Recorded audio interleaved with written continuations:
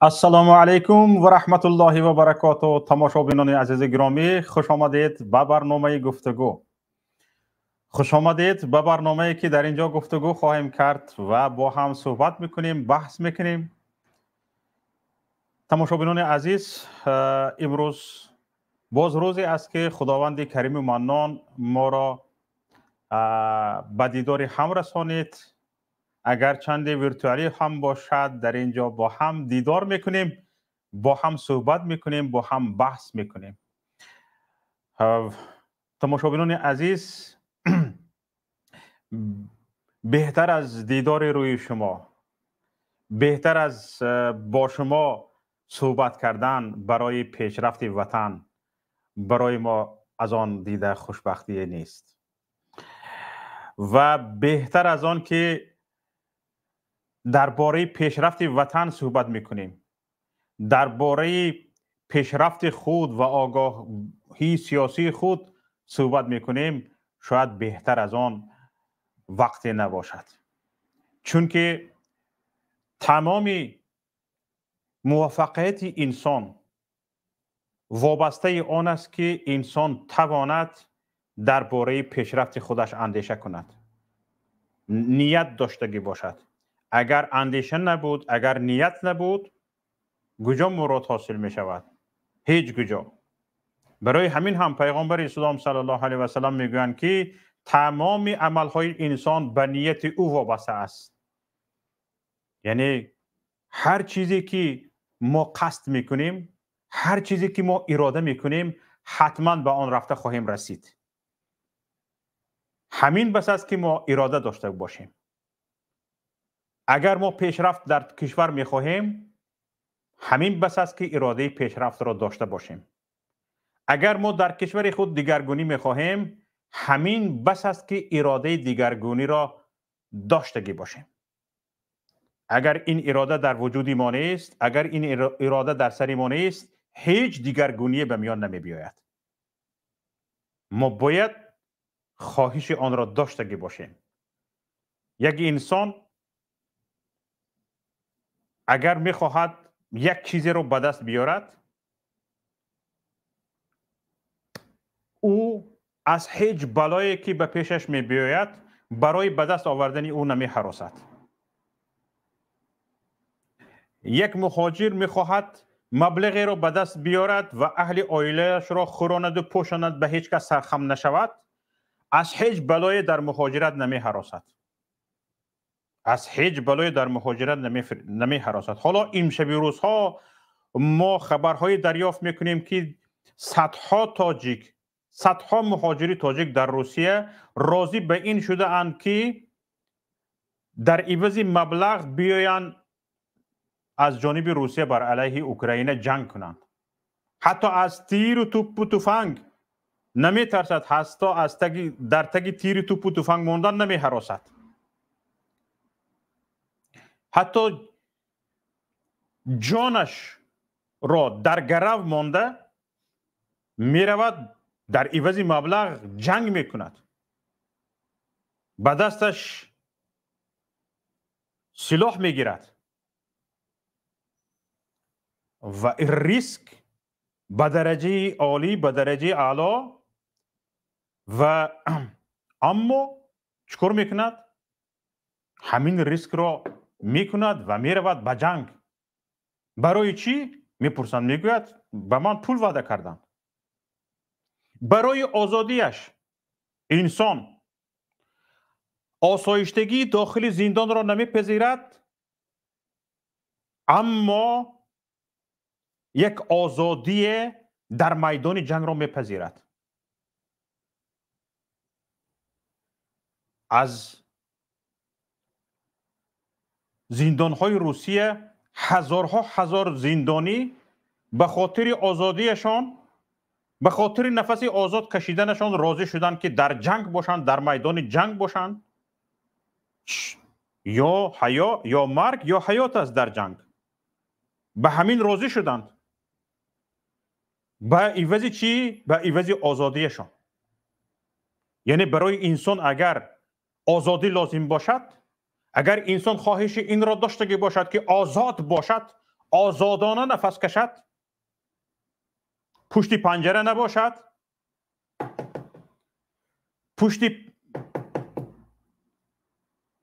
پشت پنجره زندان نباشد و او را کسی از بالایش فشار نبیارد، او راضی است حتی جانش را به گرو ماند، حتی جانش را در کف دست بگیرد، برود زیر توپ و تفنگ. این را میگویند اراده، این را میگویند کوشش. هرچند کسانی که در عوض مبلغ رفته ایستادند به جنگ، در عوض مبلغ یا در عوض آزادی از زندان برآمده ایستادند به جنگ، من آنها را محکوم میکنم، من آنها را طرفداری نمیکنم، این کارشان خوب نیست. لیکن این مثال است که انسان برای آن که یک آزادی را به دست بیارد به چی کارها قادر است، به چی کارها آماده است.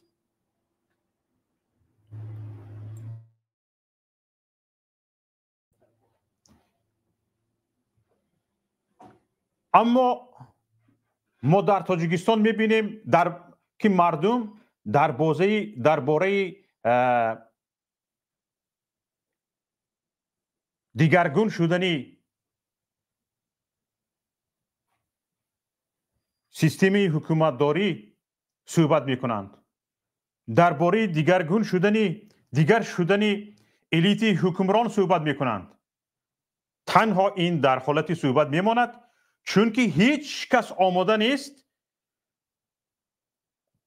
در این راه به او آسیب برسد. همه در پی آن است که در فکر آن است که از آسمان فرشته ها میفرایند یا کسی دیگران میبیایند برای تاجیکستانیان دیگرگونیه به میان میبیارند، میبیایند برای تاجیکستانیان دموکراسی و حقوق بنیادی به میان میبیارند و متاسفانه ما همین را پایده ایستاده ایم. یا امام مهدی ظهور میکنند عدالت برقرار میشود،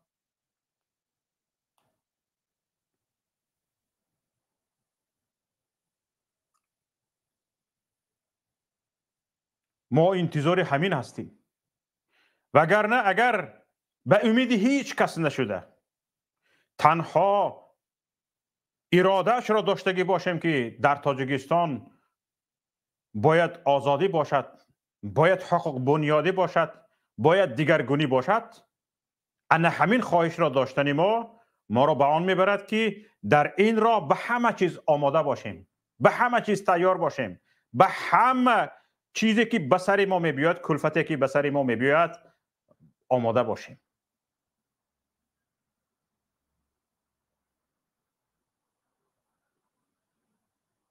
انا برای همین من میگویم که برای ما بس است که تنها اراده اش را داشتگی باشیم،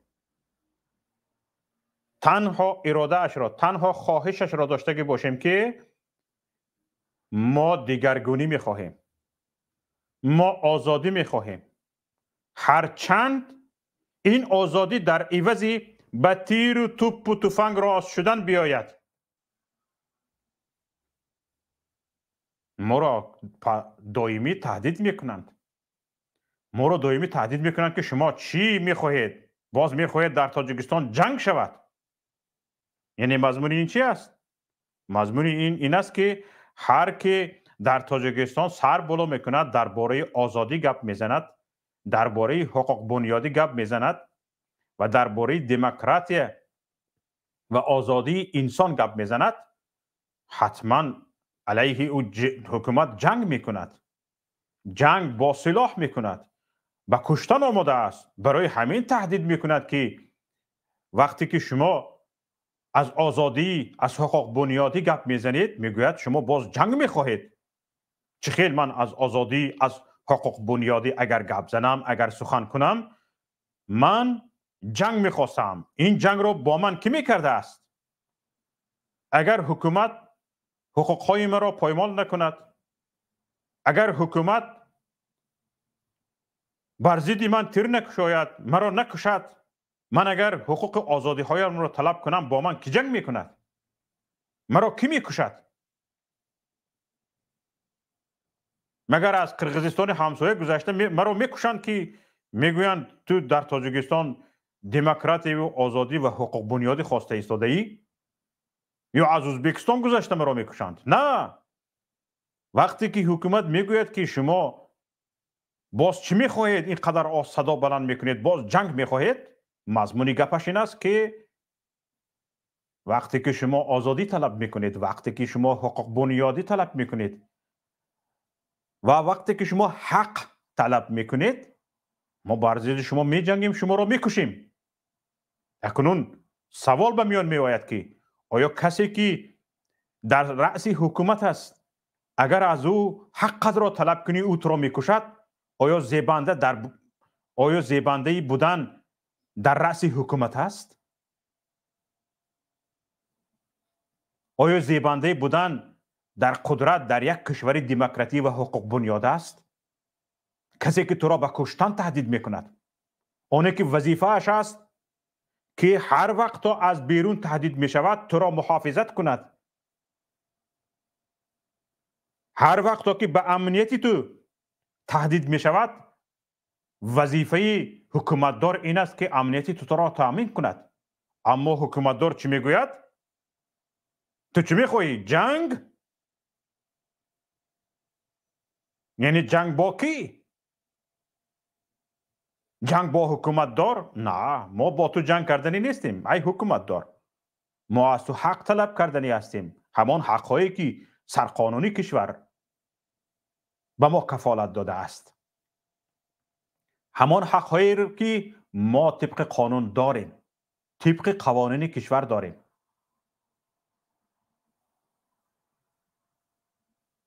شما حق ما را رعایت کنید، ما حق شما را رعایت خواهیم کرد. اگر شما حق ما را رعایت نکنید، هیچ یک از حق شما رعایت نخواهد شد و ما از شما حقمان را طلب میکنیم. اولا با راه آسایشته، با راههایی که قانون معین کرده است طلب میکنیم. شما قبول کردید، قبول نکردید، فکر میکنید با این تهدیدهای شما ما میترسیم و از طلب حق خود کنار میرویم؟ نه، ما باز دیگر راه و اسلوب‌های فشار بر شما را میاندیشیم که قانون و قوانین بین المللی معین کرده است. شاید کمتر کوشش ما نه به این طور آسایشته، شاید یک کمتر تندتر هم باشد. هیچ دست کشیدنی نیستیم. حالا شما ما را با جنگ میترسانید، هیچ ما از جنگ ترسیدنی نیستیم. این را مهاجر تاجیک ثابت کرد. در عوض مبلغ هزارها تاجیک رفتن از جانب روسیه علیه اوکراین جنگیدن، صدها نفر قربان شدن. حالا در اولها تعدادشان را میگفتید، حالا کسی یگان رسانه درباره کشته شدگان تاجیک گپ نمیزند که چقدر تاجیک کشته شد در جنگ روسیه علیه اوکراین. صدها زندانی تاجیک در عوض نفس آزاد کشیدنش به جنگ اوکراین رفت، نابود شد.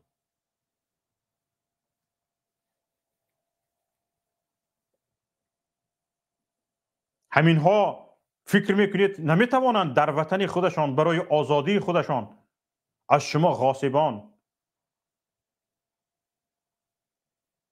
بجنگند؟ می جنگند.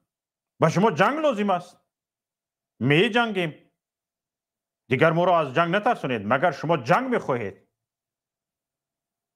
اگر حقمان را از شما طلب کردیم، حقمان را از شما خواستیم، حق قانونی من را از شما خواستیم، لیکن شما بر ضد ما تیر کشیدید، بر ضد ما سلاح راست کردید. خاطرتان جمع باشد که هیچ کس پشت نمیگرداند. وقتی پشت گردانیدن، وقتی استحاله، وقتی اندیشه، وقتی آن که بیا همین حکومت یک روز آدم میشدگیست، گفتی پیرکی ها یک روز چشمش سیر میشدگیست، گفتنها گذشت. دیگر چشم شما سیر شدنی نیست. دیگر شما به خود آمدنی نیستید. و اگر در همین تهدیدتان بیستید که اگر شما جنگ میخواهید، هیچ کس به جنگ شما، به تیر توپ و تفنگ شما پشت گردانیدنی نیست. وقتی همین هم فکر میکنم نزدیک آمده است. بنابراین به جای آن که شما مردم را از جنگ میترسانید، از جنگ میهراسانید، از کشته شدن میترسانید، دیگر خوابتان را به آب گویید. این وقت هم گذشته است. در این چند مدت آخر تاجیک ثابت کرد که برای آزادیش میتواند از جانش بگذرد. برای تامین اهل و عیالش، برای تامین فرزندانش میتواند از جانش بگذرد. این را تاجیک ثابت کرد. و این امیدوار میکند که دیگر شما نمیتوانید مردم را از جنگ بترسانید.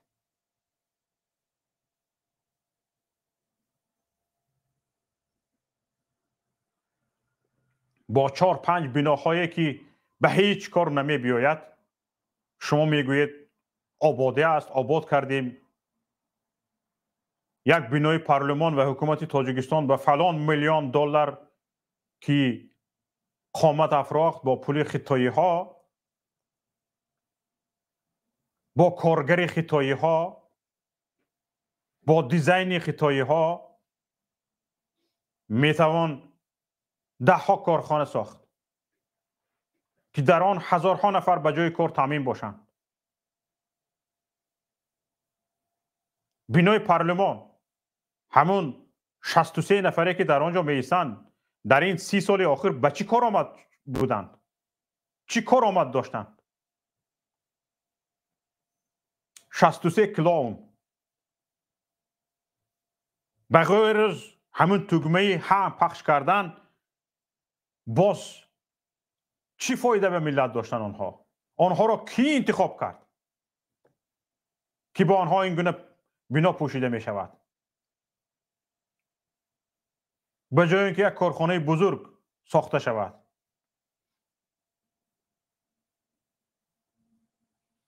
همین روز در شبکه اجتماعی دیدم، راست است دروغ است نمیدانم، دلیل ندارم، در یک سال تاجیکستان 10 تن طلا استخراج میکرده است.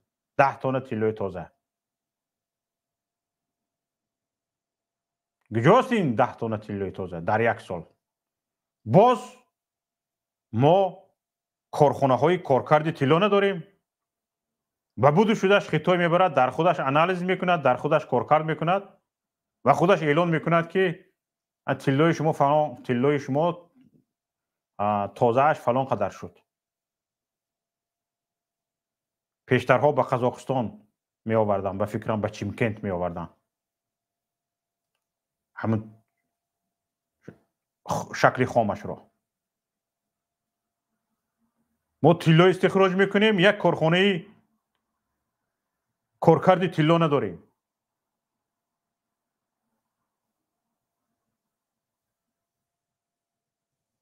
پخته استحصال میکنیم، زیاده از 70% پخته ما همچون اشیاء خام به خارج می رود. بجای نمیشد ما چند کارخانه کارکردی پخته در تاجیکستان بسازیم؟ نه، شما نه کارخانه میسازید و نه برای پیشرفت کشور اندیشه دارید. و باز مردم را با جنگ، با کشتن تهدید میکنید. همین تروریست، اکستریمیست شاخ و دم ندارد. تروریست همانی است که تهدید میکند مردم را و وقتی که آنها حقشان را طلب کردن به وحشت میترساند. همین شما نیستید؟ همین تروریست شما حکومتداران تاجیک نیستید که مردم را به کشتن به جنگ میترسانید؟ و هر وقت که یک نفر حقش را طلب کرد شما میگید شما در تاجیکستان باز جنگ میخواهید، باز ناآرامی میخواهید، سالهای 1992 97 را به یاد بیارید. چه روز گذرانده بودیم؟ درست در آن روزها شما به سر مردم روزی بد آورده بودید. بعدی انجمن 16 شورای عالی که مردم به آن همچون به امید به آینده ملت مینگریست، به تمامی خونریزی مینگریست، به تمام شوی مناقشه ها مینگریست، شما از همان روز مناقشه را سر کرده و دوام 5 سال مردم را تیرباران کردید، مردم را به کشتن دادید، 150,000 را نابود کردید در دوام این 5 سال. تا این 16 شورای عالی شاید به 2000 و 3000 نفر کشته شدگان نرسیده بودند. همه را سربگریز کردید و فکر میکنید حالا هم مردم به همون ترس و به همون وحشت میزید و در یک فضای جنگ، یعنی در یک فضای بعد جنگی مردم را نگاه داشته میتوانید؟ 27 سال شد یک جوانی که تماما جنگی تاجیکستان را ندیده است، سال 97 تولد شده باشد، حالا 27 ساله شد.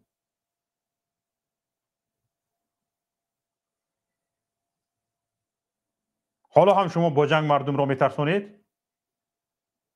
یعنی شما در همان فکر و اندیشه روزهای بعد جنگی باقی مانده اید که مردم را میشود از جنگ ترساند. همین که گفتی که باز جنگ میخواهی، مردم میترسد دیگه از همه حقش میگذرد، شما چیکار خواهید میکنید؟ نه، وقتی آن گذشته است دیگر از حق گذشته نمیشود. از حقش مردم گذشت. 27 سال پایید شما را.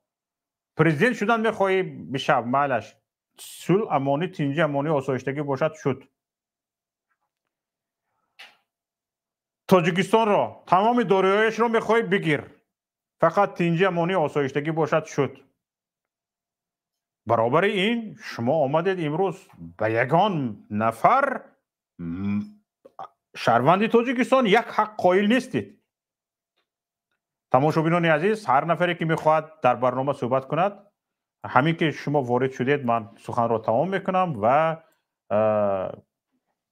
نوبت را به شما میتونم. هر کسی که میتواند به این رقم زنگ بزند، رقمی واتساپ است و کسانی که میخواهند به استودیو وارد شده صحبت کنند، لینک استودیو در پایان نوار در اپیسانی موجود است.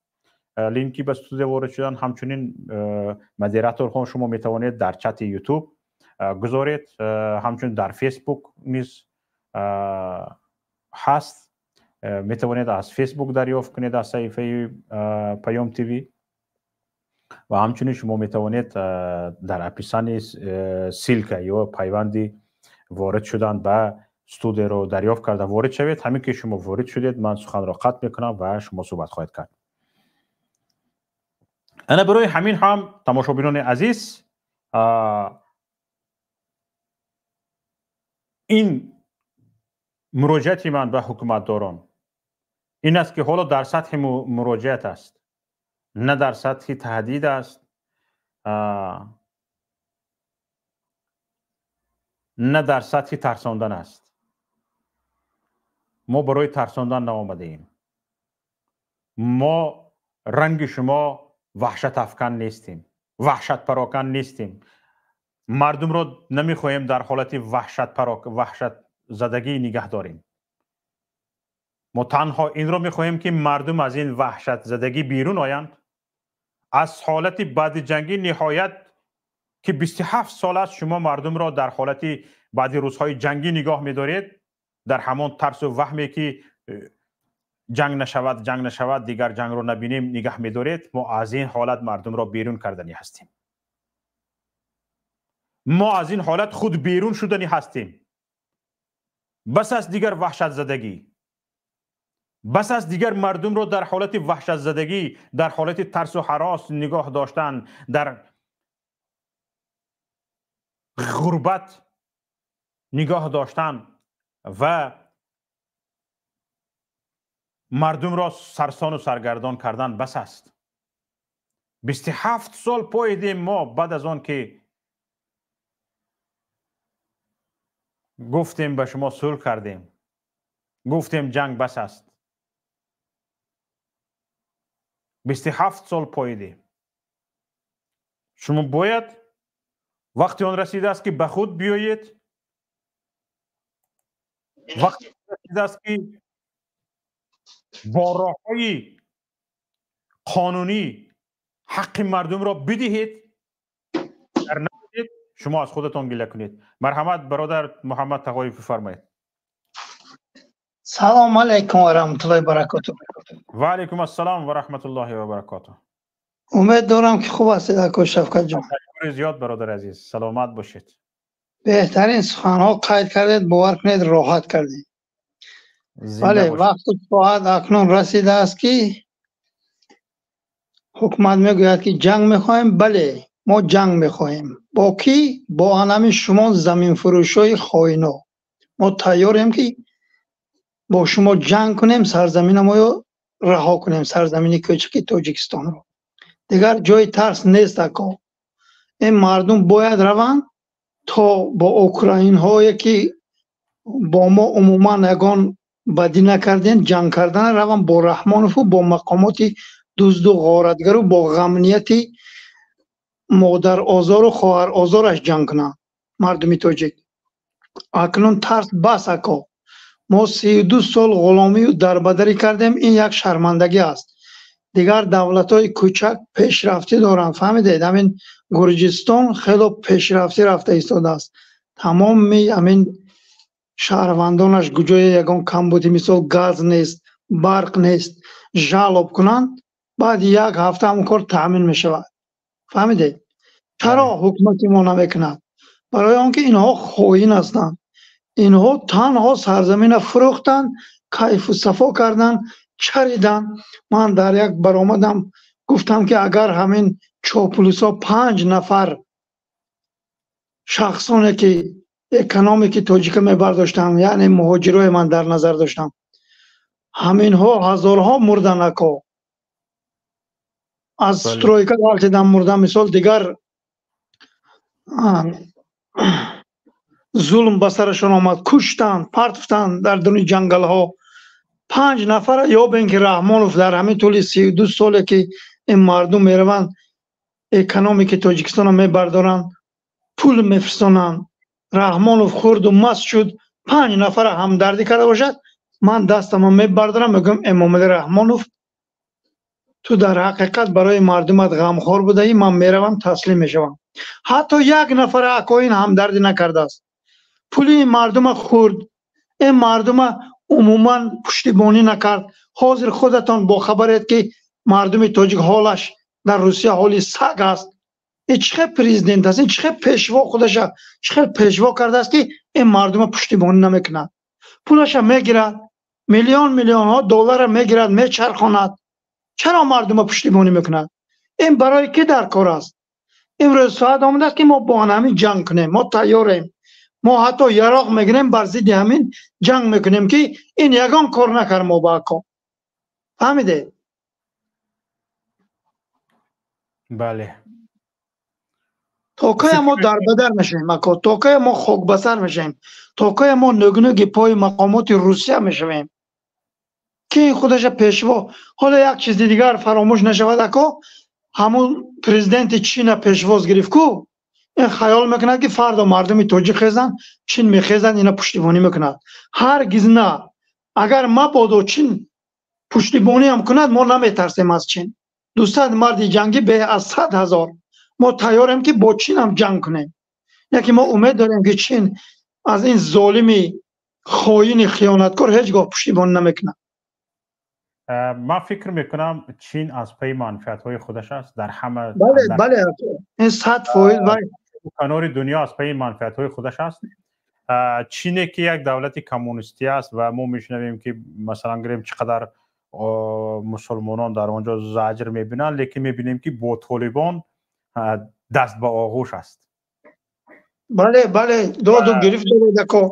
از اولین کشورهایی است که با طالبان مناسبت حسنه دارد، با طالبان مناسبت‌هایش را خوب کرده است، مناسبت‌های اقتصادی دارد و نگفته است که چرا طالبان به سر حکومت آمد باید اینها نمی آمدند، نگفته است.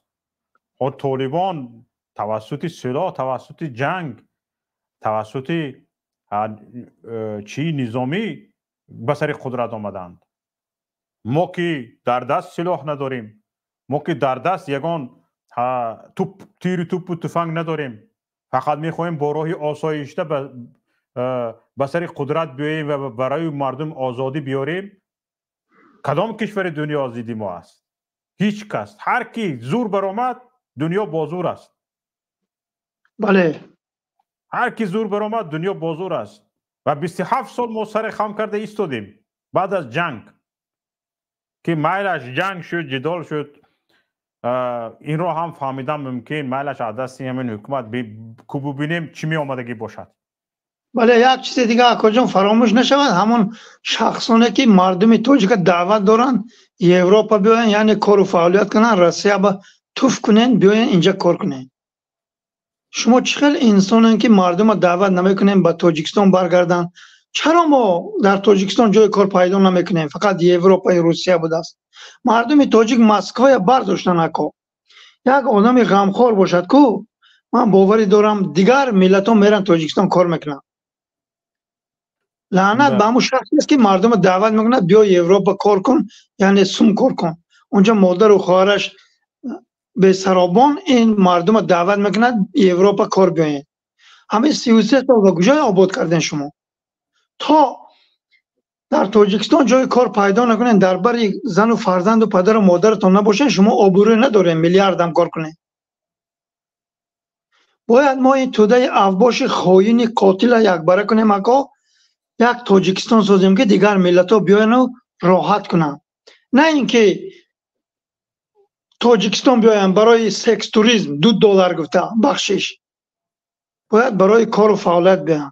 امروز نرخ مادر و خواهر تاجیک امامعلی رحمانوف $2 کرده است. جوان مردای این تاجیک در بدر و خاک بسر کرده است. آبروی ما در جهان امروز پست شده که اکا باید ما اکنون کنساف نفس بد را فراموش کنیم. باید تلاش آزادی مادر و خواهر و سرزمین کوچک تاجیکستان را کنیم. انشاءالله تاجیکستان آزاد کردیم، یک مردک دلسوز بیاید سرابان این ملت شود، تمام این مردم جای کار پیدا میکنه. چقدر قید کرده؟ چند قطر طلا گفته اکا؟ 10 تن. 10 تن طلا. او این چقدر مردم جای کار به تامین میکنه اگر فروشی و پولش از زواد و فابریکه سازی. همین روی خط نشون داده شده بود. حالا یوبام انشالله نشون میتونم. سر کرد مثلا گرمانیا 20 کیلو در یک سال طلا استخراج میکرده است، فلان کشور 30 کیلو، فلان کشور 40 کیلو، تا به 1 تن برآمده رفت. هیچ نه که تاجیکستان برآید. من گفتم خیر در این روی خط تاجیکستان نبوده است. یکی از تن 4 تن 5 تن 6 تن زیاد شده رفت. یکی تاجیکستان برآمد 10 تن. بله اکا، این مردم ما اکنون درک کردن که امامعلی رحمانوف عموما این مردم رو پشتیبانی نمیکند و وای پیشوای همون 400 قاتل اطرافش با یراق اسلحه در کار شوند. ما با آنها جنگ میکنیم. اگر انشالله 200 مرد جنگی به از 100,000 مسلح شوند، اینها از پیشوای کو حتی قتل میکنن، همه قاتلا میگریزن. فهمیده؟ ما باید دیگر نترسیم. اینها با یراق زوری میکنن، باید ما بر ضد اینها جنگ کنیم اکا. و خاطری سرزمین کوچک ما را نجات دادن. ما خاموش هستیم، همه جای میفروشن. فردا رنگ کردا، رنگ اویگورا به خانه و به در میشویم. الکی به خانه به در شدیم. بعد بلای بعد به سر این مردم میباید. انمی دروغی به پیش دروغی نکا به پیش میگوین و من نمیدونم اینا چی رو در نظر دارن. همشان همین نتیجه ها با الله سری مردم تاجیک با آورده است و در سیل و باران و بدبختی ها را که نه شما دروغ میگوین. اینجا من هستم، شما باید حق را گوین. تا حق نگوین مردم ما پیروز نمیشوند. با پیش دروغین هیچگاه ما را روی آب نمیبرد. فقط بدبختی، فقط خیلی ظلمی رحمانوف دیگر یگان بهبودی نمیشود. باید مردم ما اکنون نفس بد را خاتمه دهند، روند سرزمین را خلاص کنند، آنجا زندگی به در نزد پدر و مادر و زن فرزنداشان برپا کنند. من باوری دارم همه مردم تاجیک در مهاجرت هستند که اکا 20 سال پدر و مادرشان ندیدن. فهمیدید؟ همین که الله جانشون گیره با میرن، خدا رحمت کنند و برات دفع کنند، یعنی گور کنند. شما باید در نزد پدر و مادر باشین. خمان رفته نمیتوانه. شما باید دستگیری کنین. شما درباره ما راسته ما رویم کشور خلاص کنین. پدر و مادر برای چه ما را زاییدن؟ برای چه تولد کردن؟ برای اون که ما در بدر شیم یا حیات رحمانوف با کمک کنیم و پول فرستانیم و همین پولی که اکا میفرستانن که 1000 روبل روسی رحمانوف بغرض همو کمیسیون من باوری دارم 10 سامان میگیرد با. فهمیده؟ هر 1000 روبل روسی با. تو که خیلی ما ادامه میدیم اکا. یعنی همین پولی که فرستاده میشود؟ مثال شما 10,000 روبل فرستانید، اونجا با حساب میکنن 118 سامان و اگر افیسال نگیرید 128 سامان. فهمیده؟ 10 سامان رحمانوف میگیرد، این کمیسیون روسیه به شما پلاتید میکنید کو. روسیه اون پولی که علاوه کردگی رحمانوف با با میکرد وای با. یعنی شما همونه 128 سومون نیو 118 سومون کورس حساب میکنن، لیکن دامون 10 سومون بله 118 سومون حساب کردن مردم به میچد. هم کمیسیش در روسیه میگیرد، اما روسیه کمیسیه مثال 1000 روبل با 100 سوم میگیرد و اونجا به حقش رحمانوف میگیرد. با این 128 سومون باید و همون حق مردم دادگی هستند، باید رحمانوف دهد همون 128 سوم، اونجا با پدنالا 10 سوم میدارد. همه خیلی ناانصاف است. فهمیده؟ من این رو نفهمیدم. خیلی دیگه معلومات داشتم لیکن این رو نمیدونستم. این یگان معلوماتی تصدیق شده است. اگر همون روبل روسیه شما حساب کنید دلار کتی در روسیه هوای همه خیلی میبروده که اگر کالای کار فرمایه همون پول شما در روسیه گیرید اگر هوای 128 تومان میغلطه شما با. یکی تاجیکستان روان کنید شما با 10 سوم نمیرسه. عجایب. همه اخوا جان در امان الله اینجا شام شد. خدا نگهبان. تشکر زیاد. حالا با ما حالا رسا 1.5 ساعت دیگر هست برای شام. 2 ساعت قریب. تشکر برادر عزیز محمد تقایف که خیلی شخصی مشهور هستند با شعرهای سفیدشان، با برآمدهایشان در شبکه اجتماعی فیسبوک. برادران عزیز و گرامی، این است رقم ما، رقم واتساپ ما. کسی که میتواند تماس بگیرد میتواند توسط واتساپ تماس گرفته صحبت کند. کسی که میخواهد با لینک توسط استودیو صحبت کند، لینک را پخش کنید، وارد استودیو شوید، همینجا صحبت خواهیم کرد. برنامه ما ادامه دارد.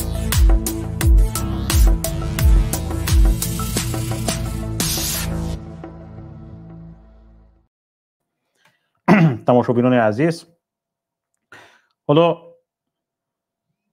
خیلی ما رو ترساندن، ما رو لرزاندن، ما رو سرخم کردن، ما رو زبان کوتاه کردن و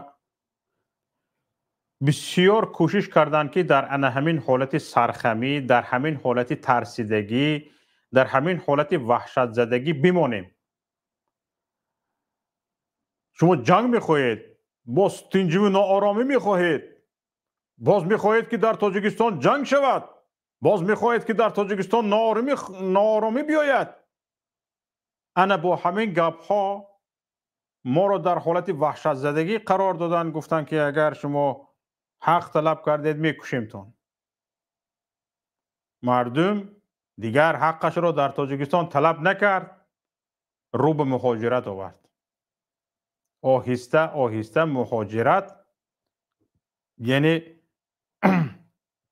تا به حالت سریخانگی آمده رسید. یعنی این چی پیام داشت؟ این است که خیر وقتی ما اگر حقمان را طلب کنیم شما میکشتگی باشید، ما به جای میرویم که اقلا حقمان تا کشتنش یک کمتر باشد هم پیدا میکنیم. همین کجا بود؟ روسیه بود. روسیه نمیکشد خلاص. همین از 10 تاجیکی در مهاجرت بودگی 9 تاش کسلمان شدگی است، به مرگ نزدیک شدگی است، با مرگ مبارزه میبرد. روزهای دراز کار میکند، به شبش در جاگه با مرگ مبارزه میبرد، با بیماری مبارزه میبرد. اینش درد پا، ویش درد دست، اینش استرخان ریاض، ویش درد سر، اینش قریب جیگرش را از دست داده است، ویش گردهش را قریب از دست داده است. اینش را در کوچه میقپند میکشند، ویش از ترس این که در کوچه نقپند نکشند قدی پس کوچه ها به جای کار می رود. یعنی نمیکشد خلاص. از اینکه شما به کشتن تهدید میکنید، حقش را آمده از جای طلب میکند که تا کشتن میبرد، اما نمیکشد. اما شما به کشتن تهدید میکنید. و تاجیک برای چی 3 میلیون تا 4 میلیون مهاجر شده است؟ این تهدید شما را جدی گرفتگی است. تاجیک اینجا حق طلب کنم میکشد، در آنجا حق طلب کنم اقلا نمیکشد، میزند، میکوبد، تحقیر میکند، تهدید میکند. لیکن کم حالت ها میشود که تا به کشتن میبرد. نمیکشد هم اونقدر درست نیست. کشته شده ها هم کم نیستند. در یک سال 1200 تابوت تاجیک به تاجیکستان می رود. حالا خیلی زیاد شده است. به نزدیکی با یک کارشناس روز صحبت داشتم، گفت که از روی تخمین من با به اینابت گرفتن جنگنده های کشته شده در اوکراین کمش سال 2500 نفر از تاجیکستان کشته شده ایستادند. 2500 نفر مهاجر. یعنی کشتن هم بوده است، مردن هم بوده است. لیکن شما را آنقدر کشتن شما را آنقدر جدی قبول کردگی است که مردم همه این غربت، همه این کلفت، همه این عذاب را به سر میکند، اما به تیر توپ تفنگ شما راست شدن را نه. چون که شما ثابت کردگی هستید که 5 سال مردم را تیرباران کردگی هستید، کشتگی هستید، این را به ثابت رساندگی هستید، مردم را به این باور آورده رساندگی هستید. یعنی مردم میداند که شما وقتی که میگوید که شما باز جنگ میخواهید، مردم میدونند که شما سر بالا کند میکشید. اما این شب روزها در این 1 سال 2 سال اخیر ثابت شد که دیگر این شعار شما، این لازونگ شما و این تهدید شما که از جنگ میترسید یا از جنگ میترسانید دیگر از مانده است. خوش آمدید برادر سلیم جان سلطان زاده. خوش آمدید برادر. سلام علیکم. صدای من هست بابای کاکا؟ تو صداتون بهترین. سلام علیکم رحمت الله. چیکار خودم در بیرون هستم. در جای ما کم کم باران وارد ایستاده است. گفتم وارد برنامه شوم که خیلی برنامه جالب رفته ایستاده بود. با دوستان اینجا هر خیلی حرفای گفتم. هر کس با فکر و عقیده خودش را دارد خیلی خوب است. مردم بیدار شود، مردم فکر کردن را آموزد، مردم صاحب نظر خودش باشد، همین است پیشروی. هر یک نفر اگر یک فکر، یک ایده در سرش خودش در نتیجه دیدن واقعیت ها با همین فکر آمده رسد، نظر مستقل خودش را داشته باشد، همین بهترین پیشرفت است. این یک زمینه است برای ساختن یک جامعه مردم سالاری. گپ زنید بابا. همین خیلی من جانبدار شما هم. مردم به این حالت رسد یگان جنگ، یگان جدال او را نمیترساند. او حقش را بدون جنگ، بدون جدال، به یگان خونریزی، به یگان دیگر حالتهای دیگر او میتواند با راه دموکراتی تمام حق حقوق خودش را از دلخواه ظالم، دلخواه غاصب برویاند بگیرد. بله یعنی اگر وقتی که ما هر یک نفری ما صاحب نظر خودم و نظری مستقل خودم باشیم، هر کس خودش فکر کردن و نظر گفتن رو یاد گیرد، در برابر این نظر یک نفر دیگر نظر طرف مقابل رو هم گوش کردن رو یاد گیرد، هم احترام کند.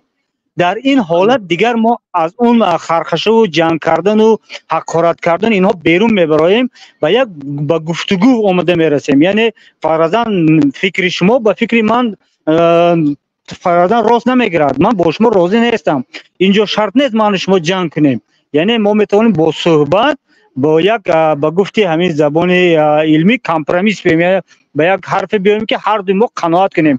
من کمتر گذشت میکنم، شما کمتر گذشت میکنیم و در نتیجه با یک خلاصه میبینیم که مردم و کشور پیشروی میکند. این بود یک سرسخن در مندرجه گوییم. اما درباره آن حرفایی که امروز در برنامه شما گفته شده ایستاده، بله واقعا هر یک مردم، هر یک ملت، هر یک نفر حق دارد با تمام راه و اسلوب هایی که در جامعه جهانی رایج است از حق و حقوق خودش دفاع کند. چی با سخن، با چی با قلم، چی با حرکت، با قیام، با تظاهرات، با تمام واسطه ها. فرضاً ما در دور نمیرویم، در همین همسایه کشور خودم افغانستان مخالفان طالبان یعنی همون جبهه مقاومت با یراق اسلحه از نظر خودش، از ایده خودش دفاع کرده است. یعنی آنها به این حق دارند. مثل آنها مخالفان حکومت رحمانوف یعنی مخالفان تاجیک هم عیناً همین حق را در نزد جامعه جهانی دارند. یعنی برای دفاع کردن از حقوق خود با تمام واسطه ها میتوانند و حق دارند، حق حلالشان هست است که از آن استفاده برند. و اگر حکومت چنین طرز کارش که حالا برده ایستاده است بر مقابل مردمش، من نمیگم که بر مقابل مخالفانش، میگم بر مقابل مردمش. چرا؟ چون که دیگر حکومت از مخالفان را زدن و فشار آوردن و شکنجه کردن و زندان کردن و کشتن گذشت و به مردم آمده رسید. برای چی به مردم آمده رسید؟ چون که مردم بیدار شدند. مردم در یک حالت قرار دارند که از حالت کرختی، از حالت ترس به یک حالت بیدار شوی، به حالت جنبش آمده ایستادند. و از همین لحاظ حکومت میخواد همین جنبش رو در نطفهش خفه کند، کشد. در آغاز کار باید میخواد مردم رو زند، یعنی زند به معنایی که همون با تمام قدرتش، هم با راه قانون در زیر ناخونک و با راه ظلم و ترس دادن مردم. فرضاً همین قانون های آخری، محدودیت های آخری که بالای مردم قبول کرده شد، این را برای چی قبول کرد فرضاً حکومت تاجیکستان؟ همین سطری مثل بانوان یا ایدگردکی بچه ها به حکومت چی ضرر داشت؟ هیچ ضرر نداشت. حکومت را هیچ برای حکومت این ایدگردکی کودکان فرضاً یگان خیلی ضرر نداشت. تنها اینجا حکومت خودش برای حکومت یک بهانه در کار بود که مردم رو سرکوب کند، مردم رو ترس دهد. فرضاً شما یک نفر میخواهد که همین یک 10 نفر زیر اطاعتش دویم قرار گرفته باشند و آنها همیشه اطاعت میکنند، اما بعضا با شما از آنی که آموخته شدند بعضا با شما سخن از روی که همچون یک راهبر عادت کرده حرف میزنند، اما به شما این معقول نمیشه. شما میخواهید که بالا آنها بسیارتر ظلم بیارید تا آنها با ترس با شما مراجعت کنند، همیشه ترسیده ایستند و در این حالت برای شما بهانه در کار است تا سرکوب کنید و عیناً همین ایدگردک و همین سطر بانوان عیناً همین بهانه است برای حکومت تا ملت را بالایش با همون تختش با کلتکش زده است. تنها با زدن عادت کرده از این حکومت ما که ملت را میزنم ملت مرا گوش میکند. تمام. و من باور دارم 100% باور دارم و من به این چیز ایمان دارم که مردم تسلیم نمیشوند. مردم دیگر سنگ از بالای میبخشید این بارون که باریداست کمری من آب رسید. سنگ وقتی که از بالای کوه یک سنگ میده از جاش میجنبد با پایان او چخل میرود، او تنها نمیرود با پایان، او دیگر سنگ ها رو با هم گرفته میرود. حالا همون سنگ از بالا از کله کوه پر آمد، یک سنگ میده ولی من در کامera نشان دادم همین خیلی سنگ میده از کله کوه غیلان شد. اکنون او باید که به پایان آمده رسد. حکومت با تمام ساختن محدودیت ها، با تمام آوردن فشار و ظلم نمیتواند پیش این دیگر اون ترمه را گیرد. ترمه میفروید، پیش این را گرفته نمیشه. این مردم خواهیم نخواهیم، حکومت میخواد نمیخواد، این مردم این حکومت را چپه میکنند. در این شک نداشته باشد. یگان کس نه حکومتی ها نه خودی مردم نه در زندان بوده ها نه زندانبان ها، در این هیچ کس نباید شک کند. این حکومت مثل دیگر حکومت های غالسیب، مثل دیگر حکومت های دیکتاتور خواهیم نخواهیم چپه می شود. اگر ما فرضاً زندگی ما آرام است، تنج است، ما برای ما این چیز در کار نمیکنه. فرضاً نفری که در تاجیکستان با یک زندگی آسوده فرضاً زندگی میکند، او هم باید داند که تغییرات می شود. به تغییرات حیات وجود ندارد. این طبیعی است، این یک سنتی زندگی است که تغییرات شده باید استاد. حکومت با زور پیش راه تغییرات را گرفته نمیتواند. ما میخواهیم نمیخواهیم، حکومت میخواهد نمیخواهد، مردم روز قیام میکنند و این حکومت را چپه میکنند. همین بود حرف گفتنی من. تشکر زیاد. حالا شما تنها عادت در آخر من فهمیدم که یک نفر دیگر در انتظار هستم. بخشش من یک جمله در آخر گفتنی هم تنها در اینجا در این آخر همین رو علاوه میخوام کنم که اون تغییرات چی خیلی میشود این علاقه در دست حکومت است. مردم رو خوب باید دانند. حکومت تغییراتی با خون میشود، با قربانی ها میشود، یا تغییرات نرم میشود با یک همون عقل و فراست رو استفاده برده همون تغییرات وارد میشود. این رو در دست حکومت است. حکومت خواهد که با خون و با یراق و با خونریزی با قربانی اون تغییرات شود، اون تغییرات همین خیلی میشود. اگر حکومت درک کند و سری وقت پیشگیری کند از این خونریزی خودش با یک راههای از سر حکومت دور شود، اون تغییرات با نرمی ناگزیر لیکن با نرمی می شود، شده نیست. همین بود. خداوند نگهبانتان. اگر یگان گفتنی باشد ما در همینجا هستیم. سلامت باشه. جای بیبارون نیفته باد داره. حالا خوب شد. حالا شما کتی که بسیار انشالله. مالا خوب. بختر قرغان تپه گپ زنید. سلام علیکم و رحمت الله و برکاته. و علیکم السلام و رحمت الله و برکاته. ان شاء الله خوب هستی تنج است که شوکت جان. تشکر زیاد. الله می شما را حفظ کنه. برادر یک سوال دارم. مثال شما آدم سیاستمدار سیاستشناس، همین روز یک مجله را خواندم کدام مقصد مقامدار روس یا کدام دپوتات دست میخواست که تا مثال می صف مهاجرت ای روسیه کم کنند. ما فکر کردم نمیشه وقتی که میخواهند همین کار بکنند رسما در مقصد تلویزیون‌ها و رادیوشو اعلان کنند که ما دیگر مثال آدمای کارگر قبول نمیکنیم تا مردم مقصد سرگردون نشوند، همین دولت‌ها نیایند. همین را از نظر مثلا سیاستمداری شما خیلی یک شرح میدادید مثال وقتی که میخواهند که مردم نیاین، وقتی که میخواهند نمیاین.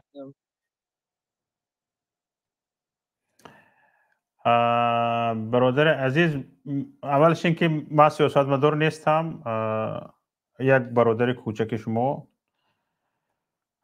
دویمش این که همین چیز را نه فقط روسیه، در همه جا میگویند، در همه جا روی مهاجر خنک است. همین مهاجر که شدی از بلایت همین خیلی گپ وجود دارد. ما شما را نمیخواهیم، وطنتون در کجا است، روید در وطن خودتون جای یافته کار کنید، شما جای های کار ما رو گرفتید، شما کوچه های ما رو افلاس میکنید، کوچه های ما رو فرسوده میکنید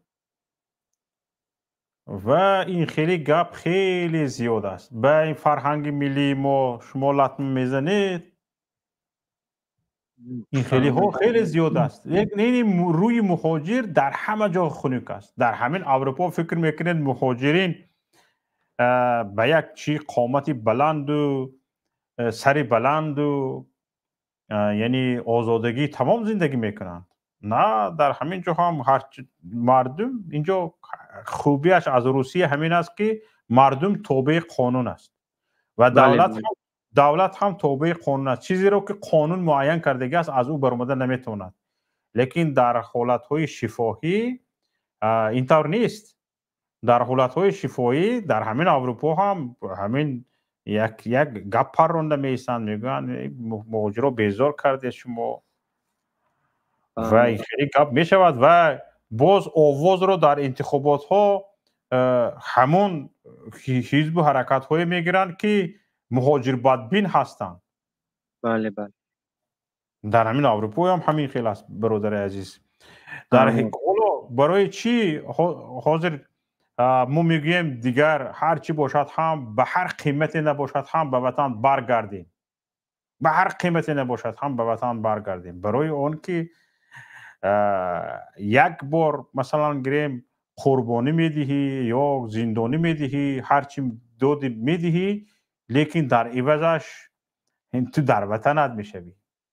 بله بله. در عوضش در وطنت میشوی. حالا خلاصه عموما مهاجرین به این رفته رسیده ایستاده است که در عوضی حتی جان باشد هم باید به وطن برگشت و اگر به وطن برنگشتی ان همین خیر خوری و زاری، ان همین خیل سرفکندگی و ان همین خیل در حالت غلام بودن، زیر ملامت مردم بودن میمونی. و امروز ببینید در روسیه ما کوشش میکنیم بگوییم که نه، ما آدمای خوب هستیم، ما مهمان دوست هستیم، آدم دوست هستیم، ما بیادب نیستیم، تندرو نیستیم. این رو ما ثابت کرده میخوایم، لیکن میزبانان میخواهند با هر بهانه‌ای که نباشد ما رو از وطنشان دور کنند. برای همین ما اگر خواهند تروریست هستیم، اگر آنها خواهند اکستریمیست هستیم، اگر آنها خواهند روشن و جمشید هستیم، اگر آنها خواهند ما قرقین و چرکین هستیم، چورک هستیم، اینها برای چی است؟ برای آن که آنها میخواهند با هر قیمتی ما از آنها دور شویم، به زندگی آسایشته آنها خلل نرسانیم، جای کاری آنها را تنگ نکنیم. بله بله. برای همین است. با یک سببش همه که برادر شوکت جان که کارهایی که مثال مردم تاجیک در جمع میکنه با امی کلازرداخ چون هم خیلی کار نمیکنم، خیلی کارهای پست و مثال زیشت با ایتک مرا گفت خون جمع شده روشن میگه. بدبختا اگر یک کاری که سخته که مهاجر میکنه در میرسه همین کلازرد چون نمیکنم کلا با همیشه مرا تاخیر میکنن. تشکر زیاد برادر عزیز. سلامت باشی برادر شوکت جان، به خاطر الله به حد نقصتون ببینیم. زنده باشید. ولات شیرین تو. سلامت باشی برادر جان. زنده باشید. تشکر زیاد. برادر عبدالله خوش آمدید برادر عزیز. سلام علیکم و رحمت الله و برکاته. و رحمت الله و برکاته. خیلی خوش شدم از دیدارتون. سلامت باشید. من میخواستم به همین برادر سوال این برادر جواب دهم. شاءالله سخنها یک چیزی که است که البته سیاستمداران روز چندین سال است که چندین سال است که همین گونه تهدید میکنند گویا که همین نفرهایی که به روسیه میبیاید باید که روسیه رو ترک کنند، به وطنشون برگردند، بگذار روس‌ها برآمده کار کنند میگوید. این البته از نگاهی گویم که دموگرافی و اقتصادی این فکرهای ضعیف است. این چیز البته که قانونی نمی شود مهاجران را از کلا از منطقه روسیه برآورده همه را دیپورت نمی کنند یا که به تاجیکستان یا به ازبکستان یا به دیگر منطقه ها نمی فرستند، بلکه از اونجا چیکار میکنند؟ باز طلباتشان روز از روز زیاد بشود و بسیار مهاجرها آمدن میگیرند. از یک سیاستمداران امریکا تقریبا این کتاب گویم آغاز همین از سالهای 2000 نوشته شده است. نام کتاب گلوبال گاسپوس گلوبال لیدرست گفتگی کتاب است که از یک سیاستمداران امریکا زبیگنیف بیژینسکی نوشتگی است. اون نفر یک نفری بود که برای برهم دادن دولت شوروی حس خودش گذاشتگی بود. اون نفر همون نوشته بود که در همون کتاب تقریبا من این کتاب 15 سال پیش خونده بودم، در همون جمله نوشته که عاقبت روسیه به همین آمده خلاص می شود که مردم آسیای مرکزی روسیه را کلا از آن خود میکنند. از سبب چی؟ از سبب که آهسته آهسته در اروپا از نقطه نظر دموگرافی مردم که کم می شود، اروپا چیکار میکند؟ بسیارتر درها را برای مردم روسیه، برای مردم اوکراین، بلاروس باز میکند که اینها به اون اروپا روند و جاهای خالی که روس ها جاهای خالی میمونند یا اوکراین ها یا بلاروس ها، اون جاهای خالی را که اشغال میکند مردم مسلمان. از برای همین این همه گپ هست. اون چیزی که میرانوف میگوید، مثال پیش از این مثال گپ چی ژیرینوفسکی میگفت یا دیگر نفرهایی که میگویند، این همه گپ است. یا که وقتی که یگان مشکلاتی که میبیاید مشکلات بالایی در خودی در سیاست داخلی روسیه برای مردم به یک دیگر سو بردن فکری مردم چیکار میکنند؟ میبینیم که مهاجران مهنتی را زندان میکنند با هر خیلی تهمت ها یا که جنایت های اونها را به عامه میبردارند که گویا که هر مشکلاتی که هست اقتصادی یا جنایت اجتماعی سیاسی همش محض از چی؟ از همین دستی مهاجران است. لیکن در حقیقت اونها میدونند که مشکلات در نظام اونها هست که امروز دولت روسیه از یک دولت های بزرگترین است، لیکن دولتی بای هم حساب می شود، لیکن مردمش قشاق است. بسیار کلا مالکیت مردم امروز در دست کی است؟ در دست اولیگارخ‌ها هست، در دست پوتین هست، در دست نفرهایی که در اطراف پوتین است. لیکن مردم اگر که از مسکو یا که از سنت پترزبورگ، از نوسیبیرسک یا از تاتارستان کمتر 100 کیلومتر دورتر روید، مردم در اصل گویم در اصل سنگ زندگی میکند. خانه های وقتی 41 و 45 ساختگی در خانه های فرسوده، حاجت خانه هاشون از همون در بیرون است، مانند که در قشلاق ها امروز در تاجیکستان هست، همین گونه است. از برای همین این همه چیز چی است؟ یک سخن خالی هست. نگاه کنید که در همین سال 2023 در روسیه 1,300,000 تقریبا 5,000 نفر کودک تولد شده است.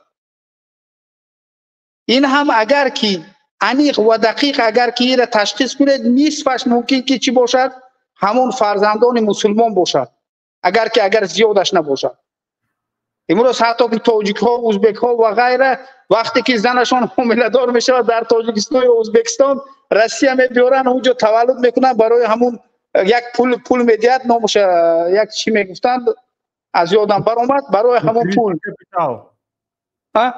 ماترینسکی کپیتال، برای ماترینسکی کپیتال اونجا حامله دار میشه، اینجا میبرن پدر و مادرشون همین چیز. امروز تقریبا همین خیلی است، 1,300,000 در روسیه تولد شده است. بعدین من آسیای مرکزی را نگاه کردم، در ازبکستان 900,000 فرزند تولد شده است. در تاجیکستان تقریبا خطا نکنم برای که من ازبکستان، قرقیزستان، قزاقستان و افغانستان دیدم، تاجیکستان، در بعضی دولت ها 150,000، در بعضی دولت ها 300,000، در افغانستان جنگ زده 1,400,000 فرزند تولد شده است. اگر که عموما همه را جمع کنید از 3 میلیون زاید فرزند در کجا در همین آسیای مرکزی تولد شده است. اکنون این فرزندها بعد از 20 سال به پایه رسند. البته که در مسئله اقتصادی اینقدر اگر که رشد هم کرد آسیای مرکزی، با این قدر جوانهایی که هست تولد شده اند به اینها کار مهیا کرده نمی شود. البته چی است، این جوانها فردا به روسیه می بیایند. اکثریتش نباشد اما اقلا 10% این جوانها بیاید به روسیه 300,000 می شود. با اون جوانهایی که 700,000 که در روسیه امروز تولد شدن 1 میلیون می شود. البته در حقیقت در طول گویم بعد از 20 سال هر یک دوم نفری که شهروندی روسیه یا که گویم که همون نفری که در روسیه زندگی میکند یا ازبک یا تاجیک یا قرقیز یا دیگر ملت هایی که مسلمانی میشود. از برای همین آخرین همون حرکتی هست، آخرین نفرت هایی که هست نسبت مسلمان ها، این در روسیه هم در اروپا هم امروز ما میدونیم که حتی که در اروپا هم صدها هزارها میلیون ها مردم سوریه و عراق و افغانستان و دیگر جاها را قبول میکنند. برای چی قبول میکنند؟ برای که تولد نیست، زنها نمیزایند، مردها خانه‌دار نمیشوند. این یک مشکلات دموگرافی امروز دنیای اروپا از دنیای روسیه است. از برای همین روز از روز لیکن در منطقه های مسلمانشین فرزندها زیاد شده ایستادند، زمین ها نمیرسد، خانه نمیرسد، باید چیکار کند؟ اونها فرزندها برای یک جای یک دیگر منطقه کوچند، در اونجا خانه کنند، زندگی کنند. از برای همین اون چیزهایی که هست شما میگویید برادر عزیز، این اینقدر چیزی نیست که گویم که کلا همه را از روسیه میراند. اگر که همه را اگر که راند از نگاه اقتصادی روسیه شکست میخورد. البته که باز یک چیزی که هست که امروز روسیه میداند که از یک خطری بزرگتر از جانب چین هست که اگر که امروز شهروندان روسیه اگر زیاد نشود چی آهسته آهسته منطقه روسیه را چین از آن خود میکند. از برای همین سیاستمدار روسیه این طرف هم البته به نظر میگیرد. از برای همین من مقتنع هستم که اینقدر خطری بزرگ برای همه را دیپارتاسیون کرده یا که راندن ندارد. لیکن در همین حالت‌های مشکلات‌هایی که کلا این مشکلات‌های سیاسی در روسیه پیدا شود، البته که را گناهکار میکند هم موجودی که صاحب ندارد، ضعیف از جهتی گوییم حقوقی خیلی ضعیف از دولت‌هایی که امروز همون مهاجرا اومده در همین روسیه کار میکنند، دولت‌های ضعیف هستند، مانند تاجیکستان و ازبکستان و قزاقستان و قرقیزستان. شهروندان خودشان را حق و حقوق شهروندان را حمایت کرده نمیتوانند. از برای همین این هم میداند این حکومت روسیه از برای همین مشکلات چیکار میکند؟ بالای این مهاجرا میپرتاید. البته نفرهایی که در روسیه اکثریتی که امروز هستند البته از سیاست داخلی خود روسیه بیخبر هستند. امروز حتی گفته میشود که مردم روسیه امروز زامبی شدگی هستند.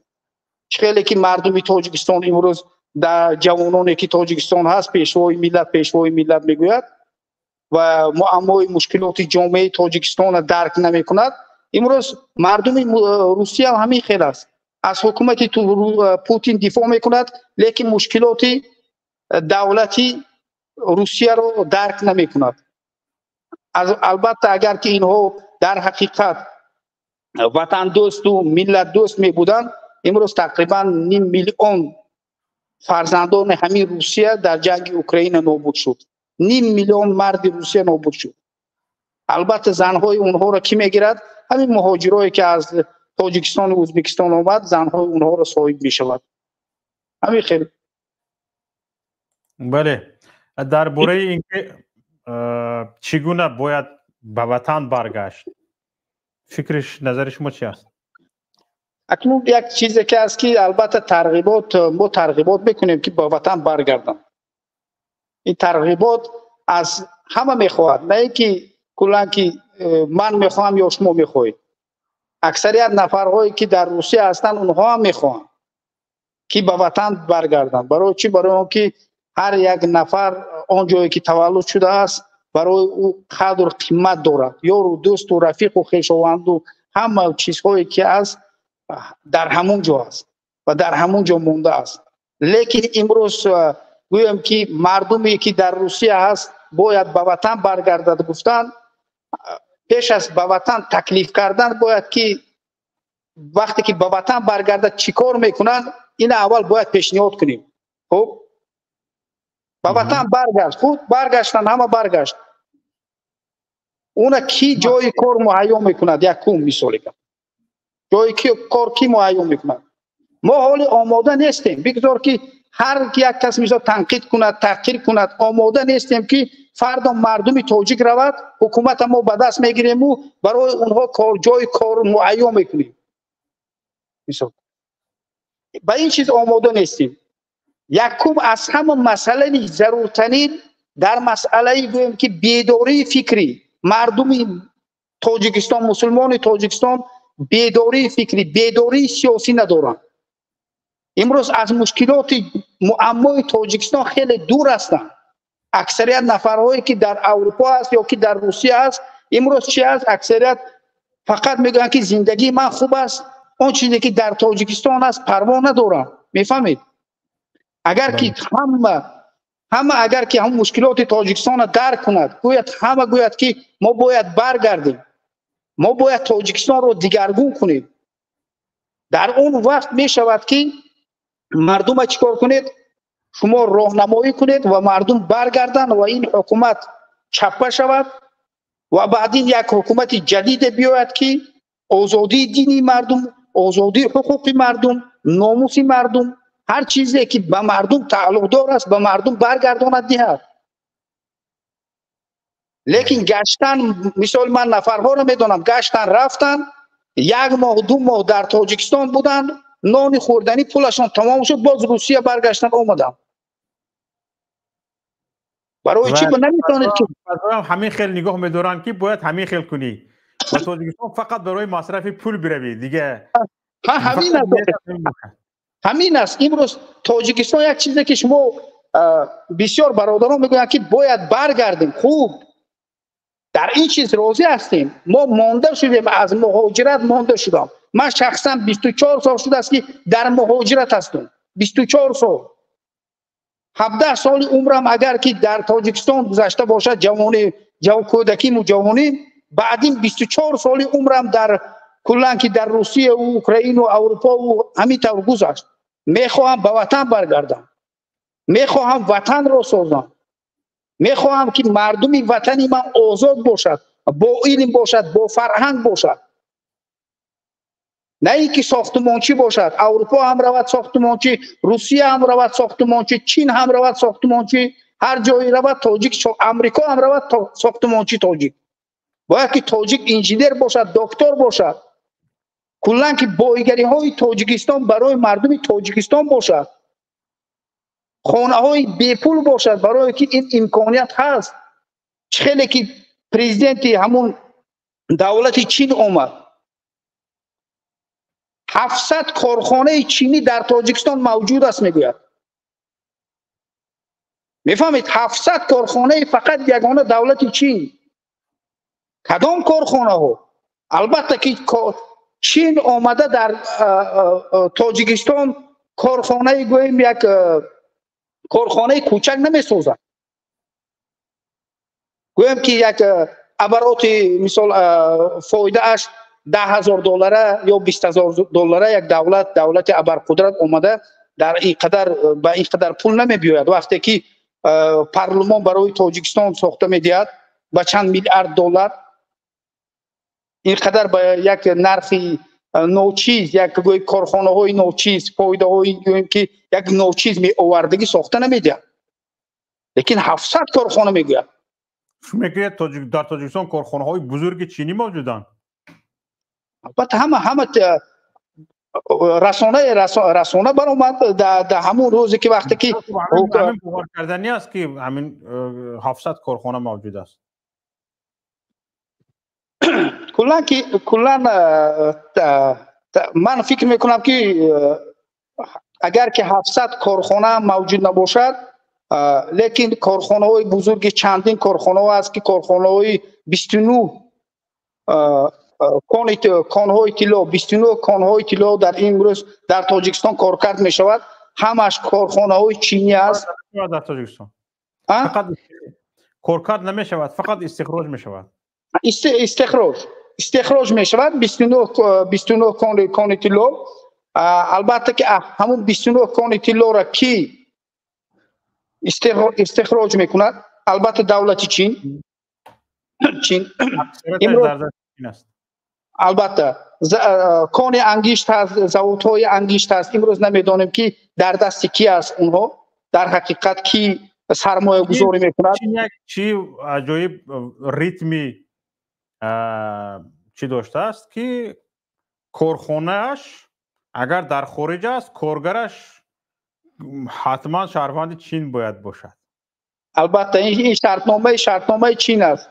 چیزی دیگر، اگر در یک کشور دیگر یگان ساختمان را به عهده میگیرد و مبلغ گذاری میکند، این چه خیل است؟ ببینید پول به چین بر میگردد.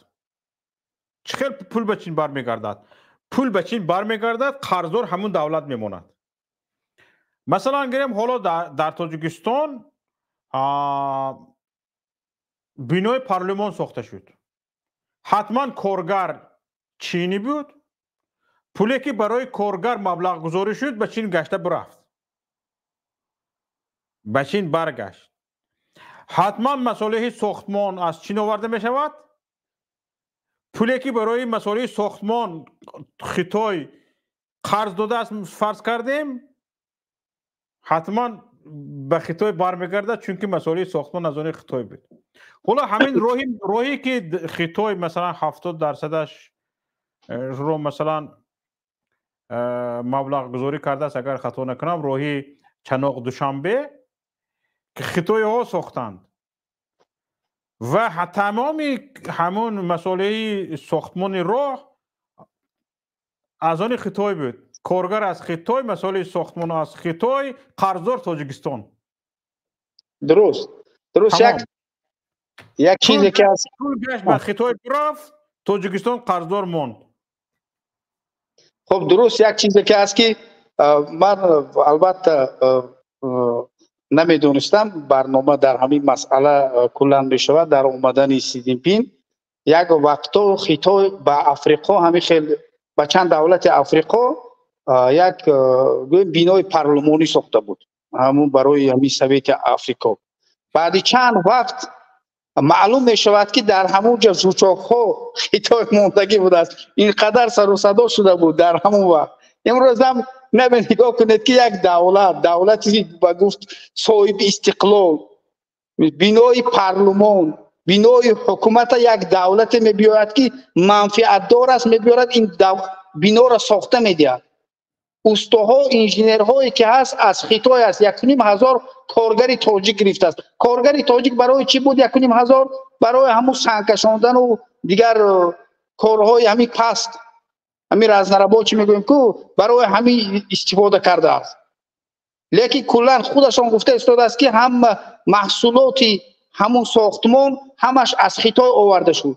یک چیزی که هست که باز در شریلانکا یک وقت خطای تکلیف میده به شریلانکا که بیا در همین منطقه تو پورت سازیم برای همین کشتی ها.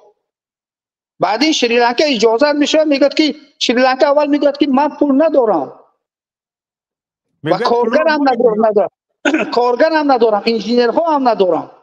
خطای میگه که همش رو، کارگر هم، اشیا هم، همه چیزی که به همون پورت لازم است من میدم، پول هم من میدم.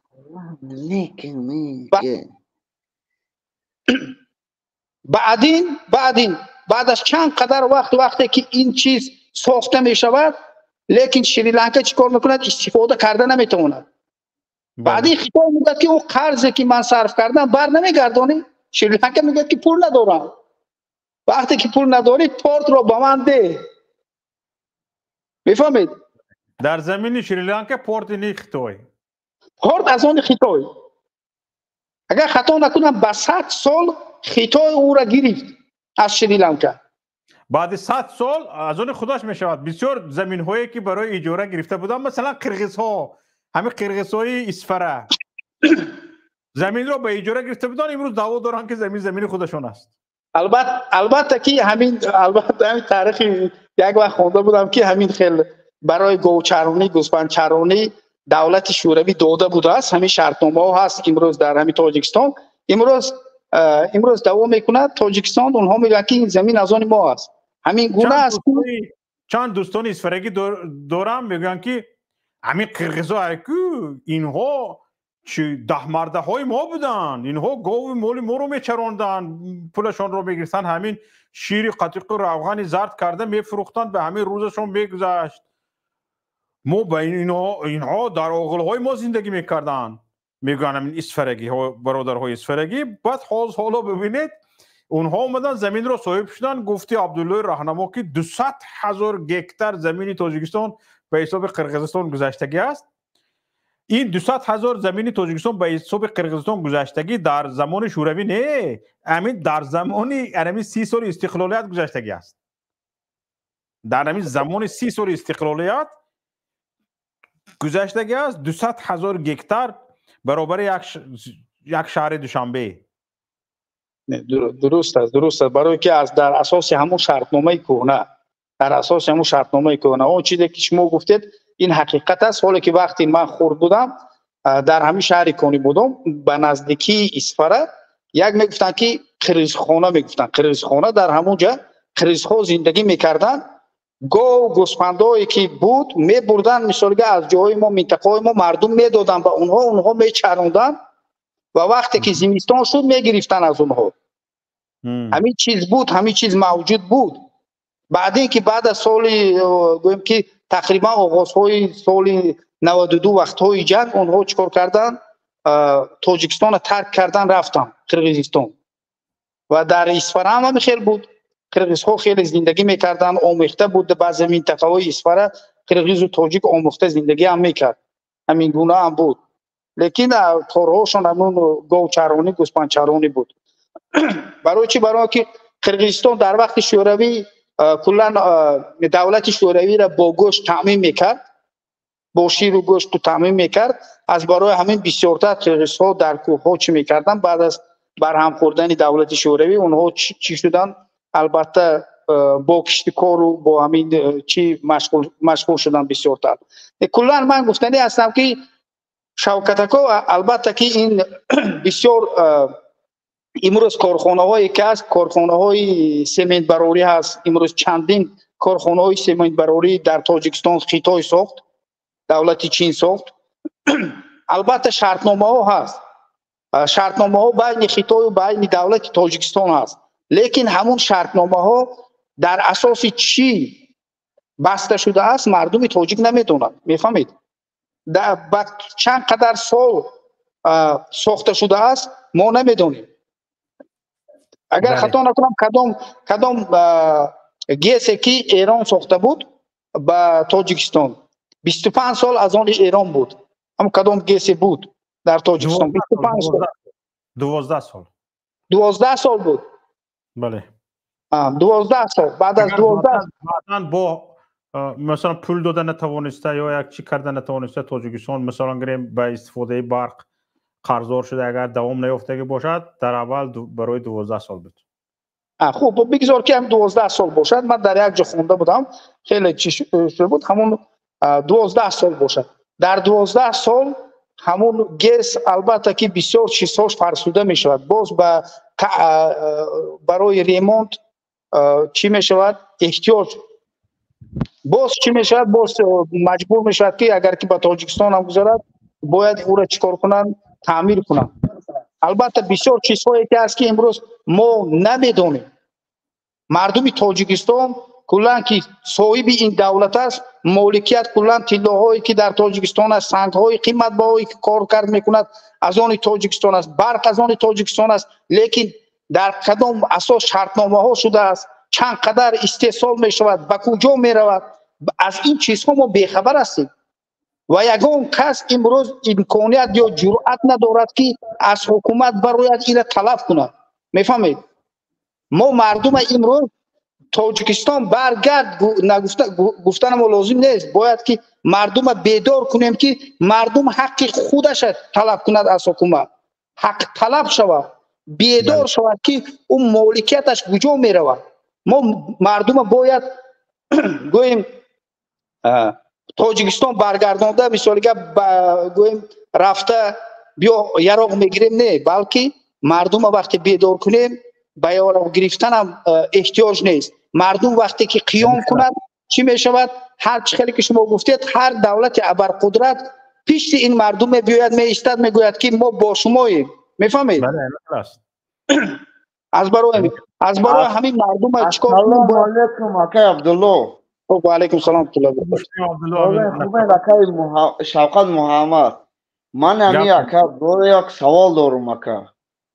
بفرمایید. اجازت باشه اگر که من سوال دارم. اجازت همون اول قدرت ها که خودت میگی که از طرف همون انسان هایی که مخالفت میکنن، همون انسان هایی که شورش میبردارن از طرف همونا میشوند. روز هایی که بود که همین بنا مخالف یراق داشتن و بر رحمان فی پلید صلح کردن. اکا چوب اول قدرت ها در طرف اینا نیستاد. همین باید ما فکر کنیم. وقتی که اکای عبدالله یک سخن میگن باید ما هر دو طرفه نگاه کنیم. من زیدیت بر تو اکای عبدالله نمیکنم، من زیدیت بر اکای شوکت محمد نمیکنم، من زیدیت بر همون انسان های میکنم که خیانت به همون مجاهدین همون دوره کردن. درست هست؟ به همون رحمانی که در کردگینس که بود خیانت بر همونا کردن، خیانت بر همون میرزا جگه کردن. نکا من از همین سخنا میگم. برای همین قدر وقتی که انسان ها میگی که وقتی از حقوق خودشون دفاع میکنن، از حقوق خودشون محافظت میکنن، یگان دولت اول قدرت در طرف اینها نیست که از همین جهت اگر که همین اروپایی ها، اگر همین امریکا، اکای محمد میدونه، اکای شوکت محمد میدونه که اگر امریکا از مخالفت تاجیک محافظت میکرد ویزا اینها را محکم نمیکرد. اکای محمد خودش خوب میدونه. سلامت باشین برادر. سلامت باشید. یک چیزی که از که در مسئله سازشنامه صلح گفتید، البته این سازشنامه صلحی که بود البته اون صلح نبود. برای این چیز باید وقتی زیاد هم لازم است. من باید با همین در برنامه اکو شوکت بود همین مسئله را گفتیم که حاجی اکبر تورجانزاده گفت که ما مجبور کردن. این مجبوری بود، دیگر امکانیت نبود. البته اینجا مثال که بسیار انسان ها بیزار راضی هم نشوند. من میگم که البته از طرف احمد شاه مسعود، از طرف ایران و دیگر دولت هایی که همون وقت حزب نهضت یا که مجاهدین کمک میکرد، اینها را مجبور کردن که روان سازشنامه کنند. البته یک طرف دیگر این روسیه بود که حکومت رحمان دستگیری میکرد. برای چی؟ برای که منفعت کلا روسیه بود. اونجا مردم اون وقت در حقیقت بعد از برهم خوردن دولت شوروی به دو تقسیم شده بود. لیکن امروز مردم یک طرف است، حاکمیت دیگر طرف است. میفهمید؟ بین مردم و حاکمیت فاصله هست. امروز همه مردم فرقی ندارد، بدخشانی است، ختلانی است، سعودی است، همش در مشکلات است.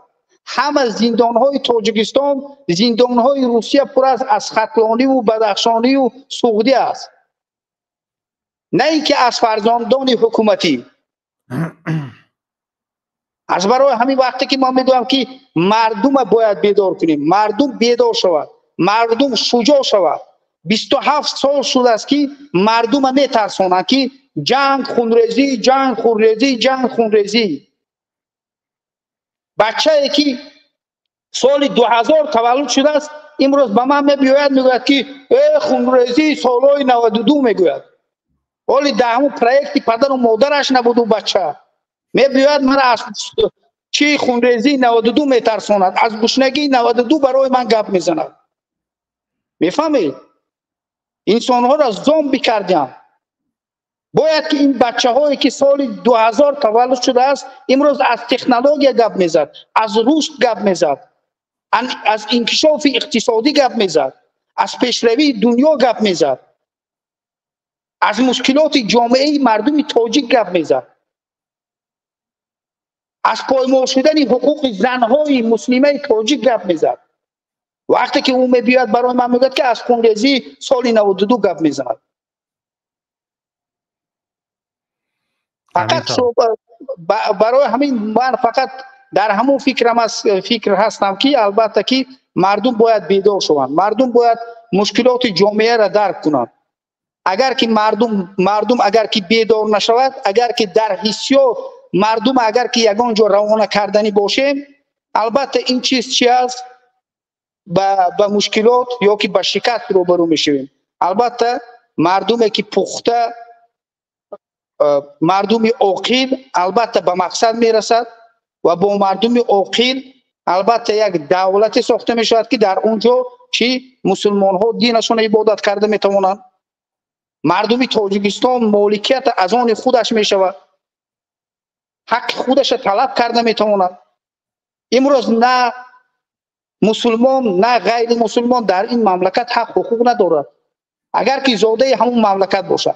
لیکن چینی میبیاید در اونجا زمین صاحب میشود، بایگری صاحب میشود، یا یک روس از طرف روسیه یک نفر میبیاید، یک بیزنسمن او صاحب میشود زمین یا یک کارخانه، از اروپا میبیاید صاحب میشود. لیکن مردم همون تاجیکستان به یگان چیز صاحب شده نمیتواند. اگر یک بیزنسی که اگر ساخت گوید که به منفعت تاجیک، به منفعت مردم تاجیکستان میبرد، زندان میکند. بله، تشکر. سلامت باشید. با یک چیز من گفتنی هستم. بفرمایید. البته تعریف رحمانوف دیدم. تعریف رحمانوف اینقدر سی جین پین اینقدر تعریف کرد برای من همین خیلی چی شد که گویم که همین چاپلوسای رحمانوف همین تعریف کننده را از رحمانوف یاد گرفتیم. بله، همین قدر شرم‌آور بود که بدبخت یک رئیس یک دولت، حتی نمیخوام همون چیز به یاد بیارم. نه، رئیس دولت پیش یک رئیس دولتی دیگر اینقدر تعریف سیاستمداری از همه سیاستمداری بهترین دنیا. البته که در مسئله اقتصاد چین امروز البته پیشرفت کرده است، لیکن یک چیز رو که هندوستان هم پیشرفت کرده ایستاده است. بعضی اقتصاددان ها میگویند که ممکن در 10 ساله گویم که پیش ممکن هندوستان از چین بگذرد در مسئله اقتصاد. در آینده، در 10 ساله آینده ممکن هندوستان بگذرد. از برای همین اینقدر تعریف بود، اینقدر گویم که بنای حکومت شما در تاریخ میمونه. دپوتات ها اینقدر تعریف میکنن که ما انسان های تاریخی هستیم، بلا هستید، شما ظالم هستید. همچون یک احمق نام شما در تاریخ میموند. یک احمقایی که در حکومت بودن، مردم از ظلم کردن، غارت کردن، قانون های برآوردید که فقط مردم چیکار کرد؟ از مجبور کرد که اون قانون هایتون یا زندان روند یا تاجیکستان را ترک کنند. شما انا این گونه احمق همچون میمونید در تاریخ. یگان انسان های دپوتات های تاریخی نمیمونید و گویم که بر همون پرتاب های تاریخ در همون پرتاب ها میمونید. سلامت باشید.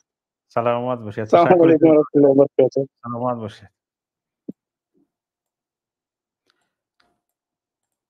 محمد بفرمایید.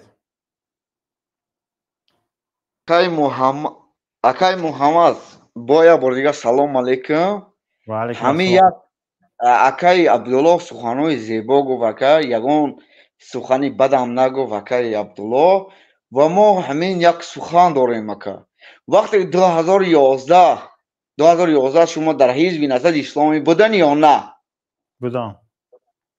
Буден, дуруст? Будам. барои чӣ ҳизби Назади Исломӣ ҳамчун мухолиф бар зидди ҳукумат вақте ки Мирзо Ҷагара куштанд, ҳамин аз ғарм буд ку як каси дига аз ёдам биромад, Али Бедака куштанд, амуно ҳизби Назади Исломӣ буданд ё на ака? Як савол. Ман Али Бедака намедонам, Мирзо Ҷагар буд. Мирзо Ҷагар буд, дуруст. барои чӣ ҳизби Назади Исломии Тоҷикистон ягон эътирозе бар зидди ҳукумат накард ки Мирзо Ҷагара бегуноҳ куштанд ака? барои чӣ? Як савол. Ки гуфт ки ягон эътироз накард? амон як далел биёрен, ҳозир ҳамин дар барнома ҳамин як далел биёрен бародар ки мо бовар кунем. برادر عزیز اعتراض شده بود حتی در سطح رهبریت حزب نهضت اسلامی تاجیکستان در گزیت در نشریه نجات یک اعتراض مخصوص رسانه‌ای شده بود. در دولت دموکراتی اعتراض با سلاح نمیشود برادر عزیز. با سلاح میگیری سلاح کسی برآمده جنگ میکنی، همون اعتراض است. اگر جنگ نکردی خون نریختی و اعتراض نیست. این خیلی نیست. حضرت رحمت در کار محمد در یک کشور آسایشته اعتراض در سطح مثلا گریم رسانه‌ای می شود، مثلا گریم در سطح گفتار می شود، در سطح مثلا گریم یگون پیکت یا یگون میتینگ همین خیلی ها می شود. این گونه چیزها از جانب حزب نهضت، نه فقط حزب نهضت اسلامی تاجیکستان بلکه چقدر چند از کارشناسان هم این مسئله رو محکوم کردند. حضرت رحمت آقای محمد، حزب نهضت اسلام ساختار حزب نهضت اسلامی تاجیکستان کیها بود آقای محمد؟ در سال 2011 علی بیدک یگان سهمیه به همین چی نگذاشته بود، یگان سهمی خوش نگذاشته بود برای همین حزب نهضت اسلامی تاجیکستان آقا؟ پدر علی بیدک ای غرم.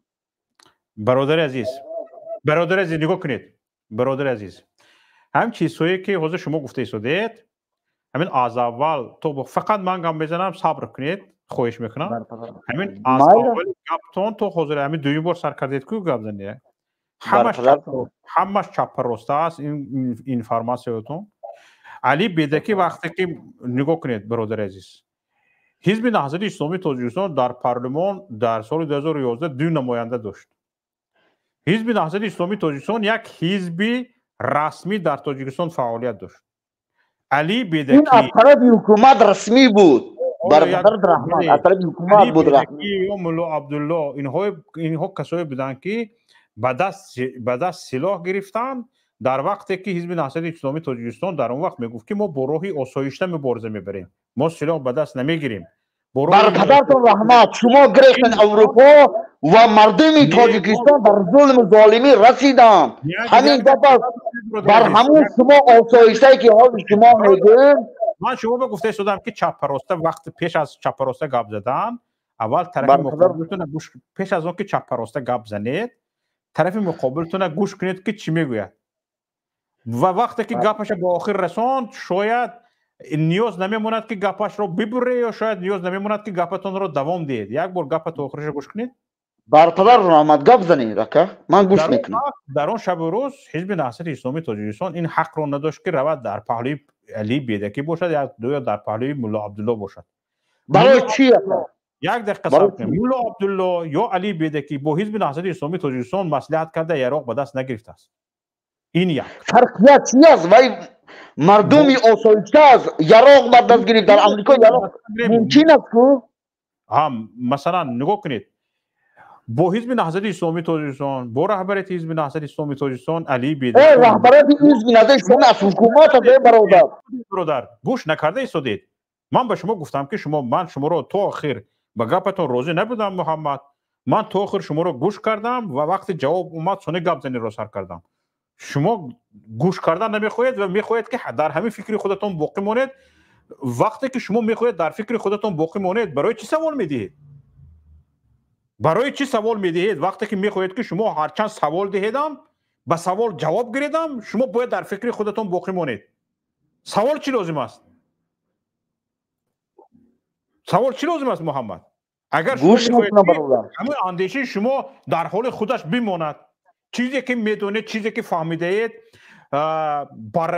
بررسی کرده نشود و چیزی که شما دانستگی در معینه سرتون هست و درست است نادرست است، یگون جنبه های دیگر را دارد، طرف های دیگر را دارد، چور پهلوی دیگرش هم هست، این را دانستن نخواهید و فقط همون چیزی که به شما آماده رسیدگی است در همون شخص شده باقی ماند، برای چی این مسئله رو بررسی میکنید؟ برادر جان، برادر گرامی، من برای که در محیمه افغانستان هستم، من همین میگم بر شما را، من در محیمه افغانستان هستم.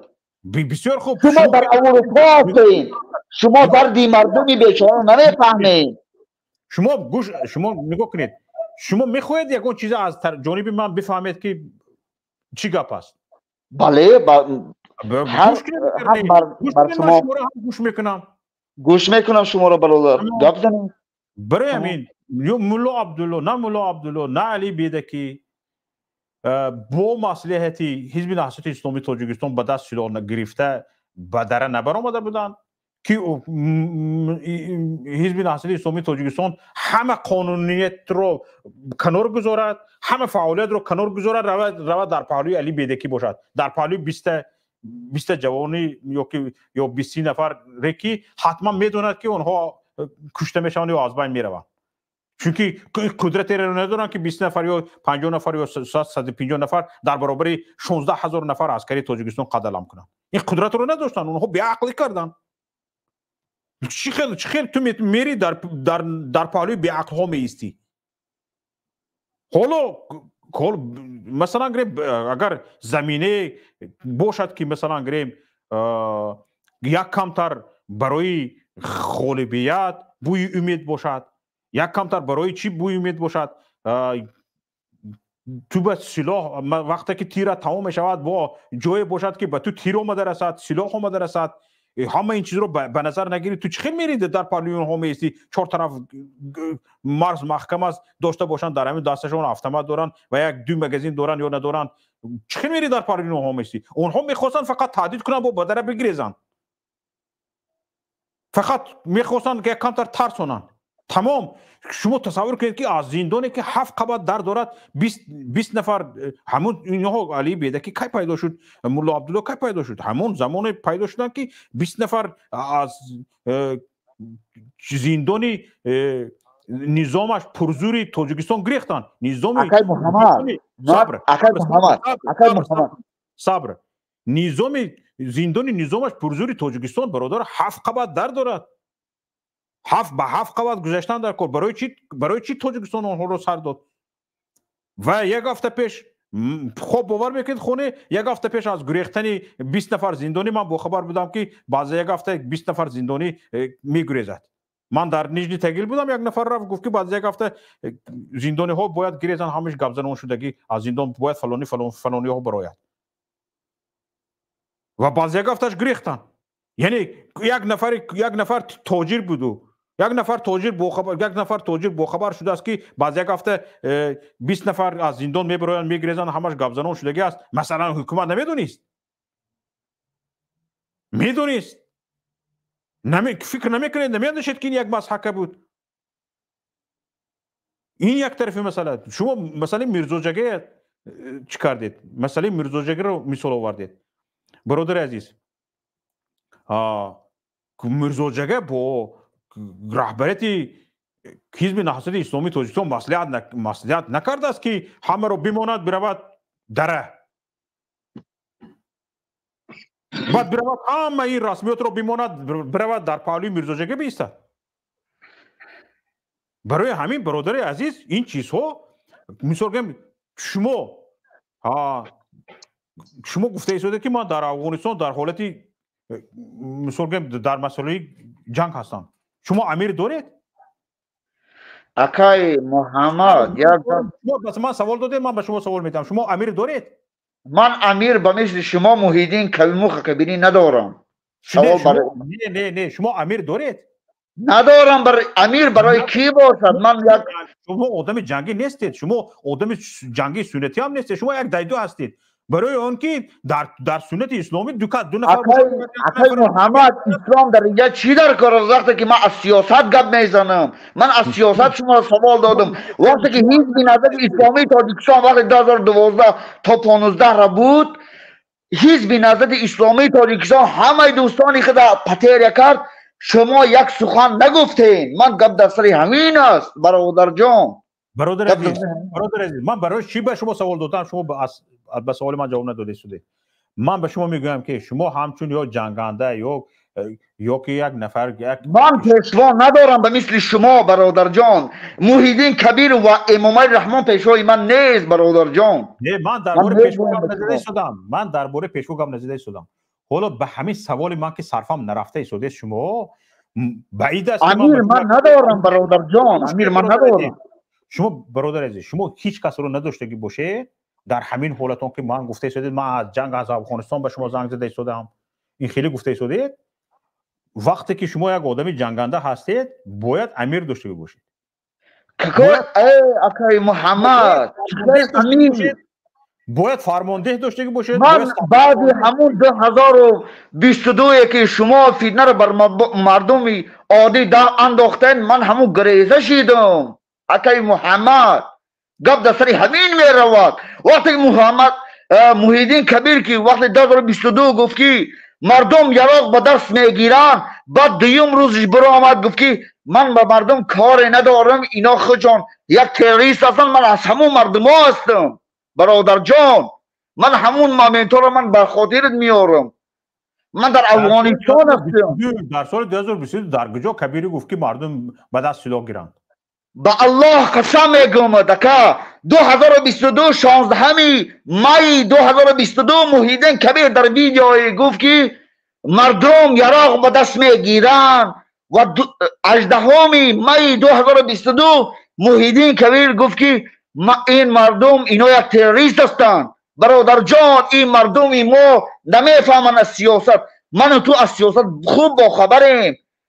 همین به مثلی که همین دادجان عطاولایف گفت این محیدین کبیر در مابین شما مردم را گنسی داره، به رحمان به واسطه رحمان گنسی داره برادر جان. من زیدی تو نیستم اکای محمد. برادر شما مسجد یا اکای محمد من زیدی تو نیستم برادر. من قیید صحبت میکنم. من گپ نزده شدید. شما زیدی من گپ نزده شدید. من از شما یکو خفگی ندارم. فقط نگرانی من این است که شما دایدو گپی کرده شدید. اکای محمد ظریف سوال بر خودت. اکای محمد ظریف سوال بر خودت گوش میکنی من اکا؟ یعنی محمد ظریف همین اکا نامش چی است؟ این اکا نامش فرهاد خدایارف است. فرهاد خدایارف. اکای فرهاد خدایارف کم تا یک نام تا خدا کردم اکا. برادر تو را از روسیه گرفتن بردن. برادر تو را از روسیه گرفتن بردن درست؟ نه در روسیه بردن. برادر رحمت در کجا برادر تو؟ بررفت برادر رحمت همین حزبیات برادر تو را یاردم کردن. دوازدی است برادر من. برادر رحمت اکای فرهاد بگم همین برادر تو کی یاردم کرد که همین آزاد شید برادر؟ یک همین سخن کن خودت. برادر من ادوکات گرفتیم یک سال بعد دستای رویش کردم. مخالفت نکرد همین یاردم ادوکات ده مخالفت نکرد همین کارا. آخه مخالفت گوش کده برادر. مخالفت این کاری مخالفتی که کار نمیتونه جایی کاری ادوکات های کاری قانونی های فهمید از نظر قانون از نظر در همه جا ادوکات کاری وقتی که یک کلیش نه مخالف از چی میره گروه ها بس تو رسید برادر یا نه؟ سوال بر خودت. من روز شب میگم که از یگان نفر اینا برادر شبکت محمد میدونه یگان نفر من کمک خواستگی نیستم که من کمک مالی برای که من احتیاج ندارم. نه کمک حقوقی نه وای برای حقوقی ده نه چی ده. من نپرسیدم کمک مالیه نپرسیدم، کمک حقوقی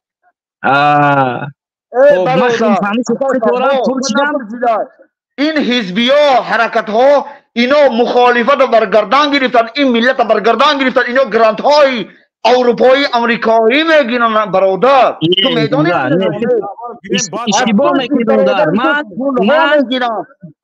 برادر گیرم میگوش که من تا چی بگم.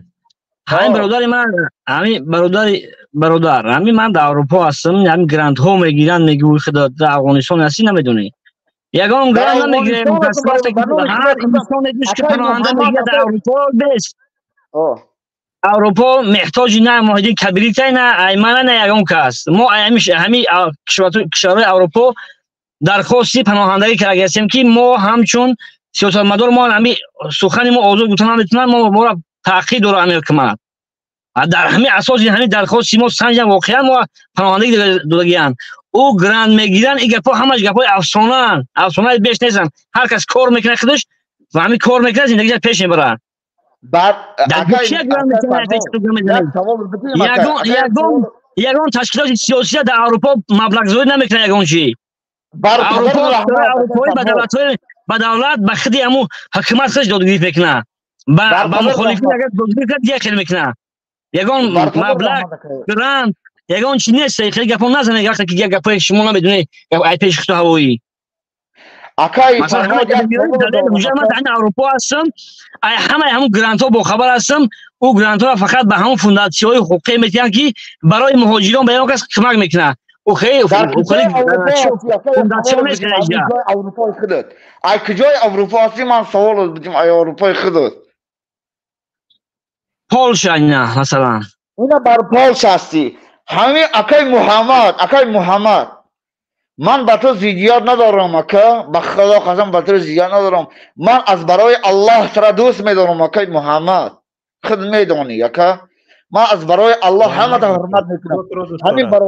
همین برادری که در برادرش در مسکو زندگی استقامت وقت قبیدنش من چی سخنایی کردم و چی ابرشینی کردم اکا برای همین برادر همین اکا. نه که همین اکای محمد تو از اولاد از اجداد و از عائله خود چند انسان در اروپا سوال در خود اکای محمد یک سوال میتیم من سوال از همین عائله خودت از اروپا چند انسان است؟ سوال بر خودت. خیلی زیاد است. بر پدرت رحمت من از اولادم از اجدادم از عائلم یگان که در اروپا نیست که من نمیرم. من برادرم مرد در این جنگا، من برادرم پدیده کردم از پیش این محیدین کبیر. ای که به خدا قسم میگم من زیدیت بر تو ندارم. بر همون برادر نمیشه چیه برادر؟ بر زیدی منقطع هستم. من بر زیدی همین کلابی های منقطع هستم ای برادر. من زیدی یگان مردمی تاجیک نیستم، مردمی سوق نیستم، مردمی غرب نیستم. نه باید سرز دیدی همون نفرهای بگوی دیدی گوش کردی برادر. همینجا اشتباه خیلی چیه همینجا. باید سرز بگوی که من زیدی همون نفرهای هستم که فهمیدی همه برادر اختار کشتن یا که کمی رفتن جنایت در جای سعودی کردن که وای نه بسا کی به نه جنایت سعودی کرد آدم کشت به سود مقصد همون گروه تا در نظر دور دیگه مردم باش در نظر باید نرسید. بر همین حزب نهضت اسلامی اگه من محمد شما میکنم که این حزب نهضت اسلامی اینا از طرف حکومت مهندس شده گرمکه. به خدای قسمت میگم، به خدای قسم از طرف یتیم و از طرف رحمان و از طرف همین منقطعی که در همین حکومت امروز هستن همین طرف بیس در همین موضوعی که میگم که همین اولیا در خبر که محمد خطیب ما گفت زنم خیلی میگم که همین حزب نهضت اسلامی تاجیکستان از طرف حکومت تاجیکستان یعنی چیش دیگه یعنی یک دو مرتبه همین فیلم بیس از طرف منقطع نه از طرف من اون دلیل داری برای همین گفتگو از طرف منقطع مونده شده است برادر. دلیل دارم مرحمت ببین برادر وقتی که 97م سال وقتی صلح که سازشنامه کردن این حزبی ها و این حکومتی ها، من یک بود بگم این صلح حزب و این حکومت فرانت خلقی را وقتی سازشنامه کردن محیدین کبیر همچون حکومتی در مابین حزبی ها سر دادن. ای برادر اسلام من ترا حقیقت میگم، با الله قسم میگم، من ترا دروغ نمیگم، با الله قسمت میگم این اکای محمد خودش خوب میدانه، اکای محمد خودش خوب میفهمه. با الله قسم. گوش کن ما یک بار میکروفونت میکشم، تو گوش کن. تو رو وقتی دلیل آورده، تو رو وقتی طلب کردیم که دلیل بیار، دلیل تو نباید این باشد که من یک چیز رو میفهمم. تو داخل قلب من وارد شدی؟ بله. تو دلیل خودت رو بیار. با تو چی کار که من یک چیز رو میفهمم یا نمیفهمم؟ دلیل تو اینشده نمیتوند که من یک چیز رو میفهمم. 2009 گوش کن همه گپ رو نبر، فقط تو گام بزن. اینجا چی گپ است؟ اینجا شهر به دروازه است، اینجا برنامه من است. تو باید گوش کنی که من گام بزنم. گپ من رو حق بردن نداری، من گپ تو رو حق بردن دارم. ای برادر محمد تو به مثل رحمان بی‌صبرتی، گوش کن. آخر تو گپ زنی نمیمونی آدم. ما فقط مجبوریم تو رو گوش کنیم، تو آخر گپ زن بیا شرط میبندیم. تو همین برنامه من عهد کردگی هستم که گپتون رو نمیبرم تو آخر گپ زنید. بیا یک کار میکنیم، یا بحث میکنیم با هم، یک دیگه گوش میکنیم، بحث میکنیم. تو گپ میزنی، وقتی تو گپ زدن هیچ کس گپ نمیزند. به فرهادم حق نمیتیم من که گپ تو رو برات گپ زند، به خودم هم حق نمیتیم. وقتی که تو گپت رو تمام کردی، سوال دادی، در جویت می استی تو من گپم تمام نکنم یا فرهاد گپش تمام نکنه، تو گپ نمیزنی. این یک شرط دوم، تو میگویی که به من فلان دقیقه وقت دهید، 3 دقیقه 4 دقیقه 5 دقیقه وقت دهید، من تمام گپم گفته تمام میکنم بعد میروم. از همین دو چیز، از همین دو نمود دی بحث یک نمودش اختیار کن. امیخه گام میزنیم. تو مخالفی من گام میزنی، مخالفی کبیری گام میزنی، مخالفی هر کس که هر گپی داشته باشی، هیچ کس گپی تو رو نمیبرد. گپت تو آخر به تو 3 دقیقه یا 5 دقیقه وقت تو آخر گپ زن تمام کن، از برنامه برو. یک مسئله دیگه، مسئله همین است که وقتی بحث تو گام میزنی یا سوال میدیم و تو رو گوش میکنیم. این دویم ورسیه. وقتی که سوال دادی گپ زدی تمام کردی که از ما پرسیدی یک چیز رو، وقتی ما گپ زدن دهان نمیکشویی. کدومش به روزی هستی؟ اکای محمد نه یگون دقیقه نه، تو با گپ جواب ده. با کدومش روزی هستی؟ من همه روزی هستم که شما گپاتون گپ زنید، من گپم گپ میزنم. گپت گپ زنه باشم ما گوش میکنیم. گوش کن اکای شوقت محمد، وقتی که 1997 سال وقتی که حزبیا بر میرزا رحمانگیر وقتی که بر رحمان افسول کردن، رحمانگیر رو زدن کشتن، زدن بعد میرزا جگر رو کشتن، زدن بعد علی بیده کشتن. با گذاشتن در این مردمی کاملی که این روز بیچاره عذاب میکشن، گذاشتن در مردمی خرم، گذاشتن در مردمی کولاب، گذاشتن در همه مردم. برای چی همین حزب شما یگان سخنی نکرد؟ از همه مهمش وقتی که زمینه های تاجیکستان به خیتای فروختن، برای چی همین محیدین کبیر خودش یگان سخنی نکرد؟ سوال بر خود تمام کردی. گوش کن. پیش از همه دانسته باش که بعد از امضای سازشنامه صلح، استقرار صلح، حزب نهضت اسلامی تاجیکستان قانون رو رعایت کرد که در اون قانون خلع سلاح بود. یعنی همه باید سلاحش رو بسپارد و باید صلح از هر دو جانب رعایت شود. در یگان حالت سختی حزب نهضت اسلامی تاجیکستان یگان مراتبه ان همین بند قانون، یعنی که بعد از به امضا رسیدن سازشنامه استقرار صلح هیچ کس به دستش سلاح نمیگیرد، این رو رعایت کرده است. و اگر رحمان گیتلر به دستش سلاح گرفت و در دوشنبه پران کرد و حزب نهضت اسلامی تاجیکستان در جانب او نبود، این رعایت امضای صلح بود. این رعایت جوانمردی در امضا کردن به سازشنامه صلح بود. از روی همه، نه از جهت شریعت نه از جهت قانون، تو حق نداری وقتی که به یک قرار امضا کردی آن رو خلاف کنی و برای جنگ کنی. او رحمان گیتلر قوه خودش رو نسنجید که چند قوت دارد، قوه قدرت با حکومت برابر شده میتوند یا نه. از او طلب شده بود که باید خلع سلاح شود. و چند کماندون های بودن که صلح را نپذیرفتن. صلح را نپذیرفتن. این حق و حقوق آنها یک طرفی مثلا صلح را نپذیرفتن، یعنی صلح کردن نخواستن، سلاحشون را سپردن نخواستن، این حق آنهاست. اما وقتی که با حکومت سر به سر شدند، با حکومت جنگ را سر کردن و جنگ کردند و مغلوب شدن، این هم پرابلم آنهاست. چون که این جانبی که به صلح امضا کردگی است هیچ وقت صلح را خلاف کرده با آنها در پهلوی آنها نمیشود. از روی سازشنامه صلح هر کس که صلح را ویران میکند باید نهضت در پهلوی او باید باشد بود.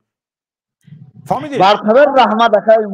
هر کس که من گوش کنید، هر کس که صلح را ویران میکند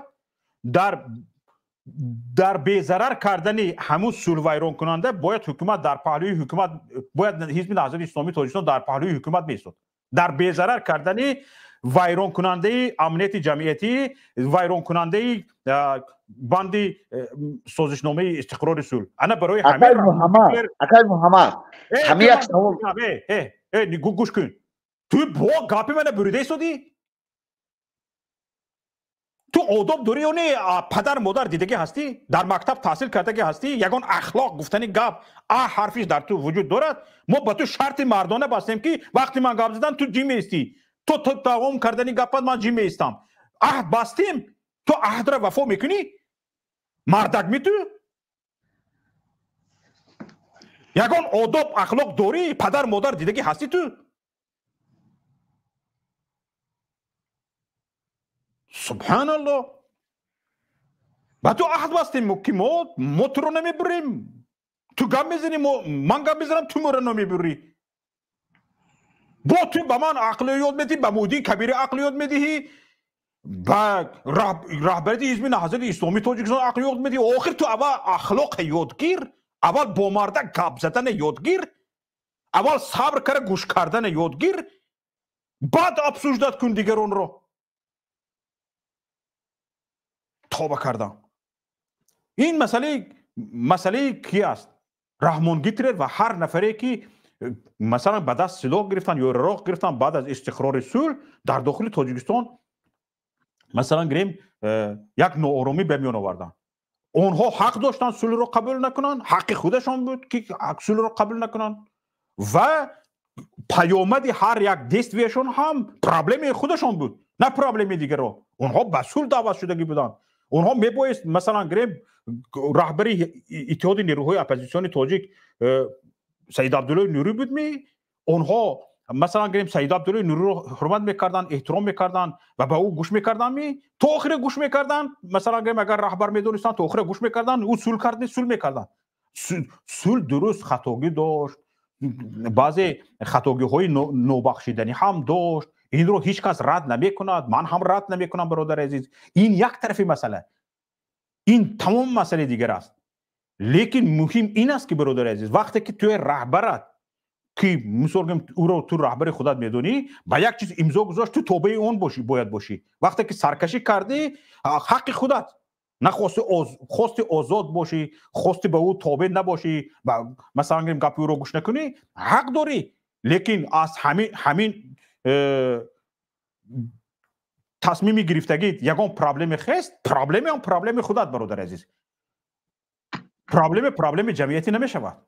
وقتی که تو خودت این پرابلم بالای سرت سازدوات کردی، با کسی مصلحت نکردی، میبری کوچه و بی خبر ندارد که تو موضوع میبری پرابلم سازدوات میکنی. سونی او میبیاد در پهلوی تو میایستد، پرابلم رو کلانتر میکند و جان هزارها نفر رو باز هزارها نفری که خلع اصلاح کردگی هستند، سلاح‌هاشون سپردگی هستند، جان آنها رو، جان باقی‌مانده ها رو هم در خطر میگذارد. سلاح‌ها سپرده شدگی، در دست سلاح نیست. تو چه خیل میبری در پهلوی مثلا گریم او رحمان گیتلر میستی؟ بچی عقل هست؟ عقل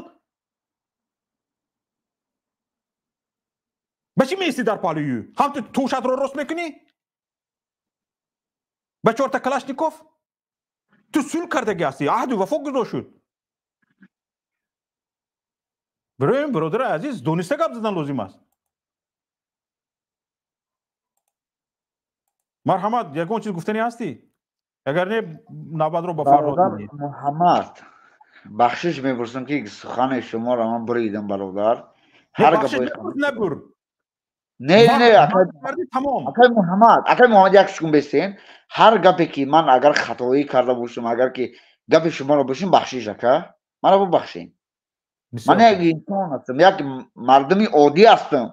من از حزبی هستم نه از گروهی هستم برادر. خودت میدونی من از افغانستان هستم برادر. از افغانستان نیستی، از نیدرلند گپ زده شدی. گپ کم کن. گپت دوام با الله قسم میگم از افغانستان هستم برادر. روز من حیثیت تا افشا میکنم. با الله قسم میگم که از افغانستان هستم برادر.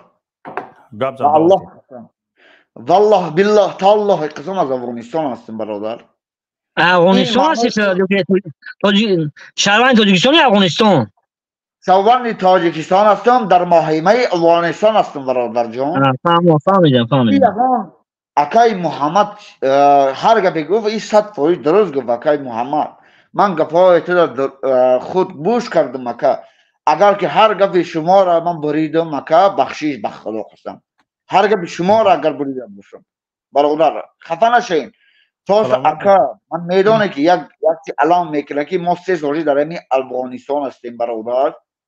یک در فکری ما نیست برادر. به خدای قسم میگم. برادر عزیز خاطرتون جمع باشد. در فکر شما کسی نباشد، در فکر شما خدا هست. انشالله. لا تقنطوا من رحمت الله.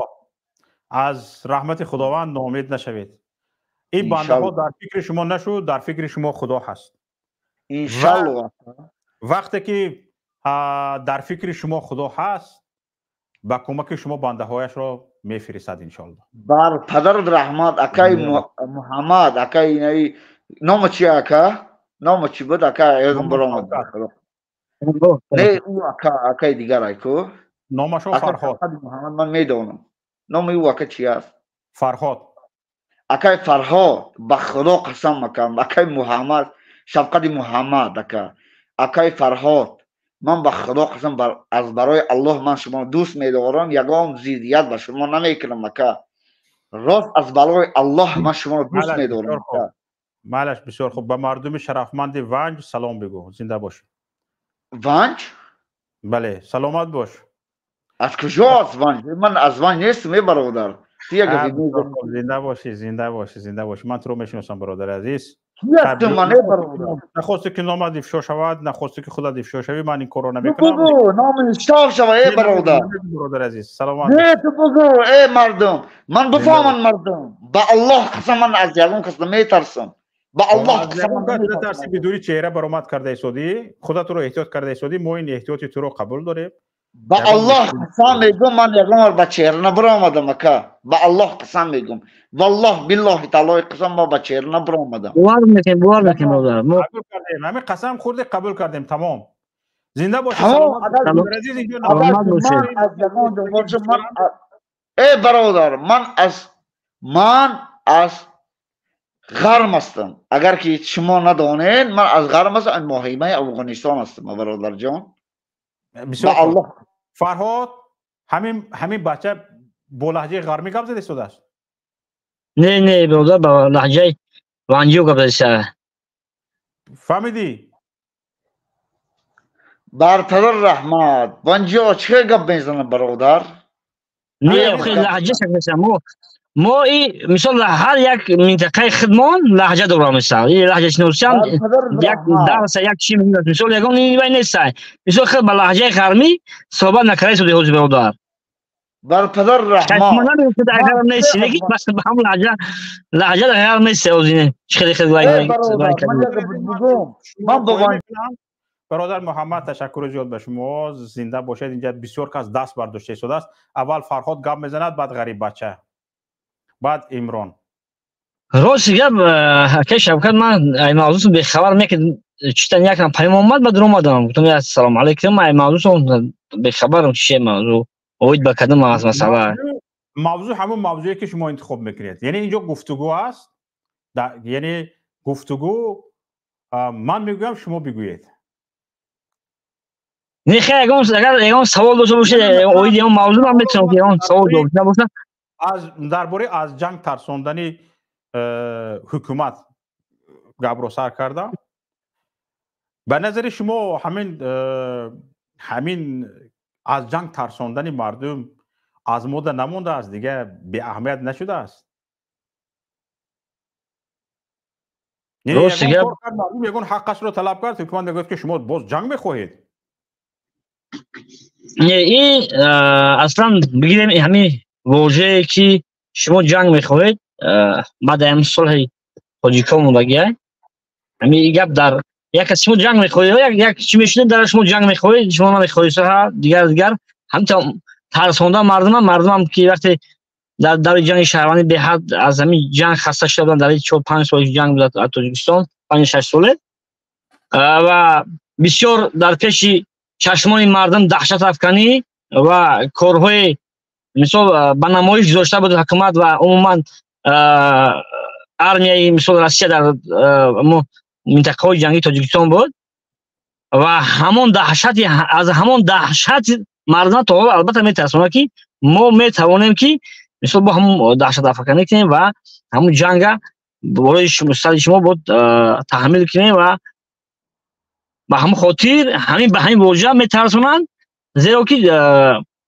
بعد از صلح همین تاجیکستان از سال 97 اینجانی هر 3 سال 2 سال بعد یک کودتای ساخته یا که از یگان نفری که خیف دارن به اون بهانه همین خیلی هر 2 سال بعد 3 سال بعد یک وزیر یا یک کارمندی یا یک رئیس حزب یا گیتا محکم کرد تا همین سال 2020 اون چی همون پروسس همون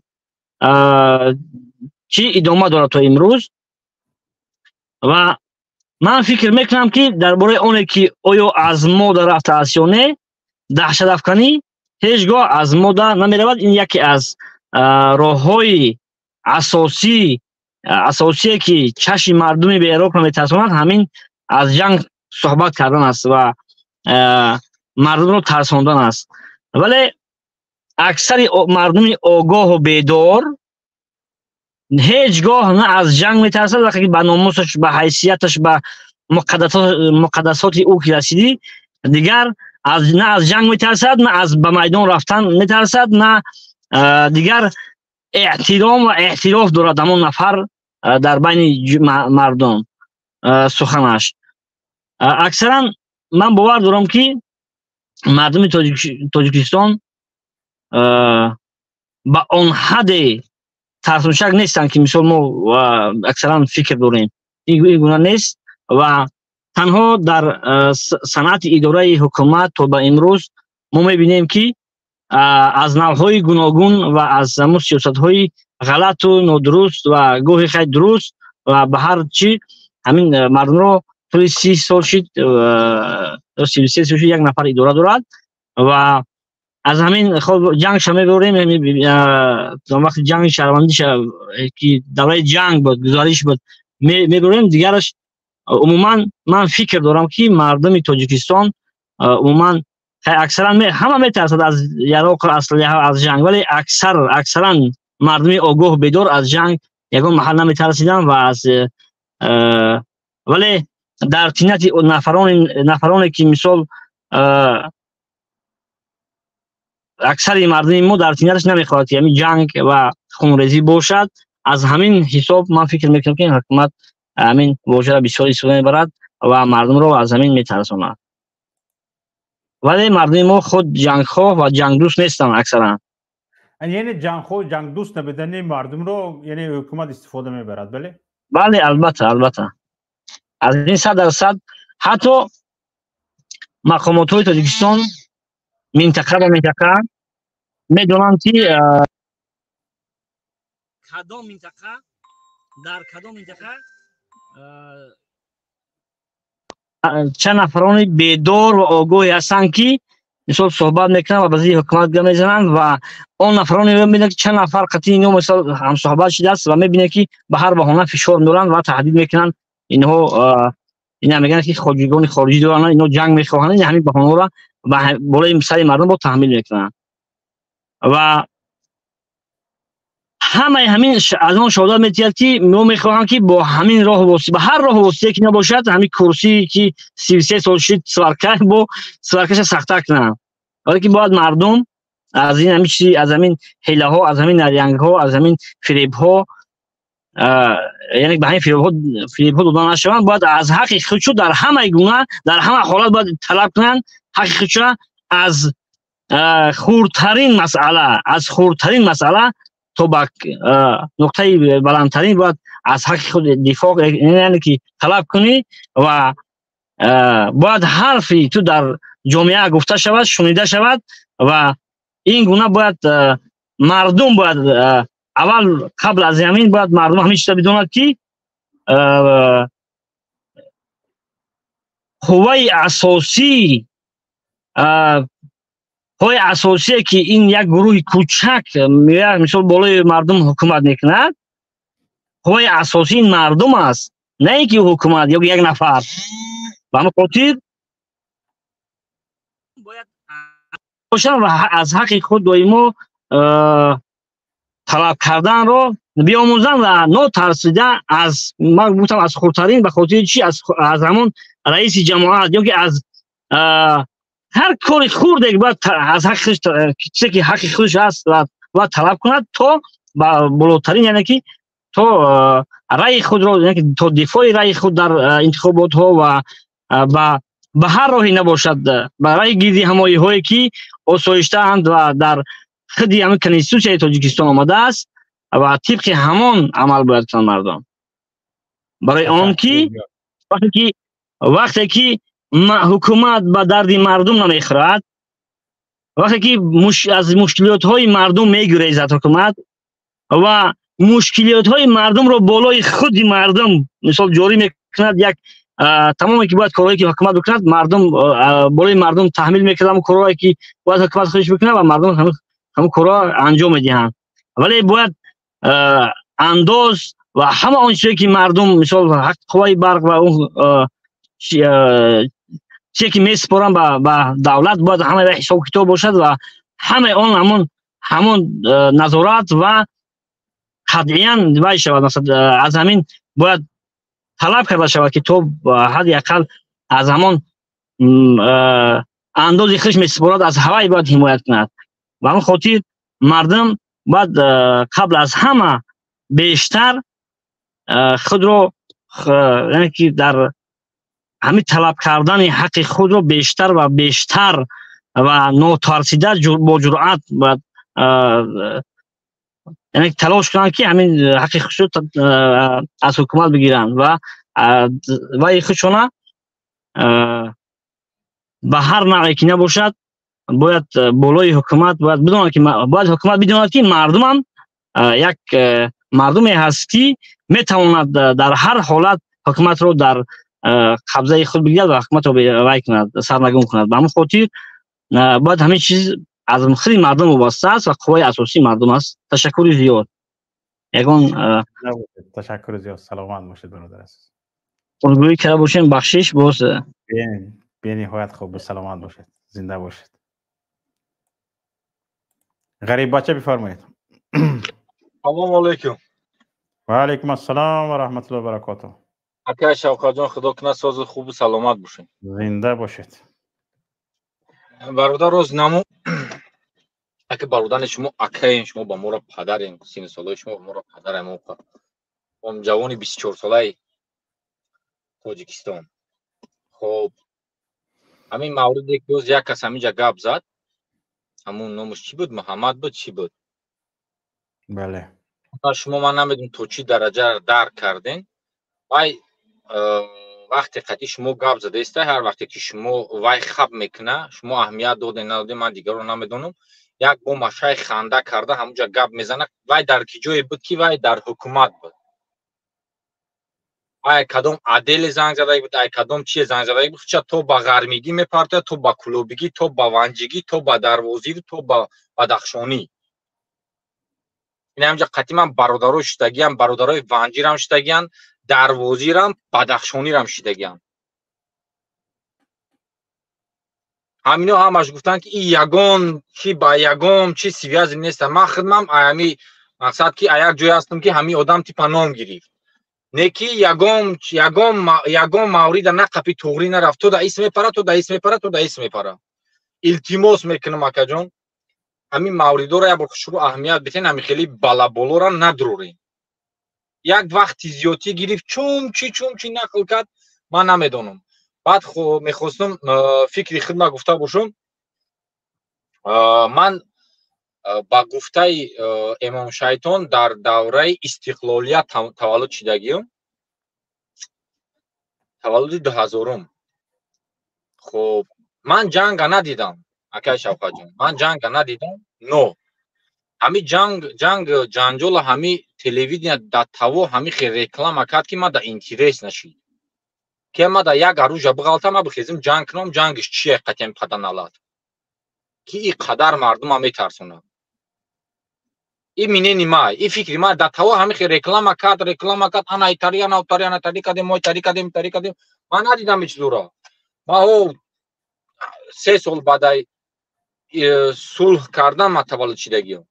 Не ки ҳамино ҳами қа пропагандировать кардан ки ма да интерес нашидаги ҳами ҷанг. این فکری شخصی من هست. دوان نگهبان کنید. سلامت باشید. تشکر زیاد برادر عزیز.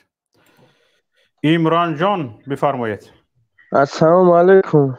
و علیکم السلام و رحمت الله و برکاته. سوزن خوبم برادر، ما دائمی 10 سال یکم برای همی جا درام هستم یوتیوب. ما یاد سوال خطون دارم برادر. بسیار بفرمایید. بسیار خوب. همش یک برادری مسلمان ده.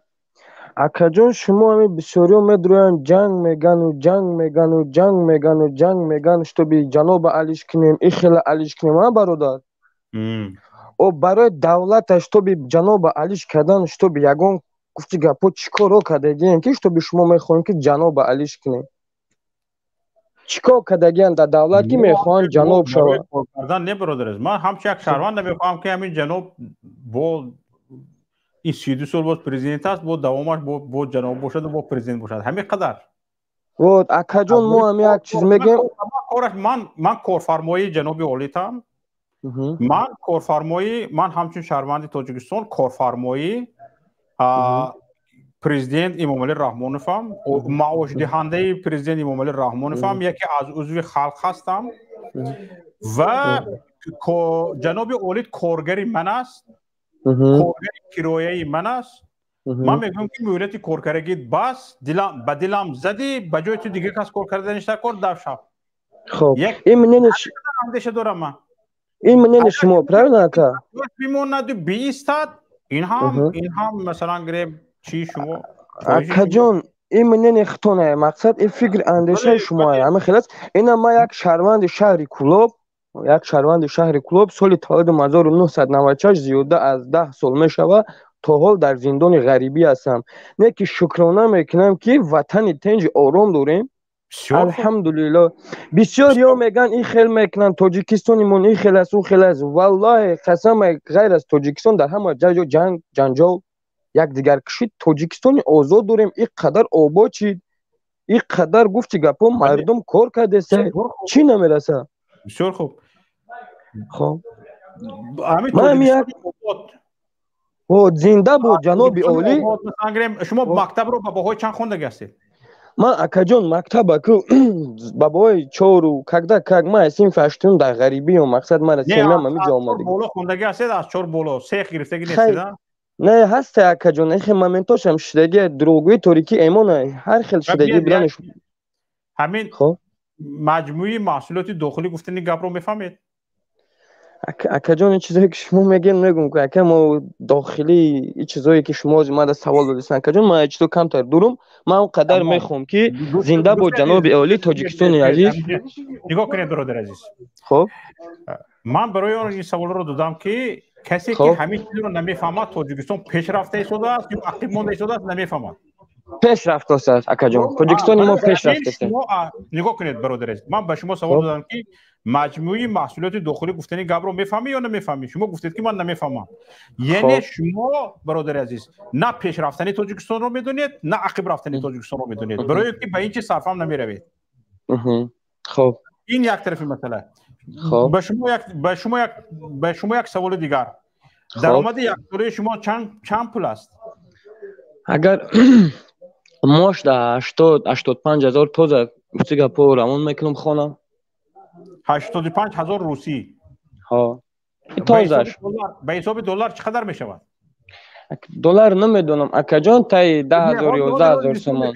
مثلا به همین خودتون حساب میکنیم که شما آیا پیشروی تاجیکستان رو میفهمید یا نه؟ آیا تاجیکستان پیشرفته است یا نه؟ به همین حساب خودتون. شما 85,000 کار میکنید. در خونتون چند تا پولیا است؟ بله. چند نفر پولیا است؟ 2 نفر. 2 نفر. شما 85,000 کار میکنید. به یک خونه میفرستونیتون. یک خونه دیگه کس نیست؟ دیگه هر کس پای زندگی است؟ دیگه کس. هم پول رو از کجا میابیتون؟ فقط هر دوتون هم از روسیه یا در تاجیکستان هم کار میکنه؟ هر دومون خودم پدرم. خودتون پدرتون 85,000 کار. پدرتون چند پول کار میکنه؟ پدرم اسمی و شخصیشون است. گفتی گپو ای پدرم برای گفتی گپو دیگر کارهایی که مقصد زندگی خونه و در مقصد کاروباری خودشه پولی که جمع میشه هر ماه در خونه غیر خوردن و چیزا 85,000 هر یک ماه گفتی گمو گپو کسا مونده. اسمی که پدر روان میکنه ای خورد و خوراک زندگی الحمدلله خوبه. تاجیکستان در میرسه زیادی. نه من دیگه چیز گفته شدم. یعنی پدرتون و هر دوتون 85,000 به تاجیکستان گسل میکنیتون. 85 تا ایما توزه شایکه ای پدرم دیگه سومای مقصد وای کلیچ رسمی و کلانتره وای کران گفتی گپو کران کار میکنه. ما وای اکا جان سوال نمیتیم. ما که سوارچ 85 تا 120 تا 115 میگیرم. 85 تا هر ماه روان میکنم. بسیار خوب. برادر عزیز چند در تاجیکستان اهل عائله چند نفرتون؟ 2 خواهرچه مایده دارم مادرم. بسیار خوب. نگاه کنید در یک ماه تقریبا چند 850 دلار کار میکردید بله؟ 85,000ش 850 دلارش. خب این چیست کسای هر ماهش؟ تقریبا 800 دلار. خب انا شما نگاه کنید برادر عزیز.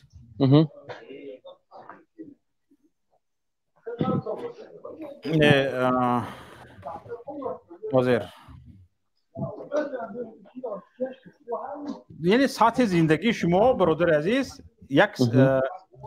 یگان نفر در تاجیکستان کار نمیکنه و شما تاجیکستان رو یعنی اهل عائلتون رو از حساب پولی که در خارج کار میکنید تامین میکنید. از حساب پولی که در خارج کار میکنید این یک انداز زمینتون رو از همین پولی که در روسیه کار میکنید میسپرید. انداز خونهتون رو از همین پول میسپرید. پول برقتون رو از همین میسپرید. در عوضش خودی در خود کشور به شما یگان غمخوری نیست. از اینه که پول رو خودتون یافته داده ایستاده یگان غمخوری نیست. این چرا نشون میده برادر عزیز؟ در اروپا کارخانه های استحصالی که از دودش مردم نفس میکشد به مردم دول میدید. کلیما پونس میگم. برای اون که باد هوای افلاس کرده آنها رو مردم نفس میکشد هر سال کارخانه ها به مردم پول پرداخت میکند. در تاجیکستان نگاه کنید. در تاجیکستان شهر دوشنبه افلاس‌ترین باد هوا کشور دنیا دانسته می شود. در بین کشورهای دنیا به افلاس‌ترین شهر وارد می شود. آیا شما شنیدید که میر شهر دوشنبه رستم امام علی به هر یک اهالی شهر دوشنبه مثلا گرفت 200 ایورگی یا 300 ایورگی یا 1000 سومانی یا 2000 سومانی پول از کارخانه استحصالی از کارخانه سیمنت پول گرفته و مردم پرداخت کرده باشه؟ شما شنیدید؟ نه. این چرا نشون میدهد؟ این صرفم نرفتن دولت دموکراتی و دولت مردمی را نشون میدهد. یعنی مردم در آنجا نه مردم است بلکه غلام است. مردم در آنجا نه آزاد است بلکه غلام است. به غلام این طور مناسبت میکنی. به غلام حقش را میتوانی نپردازی. چون او غلام تو است. به مردمی آزاد حتی نفس کشیدگیش اگر خطا نفس کشید پولش را پرداخت میکنی. هوایش را افلاس کردی پرداخت میکنی. اون چون که خوشین آن یعنی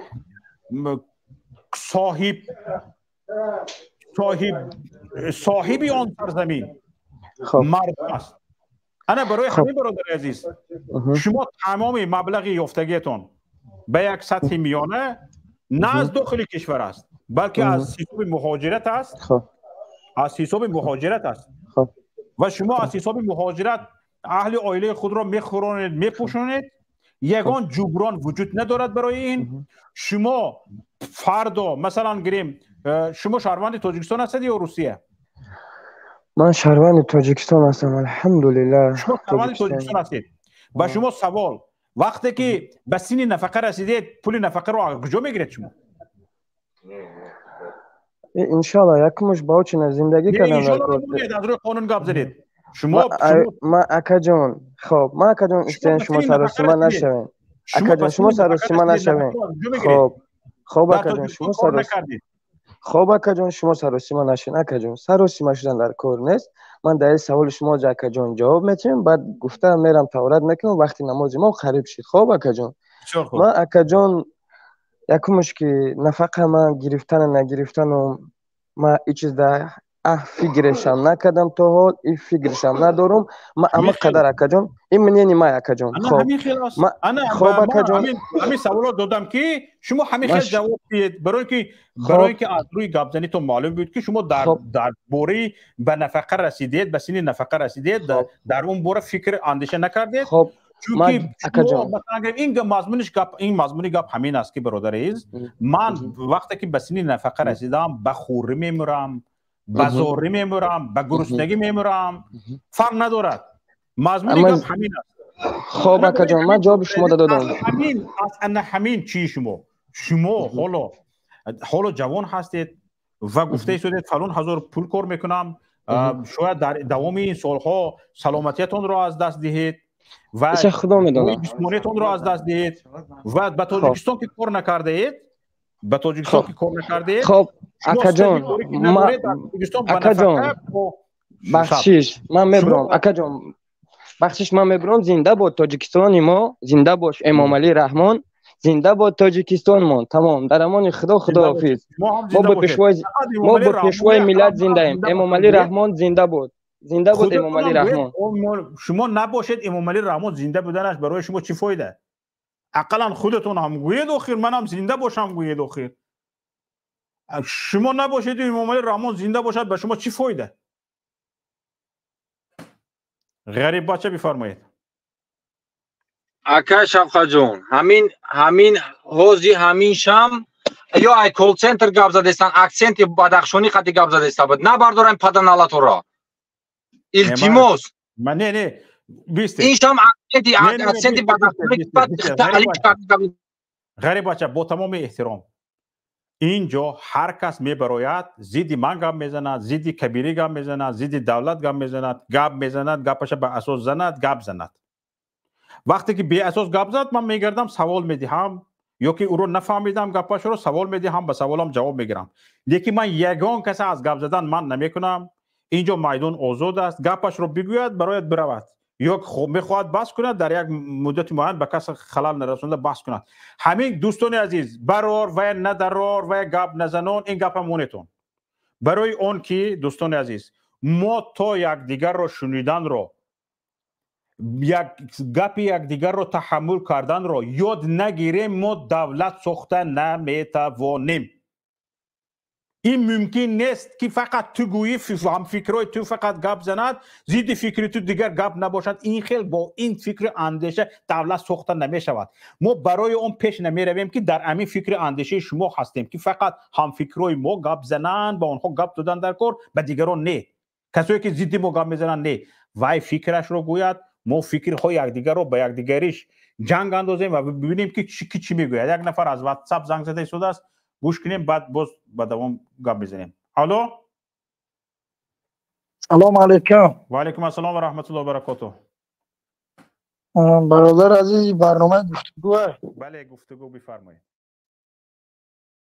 از ما قضیه جوان شما گپ زدین هم درباره هوا در دیگه دولت ها هوای غش دستور میتره همین برنامه ها نه برادر من هم تو مثال آورم ببخشید این مسئله به اهمیت ندید.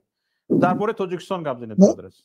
مایلش تاجیکستان همه تاجیکستان خودش نامش خشوع میدونی برای مخالفان هم برای در وطن بودگی هم برای مهاجران برای همه حتی همه ملت های دیگه هم تمام دولت های دیگه آرزوی تاجیکستان میکنم. همه مخالفانی که مثلا شما را ما یکم بار در اکران میبینیم در برنامه تون هم نو دیدیم که شما شوکت نمیدارین. بله خیلی شوکت انا ای دیگه برنامه را تماشا میکردیم نه شما را ندیده بودیم که گفتاری هر کس هر نموده اشور رو دیگه خیلی گپ میزنن شین محمد اقبال دیگه خیلی گپ میزنن نه شما خیلی روش گپتون دیگه خیلی تاجیکستان ما هم برنامه 1 دقیقه هم گپ زنم 5 دقیقه هم گپ زنم میخوام بگم که همه وطن هم مادری ما تاجیکستان دیار خوب و زیبا تاجیکستان توی ملک با فیض با برکت ایشت روی دینو تاجیکستان ایرا دایجا بدگی طرف دارن مخالفون میگن نه شما بیش نگین ازش مثال میگه ای بیش با آدم میگریزن همین مردی کارو به خاطر میرون که از روزی فرزنداشون بیان با گشته میان تا اومدنشون همون نوسه و نویره و گوارگی و طلبه و همش نفس از تاجیکستان میکشن شکرانه تاجیکستان میکنن کدومش در وطن کار میکننی چی کارمند دولت باشه چی تاکسی میزنه چی مثال معلم دختره همه شکرانه میکنن همین 5-6 نفر برنامه خیلی بگذار مبارزه بردن بگیرن برای که یک بار محمد اقبال گفت که وظیفه مخالف همیه که باید تعریف نکنه باید مثال جای تنقیدی شب کوا و سیاه کردن شد مثال وظیفه ما همیه گفت شما نسبت تاجیکستان مثال برای حکومت دارو خفه یا برای خودی وطنتون با فیلم با همه وطن دوست میگیره چه این وقت کلمه تاجیکستان هیچی نمیگو خود در خیام خیلی است. بله ما شاعر رو میخوام شاعرانه صحبت کنیم که همین مخالفان یک روز نه یک روز با همون سیاه کردنشون پشیمون میشن مثل اشمال سیاه کردن دمه الان یک شعری وطن دوستانه بخونید ما گوش کنیم. ما ایامی شعر اگر زیاد بخوایی میلیون بار بگو اگر ایده زیاد نمیگم که حاضی گفتمش نه شما هم مادری ما یک شعری وطن دوستانه بخونید ما گوش کنیم.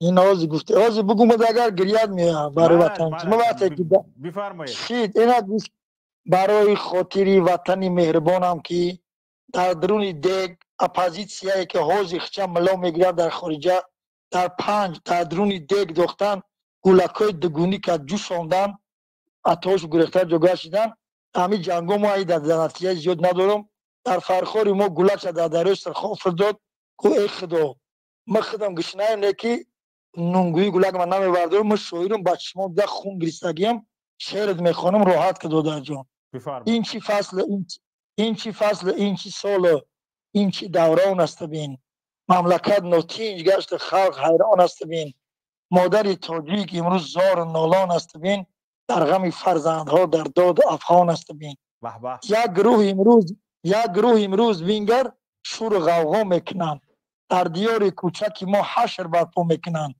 باره کج میروند کاری ناجا میکنند خلق تاجیک زین سبب هر سه پریشان است بین آن که کرد است این چنین کارها نداره عقل هوش نوجوانان رو بریده بینی و هم چشم گوش خواهران و مادران نالان و هم با صد خروش تیر برنا این زمان با چشم گریان است بین خاک تاجیک بین زخون تاجیکا سرشار شد جای صلح آشتی در ملک ما کشتار شد قحط سالی در خوجند وحش هم فرخار شد مردمی بیخانه امروز لال حیران است بین خواهران و مادران و چشم پرنم گشته است چشم رش مادران امروز پرنم گشته است عدل انصاف در دیار تاجیکان کم گشته است آبی دیده جاری مثل جوی باران است بین اندلیبان جهان امروز خاموشند وای تاجیکان با همدیگر امروز بیخروشند وای سال 92 را گفته است مکه نوجوانان وطن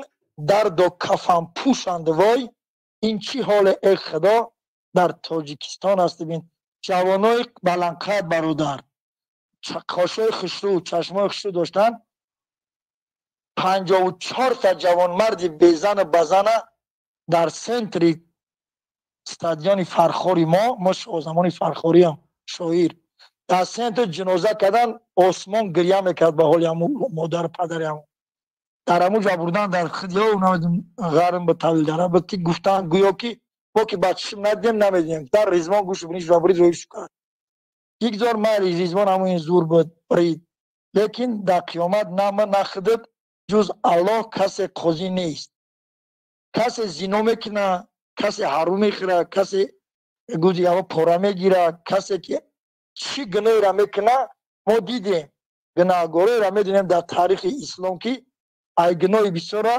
دیگر رای هیچش گم بود نه که الله تعالی در تاریخ در قصه است که یک سبب عادی او را بیشتی کرد میدونیم قصه را که آبی در نماز بود شب روز دوزخ رفت ما در چی در کار هم ایش اوش سیاه کردن من تو شعر باهای یعنی نیترال من این طرف و طرف و نه تعریف نه تنقید نیستم یک امر الله میدونم خدمت میدونم الله سوال بتی اگر برادر این گفتی از شعر بگو برای ملت ای در اگر شعر یافتی کو یا تمامی توجستان بکن استاد نظام قاسم بگو اتفاق نویسندگونه استاد خیراندیش بگو محمد غوی بگو دولت سفر بگو تمامی شعر توجستان جمع کو بگو که شعر از دوستانه بخونن حسی وطن دوستی همین ملت بلند شود این امر رحمتی گفتی شعر بخون برادر عزیز به نزدیکی یک دوستم به من شعر ادیبه عزیزی رو فرستاد گفت که این بسیار آدمی چی بوده است این شعرش رو بخون ادیبه رو میگه ادیبه رو بله ادیبه شعر با قوت بله ادیبه رو صبریت برادر همین چی گپ است همین بیماری توجیکی است که مثلا ما گپ یک دیگه گوش کرده نمیتونیم بعد ما خبر که مالی گوش خب شعرش رو خوندم یگان چیزی بد ندیدم برعکس شعر خوب است تو کامنت هم نوشتم که بسیار خوب و هر کس بجز شاعر چی میخواهد با این شعرش او خودش میدوند و خدا میدوند لیکن وقتی که شعر نوشته شد در مثلا گریم پهن شد نشر شد از او هر کس به طور خودش بهره میگیرد به طور خودش تفسیر میگیرد راست گفتی حافظ در همون شعر قهرمانی اساسی خودش رو میبیند شاعری خلقی شاعری مردمی نفری است که درد دلی مردم رو میگوید و در شعر او مردم خودش رو تصور میکند درد خودش رو مییابد برای همین اینجا بسیار عجایب گفته شده است من این شعرش رو نمیخوندم شعر رو و اولین بار است خیلی به من مخور شد و من بعد چندین هر روز میگم که ادیب عزیزی شعر مینویسد یا نه حالا شعر شما هم یک مرتبه گوش کردم من و شعر شما رو به طور خودم من تفسیر کردم و اینجا امید دارم که بسیاری از تماشابینان و شنوندگان نیز بله به طور خودشان تفسیر کردن و به نهایت عجایب بود. سلامت باشید برادر عزیز در پناه خدا باشید. حالا نوبت به نه دوست شما برای چی که شعر گپ زنه در پناه خدا میگوی یگو مدام یک سوالش سسته و رمیجی خیلی نیست من سوالو من ندادم اکجان چی من میگریزه سوال تیت دوستم سوال من همی سوال همی در روی دنیا سوال من همی کار بگو صبر برادر عزیز نگاه کنید خب او با دوستان این شده گپ با دوستان وقتی بسیار داده شد و گپ زده شده بودن اون وقت یعنی زل اجیدن جایی که مهمان برنامه نوبت میپاید خالی بود. حالا برادر عزیز شما از واتساپ زنگ زده ایستادید در استودیو 9 نفر آدم نوبت پایده ایستاده است. یادم سوال سوالتون رو میدید من شما رو بیرون نمیکنم موافق خواهشتون.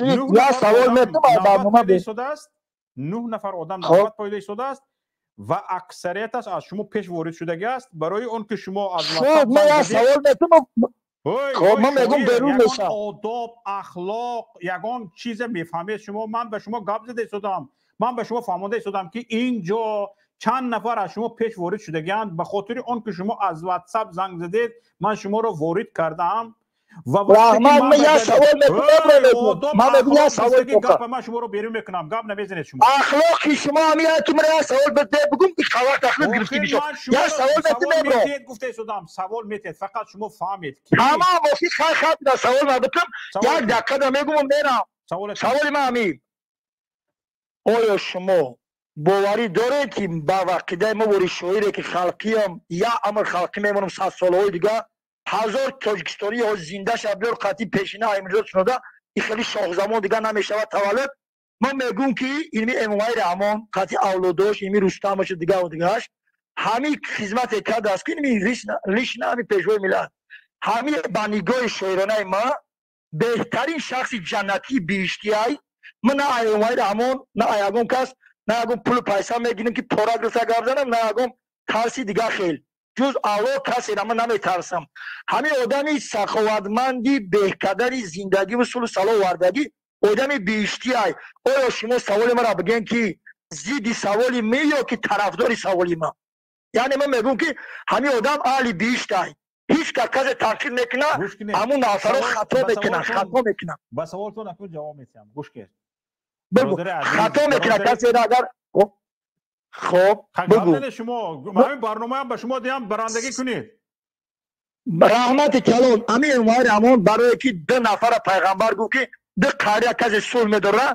بهتر هزارها سال عبادت ذکر طاعت تمام نماز به سوالتون جواب تیم به سوالتون جواب بگو من خواب میکنم جواب تی خواب این هم برادر عزیز شما مثلا درباره خودتون گپ زدید رنگ شما هیچ شاعر در جهان نیست به دنیا هم در این 100 ساله به دنیا هم نمیبیاید همین نمیایم گارانتی میتونم بسیار خوب انا همین خیل پرزیدنتتون هم بچه هاش هم رنگ خودتون است در این 100 ساله به میان نمیبیاید نه بچه‌ش نگم را خود شابلون بچه‌ش خدمت نه سرکیسه شما بهترینید خودش به دنیا شاعر نمیبیاید همین پرزیدنتتون هم رنگ خودتون است مرا نزد تانه نزد رنگی زمان گب نزد من یکون چیز تانه نزدم همین هم شما که مثال من گوش که امام علی رحمان چی با که 32 سالای حکومت به دست گرفته است نه جورج بوش نه یگان دولت روی دنیا الله در دیم آیتی سوره تورات آیا نگفت که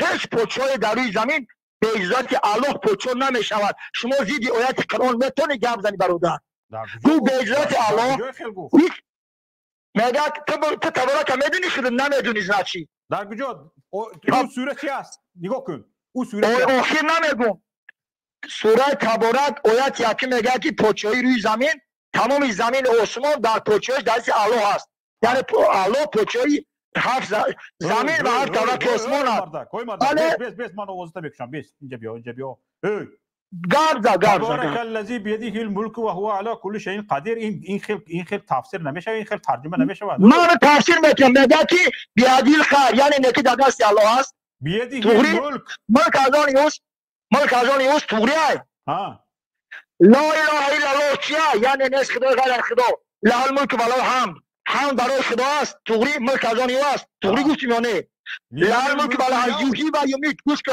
زنده کننده و میراننده اوست توری کلمه را نه 6 کلمه دینی میدونی چی گفته است نوازی ما همین اول تبارک انمی های گپ دیگه جو نبر همین امام علی رحمان است مرانده زنده کننده کشنده من نگفتم که چپانه نبر امام رحمان میمیرونه الله ترانی میمیرونه الله امام رحمان زنده کرده است الله ترانی زنده کرده است الله پادشاهی در روی زمین دست الله است و هیچ پادشاه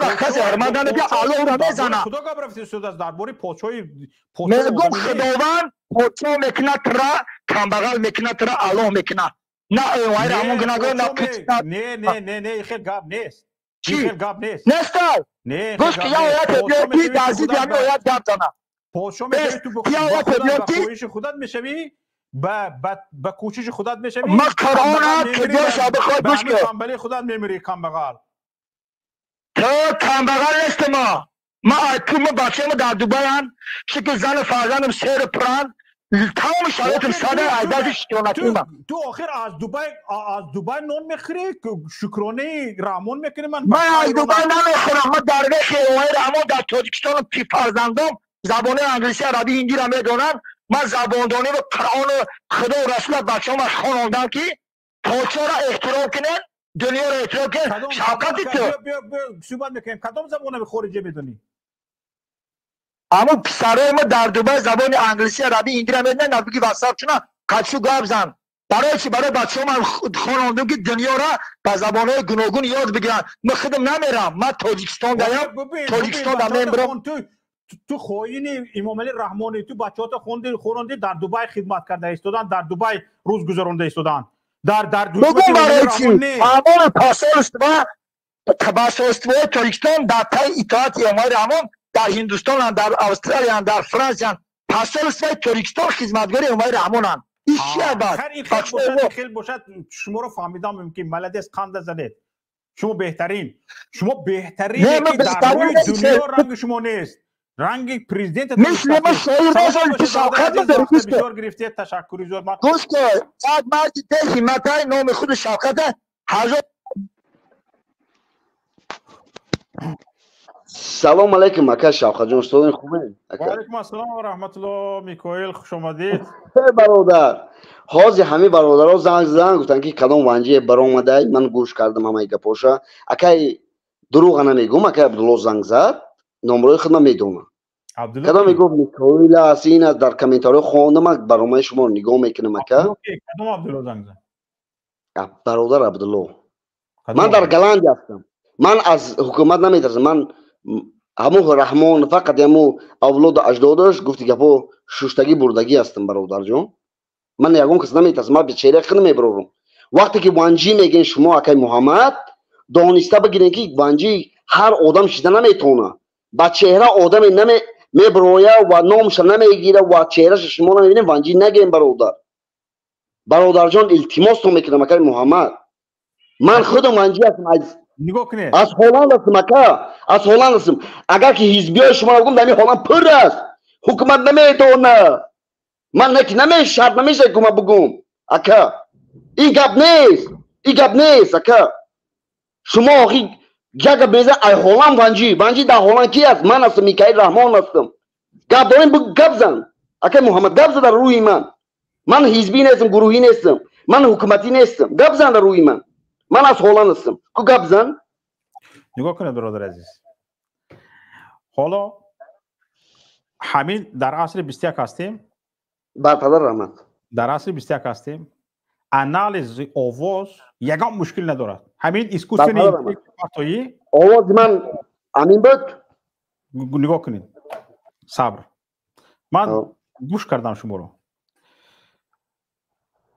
حالا می پارتایی هر دو آواز رو و این آواز یک آدم است آواز دو آدم است یافته می‌کنید یگان این مشکل ندارد از این در عصر 21 یگان خیلی جای گریز نیست برادر عزیز برادر رحمت کرد این یک طرفی است این انا کن نگاه کنید یک دلیل همون نفری که از افغانستان هم گفته گپ زده شده بود سیویاسک سلوواش برادر رحمت بود سیویاسک شما هم برادر رحمت است از این جای گریز ندارید اکا ما وقتی که با چهره برآمدیم شما عقل دارید شما حزب شما دگران بیکار راضی مانده تو چی حبیبی نکنید شما حزب شما سوگ زیبت کرده همه مردم را برپسته میکردین شما چی گپ میزنید ما با چهره برآمدیم دلبیو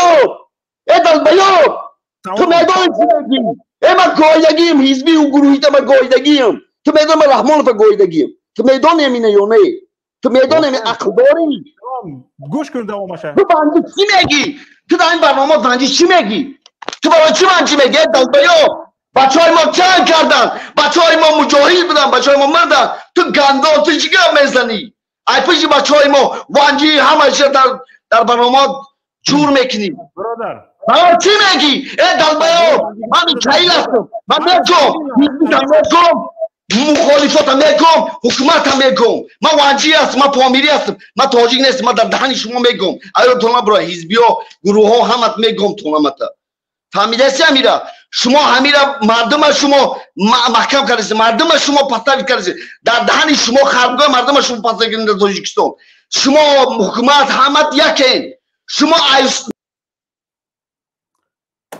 تو اکن میبروی همه خورت دشنامه میکنی. من به تو کودکم، من به تو کودک هستم. میکویل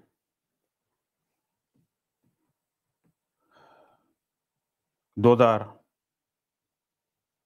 خودت رو دار. یکم صدای تو رو با او صدای پیشتره انالیز کردن در اسکوسوین اینتلیکت یکم مشکلی ندارد.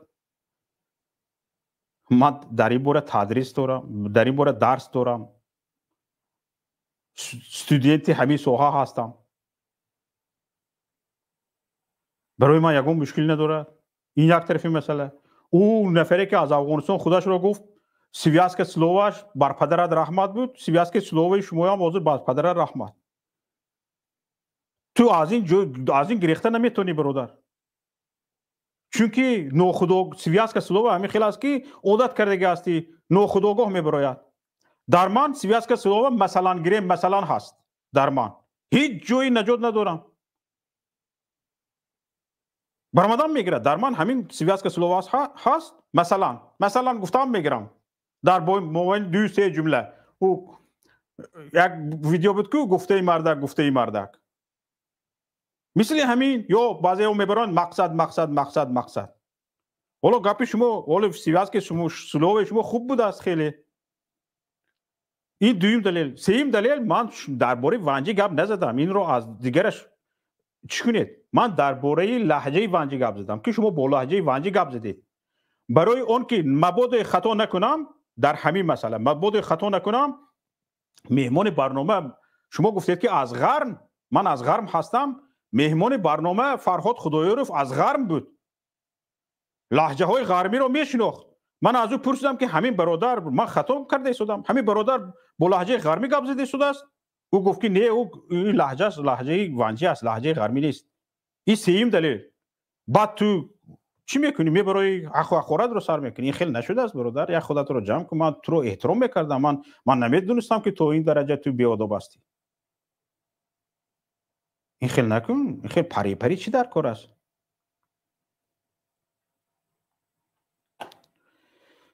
برادر غرم بفرمایید. صدایتون نیست. سلام علیکم و رحمت الله. خوبی برادر؟ و رحمت الله برکاته. چی گپ خبره؟ این مردم خود چانیمشو غرمی میگیرن. این منافقت تو چی درجه را رسیده است؟ باور که والله قسم نامردترین انسان همون انسانه که وقتش ایوان جای میگم من ونجی نیستم. این خیانت به همون ملت ون میشه، به همون مردم منطقه ون جای. همین انسان ده برشن میگه که رحمت به پدر مردم گوان یا که تو بنگ ازت اگه الله لعنتت کنه در اوجا خودت نمیفهمی که چی گفته شدی. میگو که ما غرم او سالای چی را در یاد داشته باشه. ونجی ها یک گروه بندید بده در استرخان همه تا گرفتم ایدرانی پای فورتشکا سر تو کردم نابود تو کردم. بندیتاش هم میگم نکی ونجی برادرای نه ونجی برادرای مهان برادرای جونی ما نکی برو مدرس لهجه گپ زدم درباره این از این نه ای هازی مرا حقارت کرد تحقیر کرد. ما مبارزه همه تا فلان کردگیم. من برای حلقه میگم جواب همین را داده شدم. من بعد دیگراش کار ندارم. وای برادرای مهان این من جواب همین را داده شدم که همین خیلی اینا تو ها زیرا این گروه ها وقتی که پیشرفتی استاد کبیری نمیبینند در مقیاس جهانی سیاست در برآمده و پیشرفته شده برای مبارزه ته زمینی وای کرده کار کرده شده پیدا کرده شده همه راه ها را رفته و حل کرده. اینا آدمای حکومت هستند. اینا یک گروه هستند در شبکه‌های همین اجتماعی همین فیسبوکی نمیبراین. در این چخل بگم یک گفت همون استاد اینا همین یک خرسنگ شده در راه اینا نمیتونن که همون خرسنگ بگیرن یک طرف کنن که نمیتونه بگذره به برش بره. زورتون نمیرسه به همین انسان. این انسان سیاستمدار جهانی شدگی است. این زمینه تیار کرده شده برای مبارزه. اینا یک خار شدگی در چشم اینا که اینا همین را دیده نمیتونن. برای همین باید که اینا خود آدمای همین خودفروشه که به مقابل همین مبارزه هستن. اینا یک گروه هستن. من میدونم اینا چشم دیدن ندارن. نه که هیچ فایده نداره.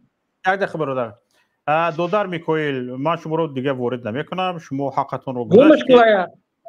شما حقارت کردید، بی تحقیر گپ نزدید. شما رو من دیگه وارد نمیکنم. خواهش میکنم بعد چی خودتون خورد شوید یا که بانک کنم مثلا من برادر من شما را احترام میکنم من تا همین وقت از زبان شما حقارت نشنیده بودم با شما احترام داشتم چندین مرتبه در برنامه‌های من شرکت کرده بودید گپ زده بودید و این کارتون خوب نیست من به شما مثلا نامتون رو نگرفتم به شما یگان چیز اشاره هم نکردم و گفتم تون که لهجهتون ونجی است به برادران ونجی سلام رسونید چون که برادر این چندین سال است که ما با مردم تاجیکستان رفت و آمد داریم همکاری داریم چقدر برادران ونجی رو میشناسم من در اوکراین هم چند دوستان ونجی داشتم با اونها رفت و آمد داشتیم صحبت داشتیم فرزندانشون با فرزندانمون در یک مکتب میخوندن و این شوخی نیست برادر که مثلا برابر شنیدن یک لهجه رو ندانی میگه که هر کس ونجی شده نمیتونه خودش شیدش کو همین خیلی به ادب ونجی خیلی به ادب نیستن فهمیدی خودت شیده کو شیده تو نیستی کو ونجی یا که تو همین فرهنگ ونج مردم سربلند ونج برآمده در همینجا نشون میدی این فرهنگ ونج نیست این فرهنگ امام علی رحمان است طرز گفتگو طرز دروغ گفتن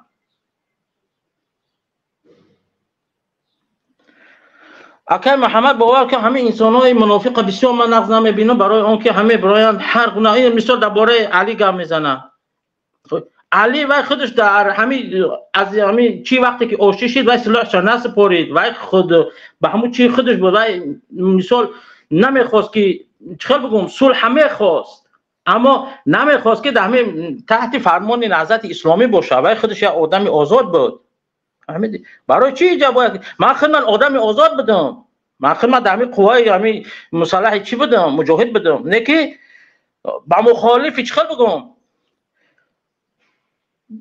نهضتی نبودیم نه که در زیر همین چی قواهای مثلا در چی فرمان استاد نوری بودیم فهمیدی وقتی که حکومت که صلح کرد من همه یراق ماسه پوریدم برمدم برفتم اومدم شهروندی روسیه را گرفتم گشتم از اینجا رفتم میگن که تو بیا با ما همکاری کو یا بزیم ما در چی شد من این را چخیل قبول کنم میگم بر کدوم سبب میگه که برای که تو در وقت مجاهد بدی تو بخشیده نشده ای این خیانت است برادر این خیانت است از طرف امام علی رحمان نه اینکه من اگر خیانت میکردم خیانتکار میشدم میرفتم داعش برای که من جنگ کردگی بدم من میدانم مزه جنگ این ویا نه که حال آن که من نمیخواهم که دست به یراق بزنم خب جنگ کنم سرم خم وظیفه‌ام کارکنی در روسیه به همون کار خودم وابسته بدم وقتی میگردم به تاجیکستان میرم و یا با من اتهامی وای میکنم میگه یا بازی ما میشه در روسیه یا هر ما به ما را میای پول میسپاری ایره چه خیل بگیم ایره امام علی رحمان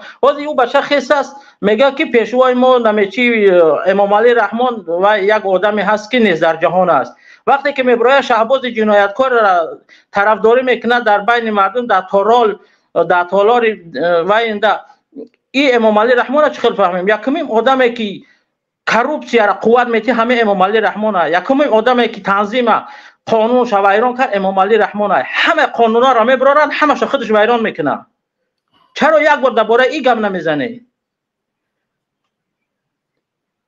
کی بود است امام علی رحمان خودش میبره میگه که قانون برای همه یک است با میبره در یک جایگاه میگه که هر کسی که دست به قانون به سیاست بزنه و جوابگر است و باید جواب بده این خودش چی گپ است اگر که شما چاپلوسه اگر خود شناس نیسته خدا شناس نیسته مثال ما برای اما انسانی که خودش شاعر گفتگی است وقتی میگو که 40 نفر در غرم رفتن و در وقت جنگ در گوش بینیش بریدن والله قسم دروغ میگه در جنگ ده کشتنشون در غرم کشتنشون اینا دیسان بدن نه که یگان کارشون نکرده حکومت گریه آورده شنبه گوش بینیش خودشون برید آبر در پدر مادرشون وایشون کرد ما این را با در تلویزیون دیدیم بعد یه هفته که گوش بینیش حکومت خودش بریدگیه یگان وای نبرده دوم همون فرخوری کجا آمد منطقه غرم وقتی که ما میخواستیم در منطقه شما میرفتیم مثال همون سال جنگ در فرخار میرفتیم گوش بینی همون سلطات یا که همون مردم عادی را که میبریدیم این وقت میتونستی بگوی شما خواسته به وطن ما را آمده شما خواسته به وطن ما را آمده کی ما شما را وای کرده جه کرده بدیم که بیای به وطن ما را، یا که در جنگ فقط قند چیز میتیان که مرحمت بیا از بالا گذر، در جنگ میکشن چیکار میکنن؟ نه که حال آن که گوش بنی بریدن، این گوش بنی را همون حکومت خودش بردگه. انا از اون جمله همین امام علی رحمان با بعضی ها میخیزن مثال برای لقایا و با این وای بسیار در شبکه‌های اجتماعی میبینی که میگه لقایا اومدن. بله لقایا اومدن، از اون جمله در خانه ما اومدن، در اومدن دو لقا. امروز ما بخیزیم برادر استانه وقتی کشتر بگیری بانشم نه بودن اینو. هر کس که جنایت کرده است اینو طبق قانون باید خودشون جواب بتیان. فهمیدی؟ در اینجا خیستن محل بازی و ملتچگی کردن در کار نیستن. برادر قلق زبان ما استانه یکی از بهترین هاست. چون امروز من بخواستم با مقابل وای میکردم که در سال چی از سوء استفاده بردن از ملت بیچاره قلق امام علی رحمان وای کرد. هر کس که گناهکار است طبق قانون تاجیکستان، طبق قانون آینده تاجیکستان باید که جواب بده.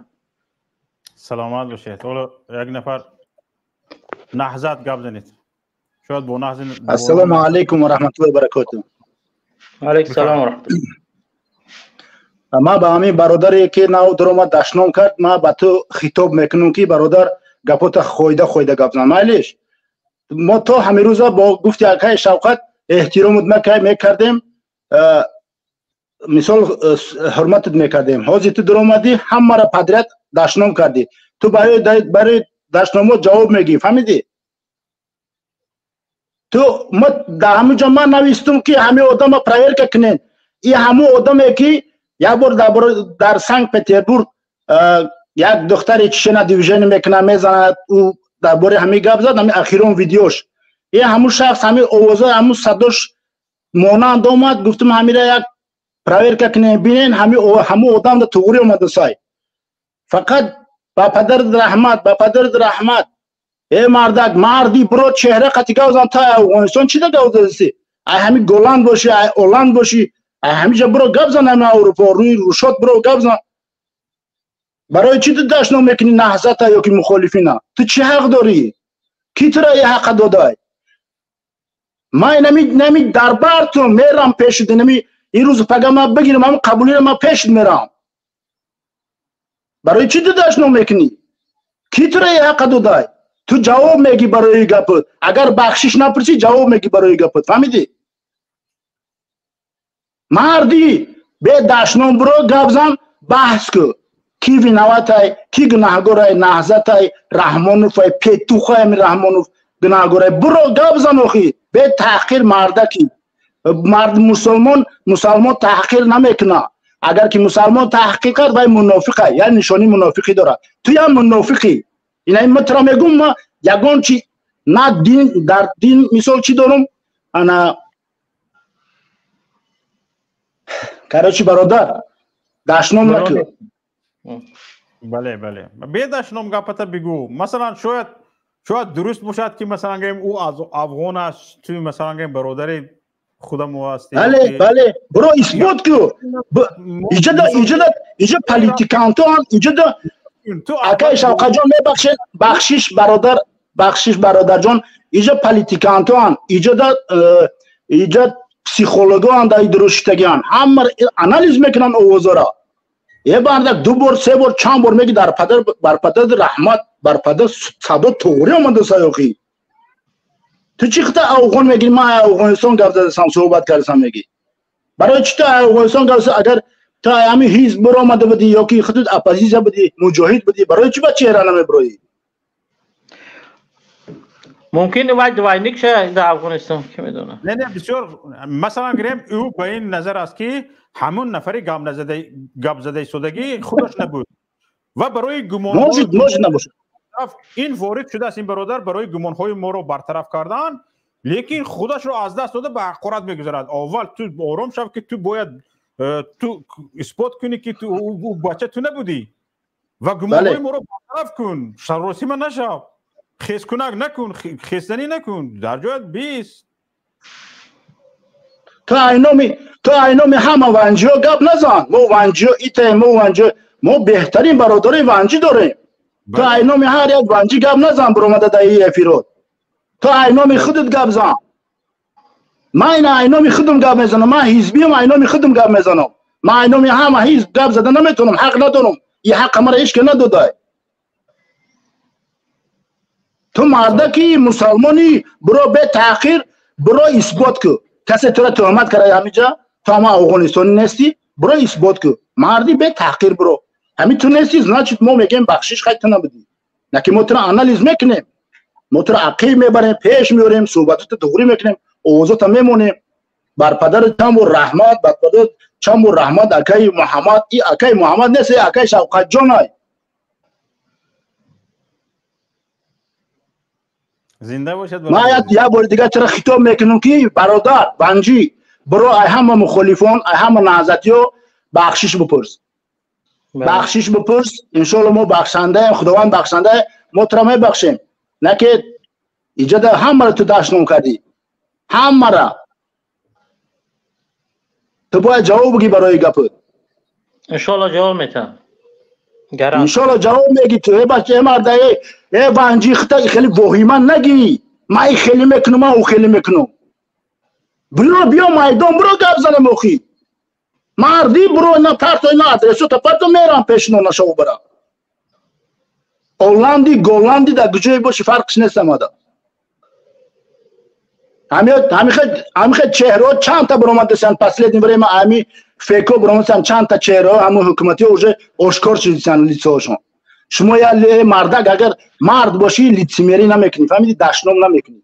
من تو را باور که به نام الله قسم میخورم، من برای جسوری تو، برای با غیرتی تو، با همه چی تو من تو را حرمت عزت میکردم که تو میبراندی فقط گپ میزدی، حاضر برآمدی همه نهضتی مخالفی دشنام کردی. ما ایدیستر ما تا روزی که بخشش نمیپرسی ما تو را حرمت نمیکنیم دیگه. فهمیدی ونجی؟ فهمیدی؟ تو گوش کردی همی گپا. تو دیواره حق نداری یگان مخالفین تو بدروی، یگان مخالفان چند کسی که گوش کردن همین انسان تا روزی که بخشش پریما یفیر خودش نمیکنه، بخشش نمیپرسه، در دیگه شبکه ها داخل نکننشان. التماس ای شما برادرها، این اوجه لیتسیمری کرد، این منافقی کرد. ای چهار چیز مسلمان شناخته میشه. وقتی رازبار کرد دشنام میکنه. این همیش اوجه بس همه آدم ده. منافقیش نشان داد. در پناه اعلی باشین. زنده باشید. سلامت باشید. تشکر زیاد برادر عزیز. سلام علیکم. علیکم السلام و رحمت. سنت الله برادر خوش آمدید.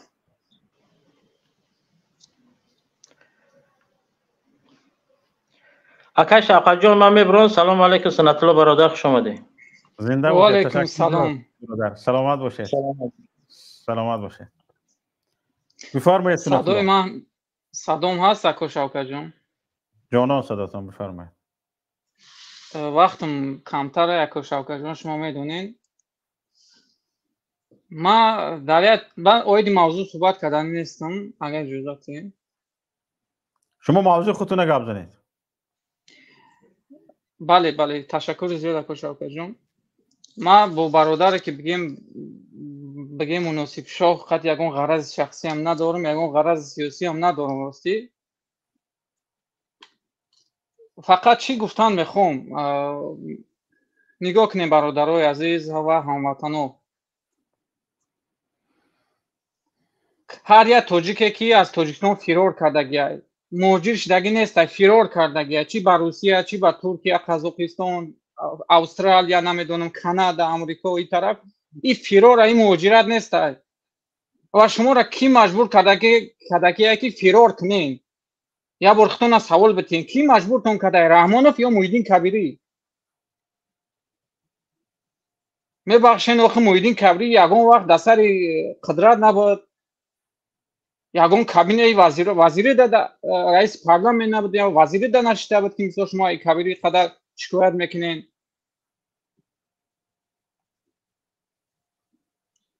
نمیدونم ما اکا شوکت جان مردم خونه چی مجبور میکنه که میخزن علیه یا مبارز دیگه سنگر میگیرن.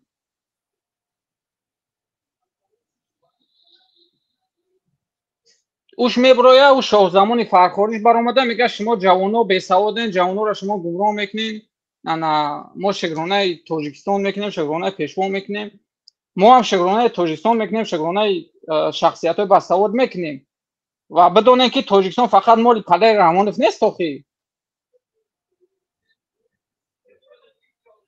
بله ما فراموش کنم که شوکت جان کم پس سراسما میشم جدا وقت واقعا کمتره خدمت معرفی نکنم اگر امکان باشه شما معرفی میکنین یا خدمت بکنم.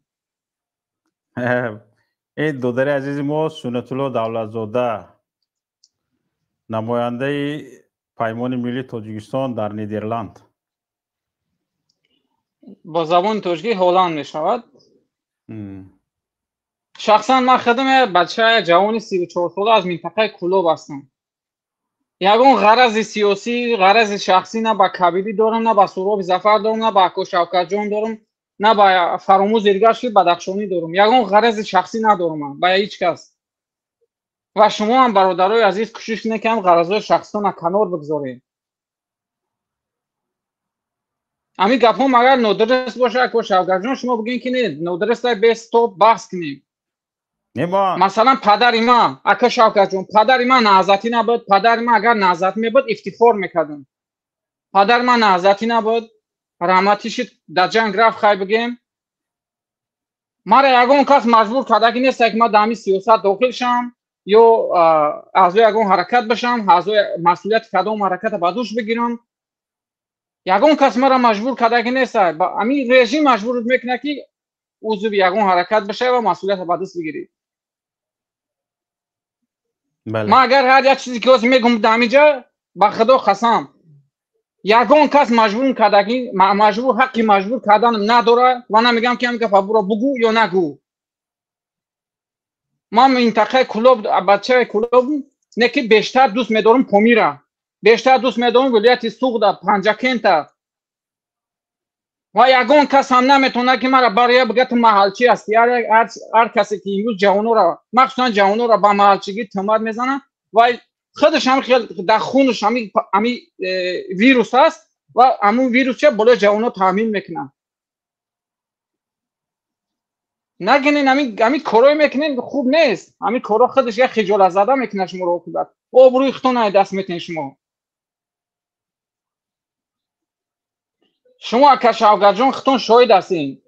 من مثال شاید 3 ماه 4 ماه شاید افید داخلش دیگه نبودم یک دم 4 ماه شما شاهد که من چی فعالیت میکنم چی کار میکنم همش شما شاهد هستین. اگر شوکت جان در 24 ساعت چی کار کردن من آماده هستم که گزارش بتونم بدیل خونه پر که امروز میگم من مبارزم من علیه رژیم رحمانوف هستم.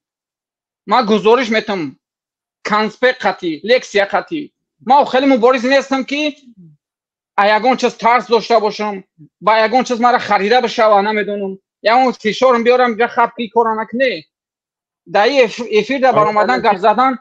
برادر عزیز همین روسو یک چیز میگن سماپراودانی گفتن گپ است. همین سماپراودانی هم وقت میگیرد.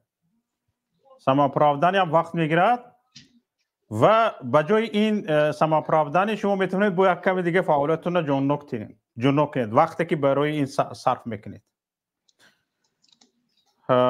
و باز یک کمتر دیگر میتونید پیش بروید. برای همین سماپراودانی چیزی خوب است. باید هر یک کس خودش رو زشیت کند محافظت کند حفظ کند. لیکن اصلا میبینید که جانب دیگر گوش شنوا ندارد.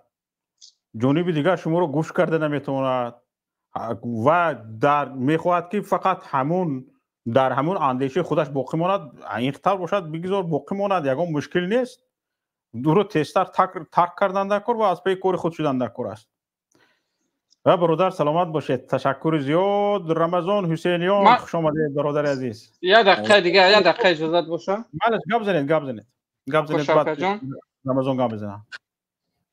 مثلا در افیر برآمدن بسن یک کس از زوری کردن دوای گفتن اثبات نمیکنه که مبارز خیلی از زوری فعالی اکتیوی. مثلا من با میگم هر یک کسی که دعوا میکنه میگه تو کلوبی تاریگی او هم کانسپکت تبیار مون در یک هفته چیکار کرد در یک چیکار کرد 24 ساعت ما اومده است این کانسپکت تیار نخلی در 24 ساعت ما چیکار کردیم اکو شوکت جان مخصوص شما شاهد آگاه هستین خالص هستین و دیگه برادران میسود. سوال کم اجازه است. رمضان صبری تمام کنید بعد شما باشه رمضان جان التماس یک دقیقه خدا شاهده در کمیته زندانیان که فعالیت میکنیم سال گذشته ما زیاده از 100 چند تا برادرای بدخشانی را فلش موب کردیم 100 چند تا برادراشون شاهدن اگر یگان تا اومده است که فلش موب بکنین بگیرین فلش موب بکنین که ما فلش موب نکنیم دیگه اینا تشکر زیاد ایجاد التماس میکنم یگان تا مویدین کبری از تاجیکستان سر کاگی نیستای یا سوراب ظفر سر تون کاگی نیستای هر یک کس خودش باید دیسیپلین اخشا داره که مثال موجود میشه و فرار میکنه یا سمت انتخاب میکنه کارش پیش میبره و در مبارزه هم هیچ کس قرضدار نیستای وظیفه ختم میکنی میره مثال تشکر رمضان بفرمایید خوش آمدید برادر عزیز سلامت باشید سلام علیکم سلام و علیکم السلام و رحمت الله و برکاته یک خوشحال کردنی برادر من در هلند هستم 5 سال زیاد میشه من در هلند هستم این برادر قشور در واتساپ هم صحبت کرده هستیم کمتر پیش برادر بچه‌ای که نو اومدگان هلند نو اومده بودن شما نماینده حزب نهضت در هلند هستین چند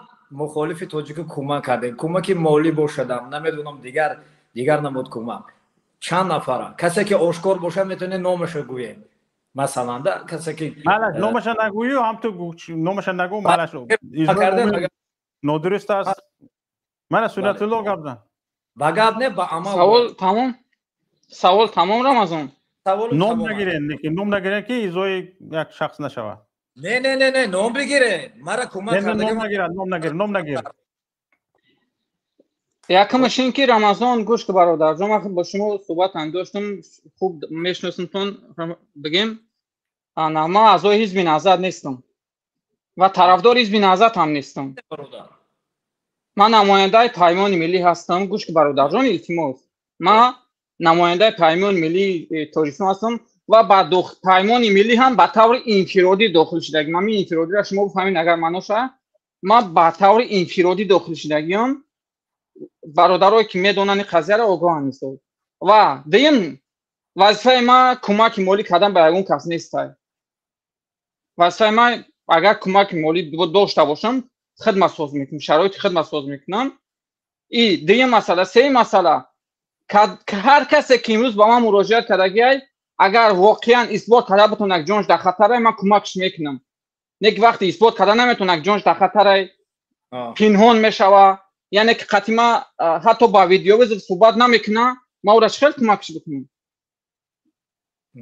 مثلا برادر منم تعریف کنم خدمت نمیشناسم بچه را از روسیه زنگ زدم از مثال گرجستان زنگ زدم از اوکراین یا که حتی از هلند نمیشناسم بار اول زنگ بزنم میگه برادر رمضان ما تو رو تماشا کرده بودیم انا ما را خیلی پرابلم شده ما تو رو میشناسیم که مبارزی ما را یا قاپیدن عدل رسیده یا یک مشکلی شده کمک میکنی من نمیگم از کجایی کی تو چی تو مهم که او خواست کمکش کردم تونستم کردم برادر مالی هم باشد ادوکات هم گرفتگی بچه کنیم بودم قاپیدن وقتی که در گروه 24 وقتی زدم اونو بردگی در برو اومدم نام به نام همش کاغذاش همش در دستم هست برادر میتونیم آخر نشون بدم کمک کردم وقتی که تو برادر میخوای که ولست تغییر تهی در تاجیکستان چی نمو تغییر میته چی نمو باید هر یک طرفدارای مخالف با خودت جلب کنی نه اینکه نه من تو رو باید شناسم قطعی ویدیو بیزو بزن مهم نه برادر ویدیو بیزو بزن مهم که او آدم مخالف است خلاص برادر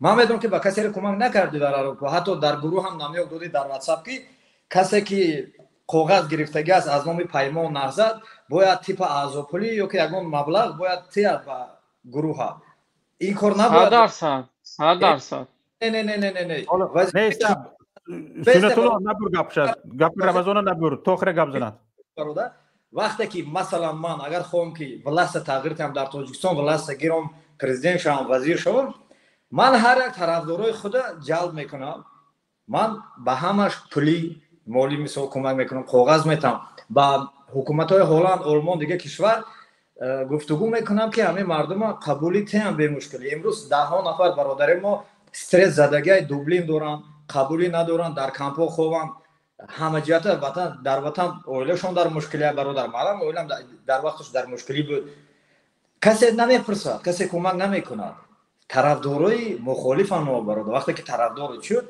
تو باید کمک کنی تا آخر وره. هیچ کمک نمیگیرد این ملت از شما بغیر از تحقیر. خیلی میکائیل اوزو برومد نبرومد دشنام کرد نکرد من نمیدونم نمیشه که همه کس او را برای بخشش با ایتا کن اوتا کن. دیگر کارهای وزمین هم شد در تاجیکستان هم یک تا نگفتن حکومت رو که بخشش برسو یک کاری دیگه کن. قطعی حکومت بود نهزد نسام دلی بود میرفتن در ناحیه من در ناحیه اسفر رفتن مدرسه های چوکوی محکم کردن خونه‌های مردم کف موندن کشتن مردم تهمت کردن. یک نهضتی ناومد یا یک حکومتی ناومد کمک نکرده بود برادر. این حق است. وقتی که جنگ واروخ شد حزب نهضت طرفداری از قرقیز کرد گفت که قرقیزان مردم با ناموسن جسارت دارن این خیلن اون خیلن. وقتی که مردم واروخ چورکو حکومت خواست که ما رو کمک کن حکومت اومد کمک کرد. من لیشنه تشکر میکنم از کل ما ارتش میلیساوایی که در ناحیه ما کار میکنن. رحمه گپ نگی زاسوگ رحمت نه زاسوگ اون ارتش هست ارمی هست میلیسا هست کارگرای حکومت حق باید گفت برادر. وقتی که شما نهضتی و طرفداری از قرقیز کردین مردمی ما عقب نشینی کرد طرفداری نمیکنه دیگه شما را. این گپی ها من چند دفعه مودی کبیری را گفته بودم که باید جدی گرفت مسئله را. دروغ میگن وروخ انا این شد انا پامه والله قسم به نام الله قسم یگان تایی مخالف طرفداری از پامری نمیکند. برای شما پامری بیگانه عادل نگاه میزنی پامری گنده لیل نوباتی سعودی بودید فهمی. من زیاد چی را میدونم برادر. نمیشنجی برومده گفتن که من ایش دوست دارم سعودی دوست دارم پامری بگد با شکر گفتن اصلا گفتن زبون داون شیری نمیشه برادر. این کار حقیقت هست. برای همین مردم فریبی بس برادر. جدی مخالفت میکنیم طرفداری میکنیم فالشیری این خیلی برادر جون. برای همین بچه‌ها که برام میکائیل گفت بخشش پرسید میکائیل بخشش نمیپرسد نمیوانجی کسی که زیدی همین میکائیل هست رمضان 20 بله فقط از نام خودت گپ زد از نام اون گپ میکائیل من باور دارم میکائیل دلی گرده از نام خودش گپ زدن هم میکوره کردن دارد از خودش گپ گفته میشود. رمضان دادر عزیزم من خودت میدونی من برایت خیلی احترام قائل هستم. از دعوت کردم بیاین خونه ما گفتم مثلا گریم من برای خودت خیلی احترام قائل هستم. یگان من با تو یگان خیلی حتی با همون مناسب شو هم یگان خیلی استیچکه کردن نمیخواهم برادر عزیز. انا کنون موضوعی که تو صحبت کردی من میخوام به بعضیش اشاره کنم برادر عزیز. مسئله یکم مسئله کشودگی تو برادر عزیز رمضان مسئله کمک. بله. حالا ما از همین حکومت تاجیکستان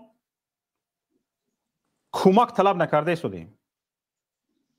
از همین حکومتی که وظیفه اش است کمک کردن به مردم که یکی از رسالتش است ما کمک طلب نکرده شدیم. یگان نفر اهالی تاجیکستان از حکومت تاجیکستان کمک طلب نکرده شده است.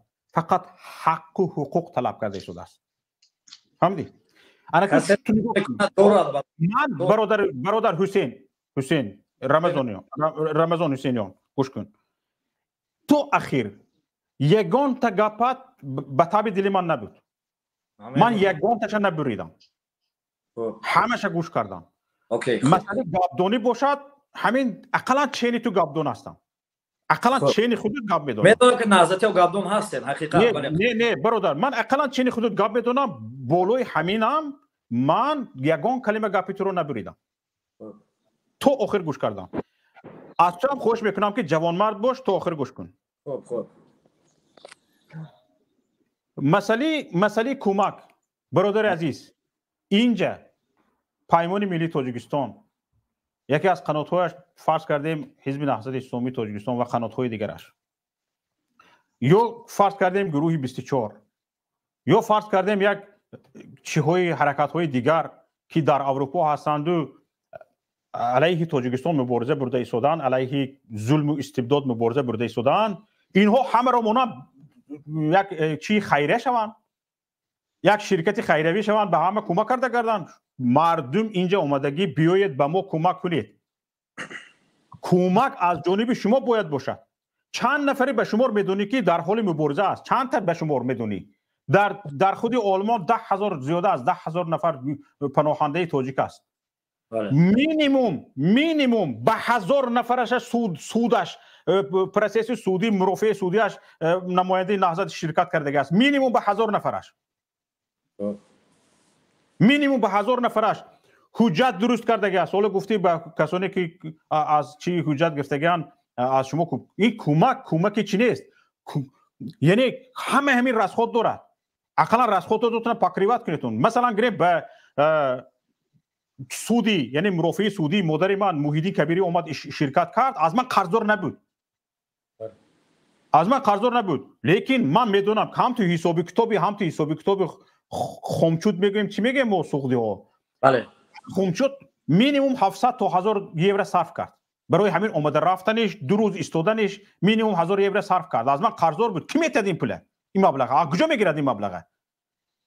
اگه تو تصور کن که 1000 یوروگی به 1000 مهاجر اگر همون پناهنده از 10,000 به 1000 تاش به مرافع سودی شرکت کرده باشد چند پول میشود؟ کی میتید اینه؟ از کجا یافته سود است؟ حاضر مثلا گریم یک کمتر پیشتر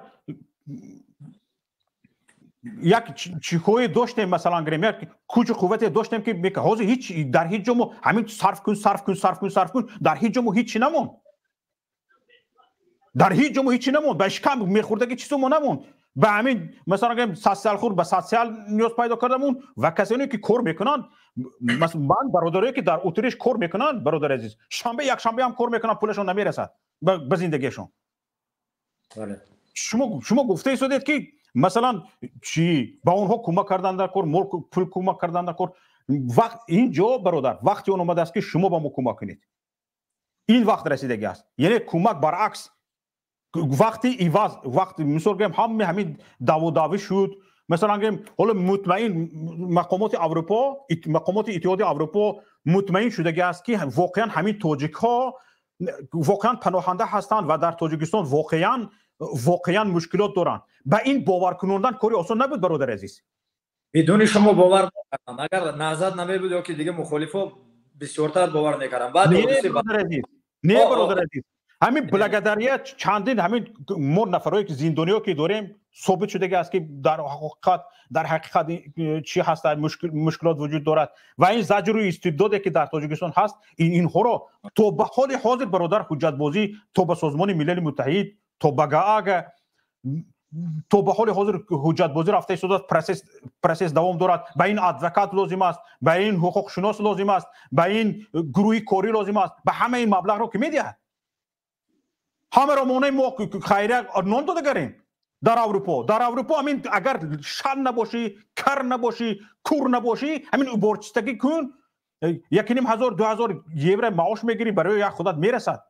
نه خود تو همین اگر شن نباشی، کور نباشی، کر نباشی، جابشین نباشی، جابرمان نباشی، با کمک خواهی، کمک مالی خواهی با این مسئله رو سال وسیع‌تر نگاه کردن در کار است. این مسئله برادر عزیز این یک جانب مسئله دیگر شما گفتید که نهضت جانب قرغیز شد. این گپی نمیشدگی است.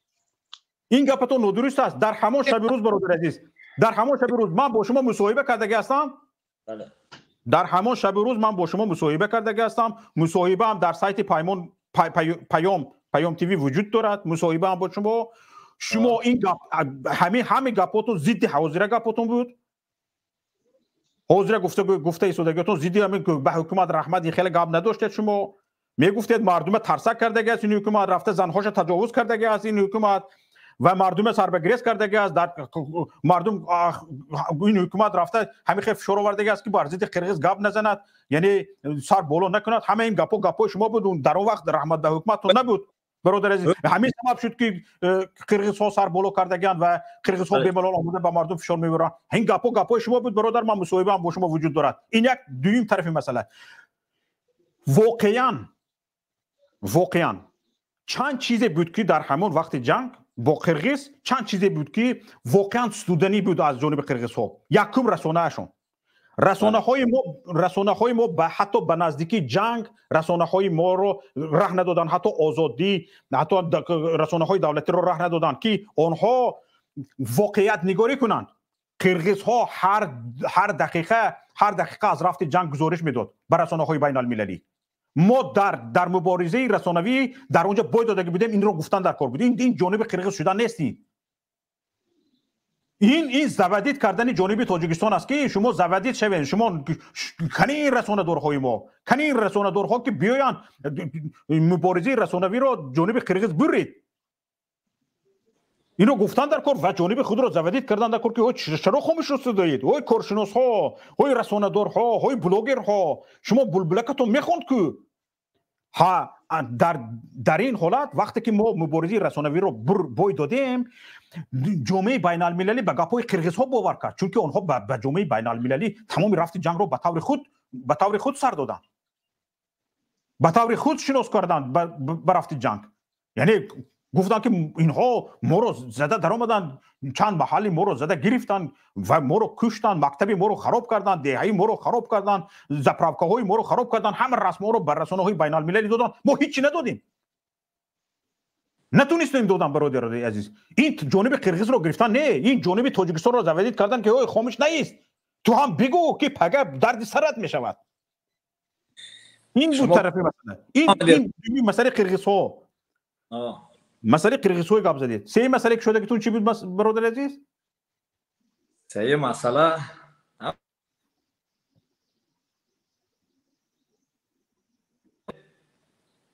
چی بود مسئله؟ میره های صداتون هست. مرا زنگ بزند. صدای ما هست یا نه؟ های صداتون هست برادر. ما از نو داخل شم.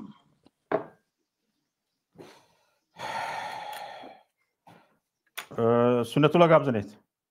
اینترنت شما قطع وصل نشود کشا. نه اینترنت هم نه برادر عزیز، به فکرم چی است؟ این مشکلات تکنیکی است. وقتی که چی می شود؟ بعضی به فکرم کانتکت ها گجوی چی نیست است، یعنی تو با آخر رفت رستگی نیست است، گفته نیفتم. نه اکو شوکت جان، ما گفتنی زیاد ندارم. ما علم میکنه در چی در اونه که مردم خودمون فکر میکنن که وقتی مسئولیت با دوش میگیری، توقع مردم چه؟ فقط باید اون را کمک بکنی، مثلا باید فقط کمکشون کنی و کمک هم کمک مالی را در نظر میگیرن دیگه کمک اینو با نظر نمیگیرن. شما خطا بسیار خوب. خود تعریف زیاد خودتون تعریف کردید که گویا در هلند بغیر از گدایف در هلند کسی به کسی کمک نکرده است. یک تا گدایف میدونم که با کولگی کمک میکند، میرد در بدر چی در کار، حتی تولیت کجاها را زد میچوره کمک میکند. این معنی او را نداره که از نوع پیمان یا که نهضت. تو چی به گدایف خودش تعریف نمیکند، همون مردم تعریف نمیکنه که انا برادر حسین یک دقیقه برادر حسین، همه تعریف نیست. رمضان جان شما تعریف چی خیلی میفهمین؟ ما تعریف نکستم اینجا کامنتر رو بنویسین مردم وقتی ما تعریف کستم یا گپ زدم. سنت الله صبر خواهش میکنم.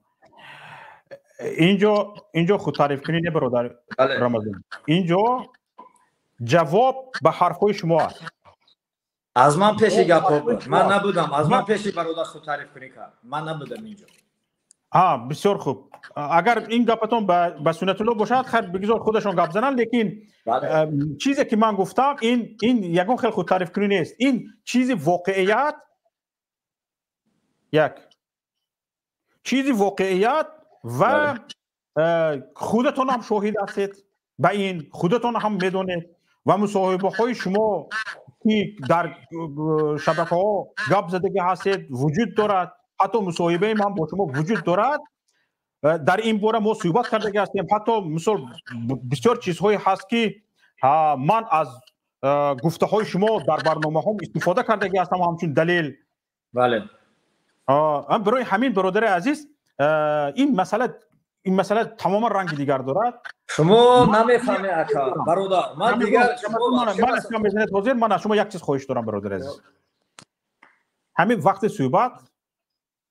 صحبت بسیار به من معلومات ها میباید درباره حکومت تاجیکستان، درباره امام علی رحمان. من میبینم که همین چی هست که همین به انصافانه جانب حکومت سیاه کرده شده است.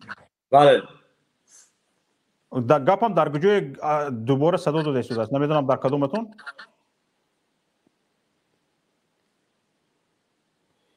جانبی میبینم جانبی حکومت تاجیکستان همین بی انصافانه سیاه کرده شدگی است. من از او دلیل استفاده نمیکنم.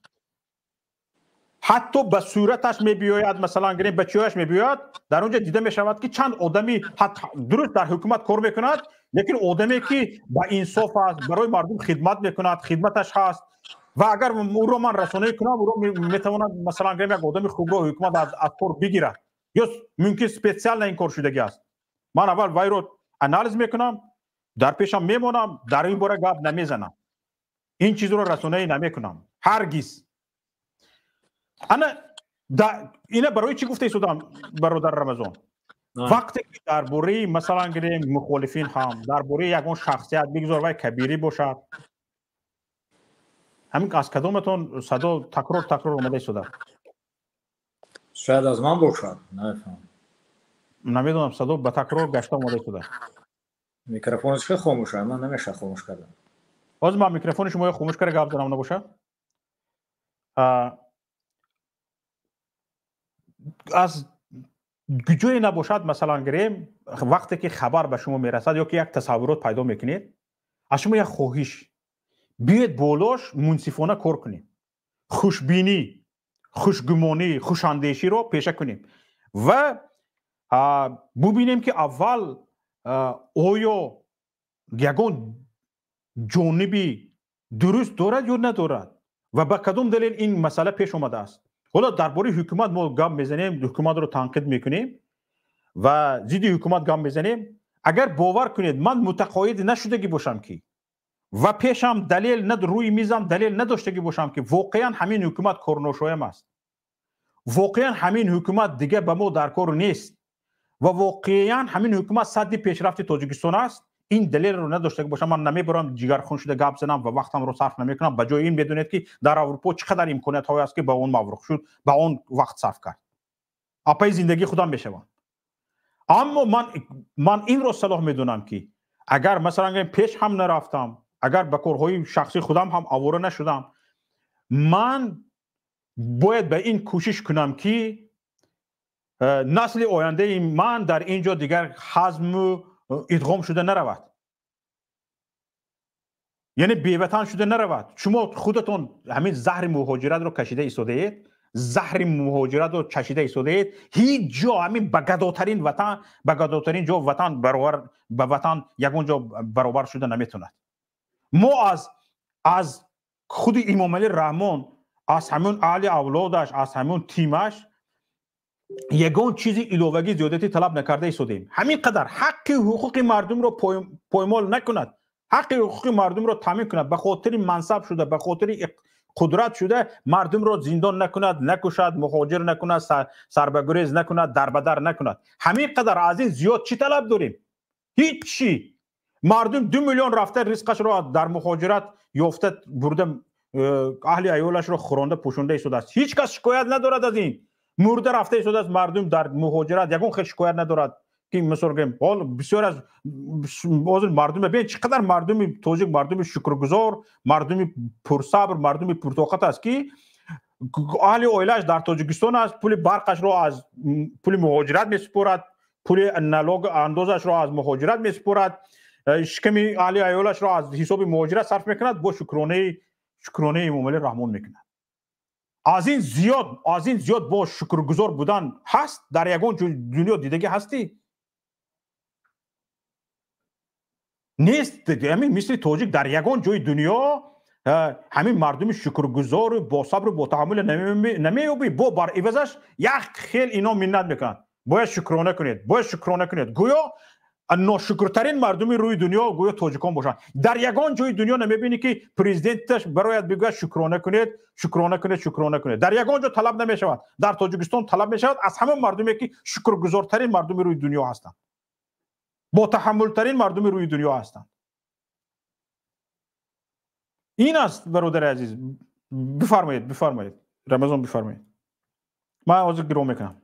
شما پر نفهمیده جوابای شما هم دیگه بله من حکومت گفته بودم این کار تجاوز میشود روزی که میشه من میگم میشود حالی مسئله ورخ حل نشده اگر که باز تریتور ما زمین ما به قرغیز میتیم باز میبرم باز میگم حکومت زمین فروش است تجاوز شود در ورخ میگم تجاوز شد ولی تا 2 سال 3 سال میشه که کارو بحث شده است برادر من در حقیقت میگم زدم ولی خوبتر از وضعیتی که 2015 13 16 بود خوبتر شده است من چیز حقیقت است همون رو میگم برادر برای همین نمیشه تو حکومت نو این با رحمانو داخل نداریم با یگون وزیر داخل نداریم همون مردمی که اونجا سرحدبان هستن همون حکومتی که کار میکنه در منطقه کمک به مردم میکنه قطعی مردم است برادر من چی بنگم اینا من نمیدونم در خوجند و در دوشنبه اونجا چی گپ من نمیدونم من منطقه خودم قطعی مردم تموز و قطعی بچه چورکو دارم خوجی علو دارم قطعی بچه گروخ همه روزه میگه او روز خوب آینده چی میشد آینده زیری سوال آینده من برم باز زیدی رژیم زیدی حکومت گپ زنم میگه انا تو منافق او یک سال پیش قطعی سنت الله در افیر برم در اوت است تو گفته بودی حکومت این خیر نگوید باز روزی که من میبینم که در منطقه من ظلم است همین میگم من نمیدونم در کلوب چی گپ است من نمیدونم در دیگه طرف چی است اگر دونم میبرم میگم با من رد ندارد از طرف من برآمدم برای مسئله مرزی ورخ من خودم شکنجه شدیدم برای این من خودم خرید بود که زندان روم نفری که از واتساپ زنگ زدید نوبتتون رو منتظر شوید حالا در افیر گپ زده شده نفری که از واتساپ گپ بله همین خیلی این مسئله با برای کمک شما مرا خطا فهمیده لیچ برای من کمک یگان مخالف در کار مرا بله کی کمک کرده بود سهراب ظفر کمک کرده بود در حقیقت سهراب ظفر استانایف اما استانایف اومدم در خونش در پشت خو کردم پول نگرفت شکم مسیر کرد یک هفته 2 هفته پرابلم نیست گپ ندارم من شخصا دیگر از کی من کمک گرفتم من درخواست کرده بودم کمک بودم برادر رو کمک کنین در وضعیت وزین کمک نکردم با من گفتن که توی دیپورت میکنیم به تاجیکستان خب مخالفای ما برادر من بدون کمک مخالفا خدا را شکر زندگی میافتم من محتاج اون نیستم دیگر برادرها میبینم دلم میسوزه در همین حالا از دیگه دولت کشورها زنگ میزنم میگن رمضان ما بیایم کمک میکنیم ما هلند اینو با من مراجعت نکنم من کسی نیستم که ولاسخواه نیستم من دیگه کار نیستم من از ظلم فرار کردم اومدم ما به شخصی خود مثال کردم تشکر برادر حالا نگاه کن همین تصادفاً همین روز نفرایی که با آنها برادران ازبک ما در یک لاگر اوکراین همراه زندگی کردگی بودیم بله امروز اول مادرشون به همسرم زنگ زده است بعد فرزندشون به من زنگ زد رقم مرا گرفته است از همسرم زنگ زد در همین بین ازبک ها از شویتس زنگ زد در همین اروپا آدم نیافته است که از او یک مشورت پرسد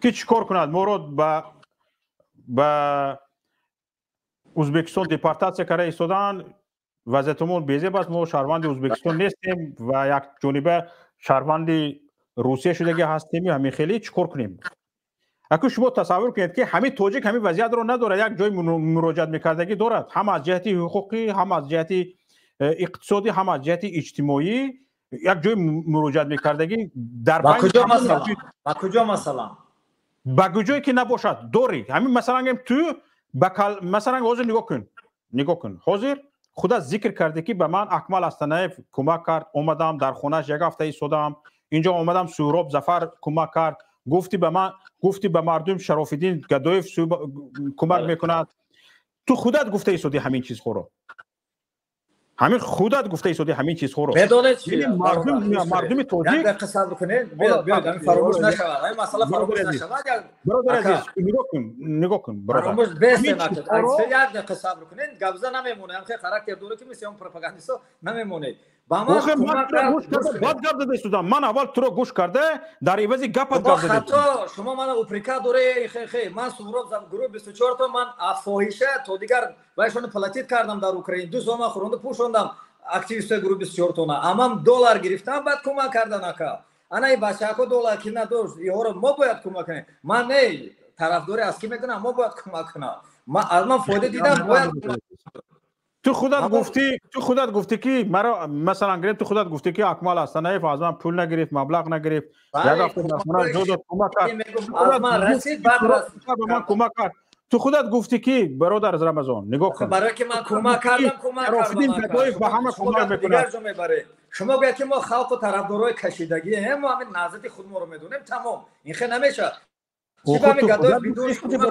همین زید خودت گپ زده سودی زیدی خودم نه من شما با زبان همین تاجیکی گفتم که کمک وقتی که کمکی ما رسید کمک کردم بله مرا کمک کردم برای که کمکم رسید اول که کمکم رسید سونی کمک کردم حتما اگه گویم اکرم حتما گویم نه که شما می یک جاشو گفته اومدن همو رو زسپ کردن مرا انا تو این خیلی گفتی خدا تو گفتی کمک کردن بله با یک نفری من کمک کردم برای که من زیاد 100 برابر زیاد کمک کردم هم میکائیل 100 نفر برد لاگر اینجا از طرف گرمانی اومدن اکیشون رو روان کردن برد خوب کنند یک اشتباهی میکائیل که پروتفین که موتور کاغذ بوده کاغذی که داده بودن میکائیل در برای تشریف با موجود خونه در کار نشد میگراسیون سلوز به گلند قبول نداره که کاغذ را کمکای جدی باید کرد من نمیدونم برادرم برونده من انا چه دادم میتونم من کمک میکنم خدمت آخه نمیشه خیر برادر من کار ندارم اصلا من نهضتی نیستم من نیستم من کار ندارم من پرابلم خودم از که کار ندارم لیکن نمیشه مردم بیچاره هم برونده خیر کردن نه مردم بیچاره هیچ کس هیچ کار نکرده شده است چخیل کردن چیکار کردن مردم برادر تعریف داره یعنی کاد بوده همیشه برادر یک دقیقه صبر برادر عزیز همین برادر باور کن از 101 حصه کارش تعریف نکرده است کارش رو گفت از مسکن نکنید صبر کن برادر عزیز صبر نیستیم اینجا ما بیاد اکو شوکت جان عدالت طبیعی عدالت نه سنت الله جیمی سوال دو جای وایرون میکنی همین بچه کارش گزارشی نیست است فهمیدی چی رمضان همین بچه کارش گزارشی نیست است اگر خواهی همینجا کار همین بچه کارش گزارشی نیست است این یک سادگی کرد اینجا در اینجا گپ زد باور کن مثلا گریم به من هم تو اشاره کرد برای اون که به تمام کارهایش من کورسیم کارش کاری اجتماعی و کاری چی نیست این خیلی چی میگود حقوقی اجتماعی این خیلی نیست کارش کاری تکنیکی داخل که ندارد اینجا تعریف چی در بله نه در شخصی حل کنه دیگه پویا برادر عزیز به خودش حتی داخل ندارد کارش کاری جمعیتی است فقط رکلام کار نیست کارش کاری تکنیکی است تکنیکی جمعیتی است حتی به خودش هیچ فایده ندارد اگر همین کار جمعیتی رو ماند این سنت الله یک بچه راستی همین چی است همین هر چیز برآمده گفتم میگیره همین مثلا گره اگر همین کارش نباشد از پی کار زندگی خودش شود مثلا گره خودت اطراف خودت هم میدونی من دعوت کرده بودی که به اینجا بیایید مثلا گره اینجا شرایط خوبتر است از همه شرایط خوبتری گفتگی تو این استفاده میکرد ما نمیگذارم که کسی استفاده کند ما نمیگذارم نه اما از بحر انا همون شرایط خوبی تو گفته ایستادگی استفاده شرایط خوبی تو گفته ایستادگی از بحرش گذشته در کار دیگر است انا همون کار جمعیتی است برادر شما گپای طلایی میگوید ما میدونم کار گزارشی نیست فهمیدی برادر عزیز این همین قدر گپ است اینجا کار جمعیتی است کار گزارشی نیست و بسیار چیزا هست که نباید گفته شود حالا من ترسیدم که این برادر حاضر یک کم تر دیگه دانش ندارم همین گپا گفته میگذارد برای همین داشتمش برای میکروفونش کشتم خب دیگه همین شده است خود تعریف کنیم اون طرف حکومت خود تعریف این طرف مخالفا دیگه بچه‌ای که در حقیقت طرفداری از مخالفا میکنن در عذاب برادر این باید پریزنوات کرد در حقیقت زیاد مردم در مشقت هستن در عذاب باید کمک فکری گپای خوشرو گفتن نه فکری کمک فکری ریال پرابلم حل کردن برادر عزیز اکو شوکت جان یا مینوت اکو شوکت جان یا دقیقه شما همچون داور همچون مجری هم کامنتر در مردم بگین که من تعریف کنم یا نه مرحمت مردم به هاتیه مراجعت که مردم ده نه اکو شوکت جان کنین همی کارا نه سنت الله گوش کن همین مسئله کارا بکنین همین کاری مردم خودش باوش همتیه سنت الله گوش کن همین مسئله رمضان پراو همین مسئله گاب نزن همین مسئله رمضان پراو سرکردگی نادرست بود بله همین حق گفتن نکن. همین مسئله دوام نته که بسیار وایرون میشه. باشد بگذار. در مسئله کمک اجتماعی باشد در مسئله کمک اجتماعی را در نظر بگیرید. نو اجتماعی یعنی پولی نمیدونم یگون خوردنی چی. ما به یگون کس کمک نمیرسونم. ما کارم سیاسی است. ما مجبوری گوش که اکو شوکت جان التماس اکو شوکت جان یگان کس ما را به طور مجبوری داخل پیمان کردگ نیست. شما اول رمضان برین اون کلمه انفرادی را سینونیم بگیرین، لغت فرنگی تو زبان ترکیه انفرادی گفته چی را میگن؟ ما به طور انفرادی داخل پیمان شدگیم و یگان تاجیکستان خاطر نیستم که بیام موزی یگان حرکت بشم بیام بیام که صدقه کنم بیام که کمک کنم. فهمو برادر جان. و اگر کده با شما جمع را تهمت کردن که کدگی نیستی. تا یک جمعه دونی که من کدگی هستم یا نیستم.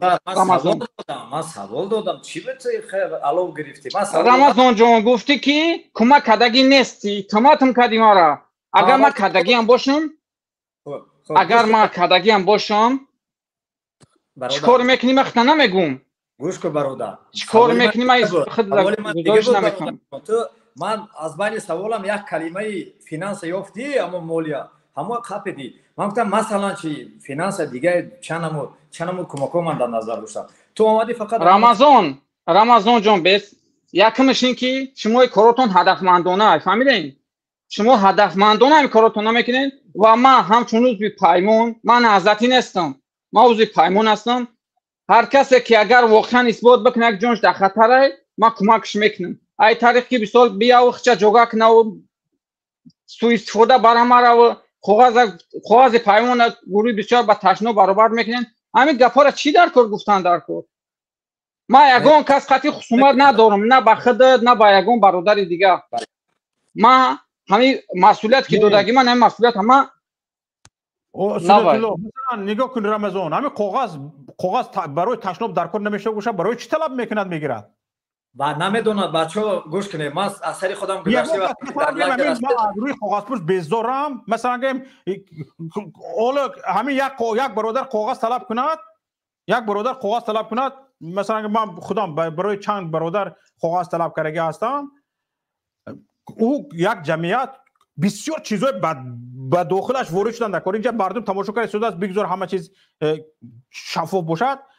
مثلا گیریم نگاه کن رمضان تو از مثلا گریم رهبریت پیمان ملی تاجیکستان کاغذ طلب کردی که مثلا گریم نه مثال پیسم پادش که واقعا همین آدم در تاجیکستان چی دارد مثلا گریم مشکلات دارد به اینجا آمده است واقعا این مشکلات حقوقی دارد همین به همین مضمون و ما به این گواه هستیم ما به این شاهد هستیم یا ما از طلب میکنیم که همین رو به تاجیکستان دیپورت کرده نشود و این شخصی مثال گریم تروریست نیست اکستریمیست نیست این نیست وای نیست. همین خیلی برادر عزیز چند همین بچند برادر که مثال گریم کاغذ پرسید همین خیلی من نگاه کن یک ما با فعل‌های رفتارهای خودمان کاغذ رو میگیریم یک کارهای فعل‌های رفتارهای آزادمان شخصی آزادم اینجا سوابوده همین خیلی میگیم به یک کار رفتارهای دست میزنیم که بعد چند بار شد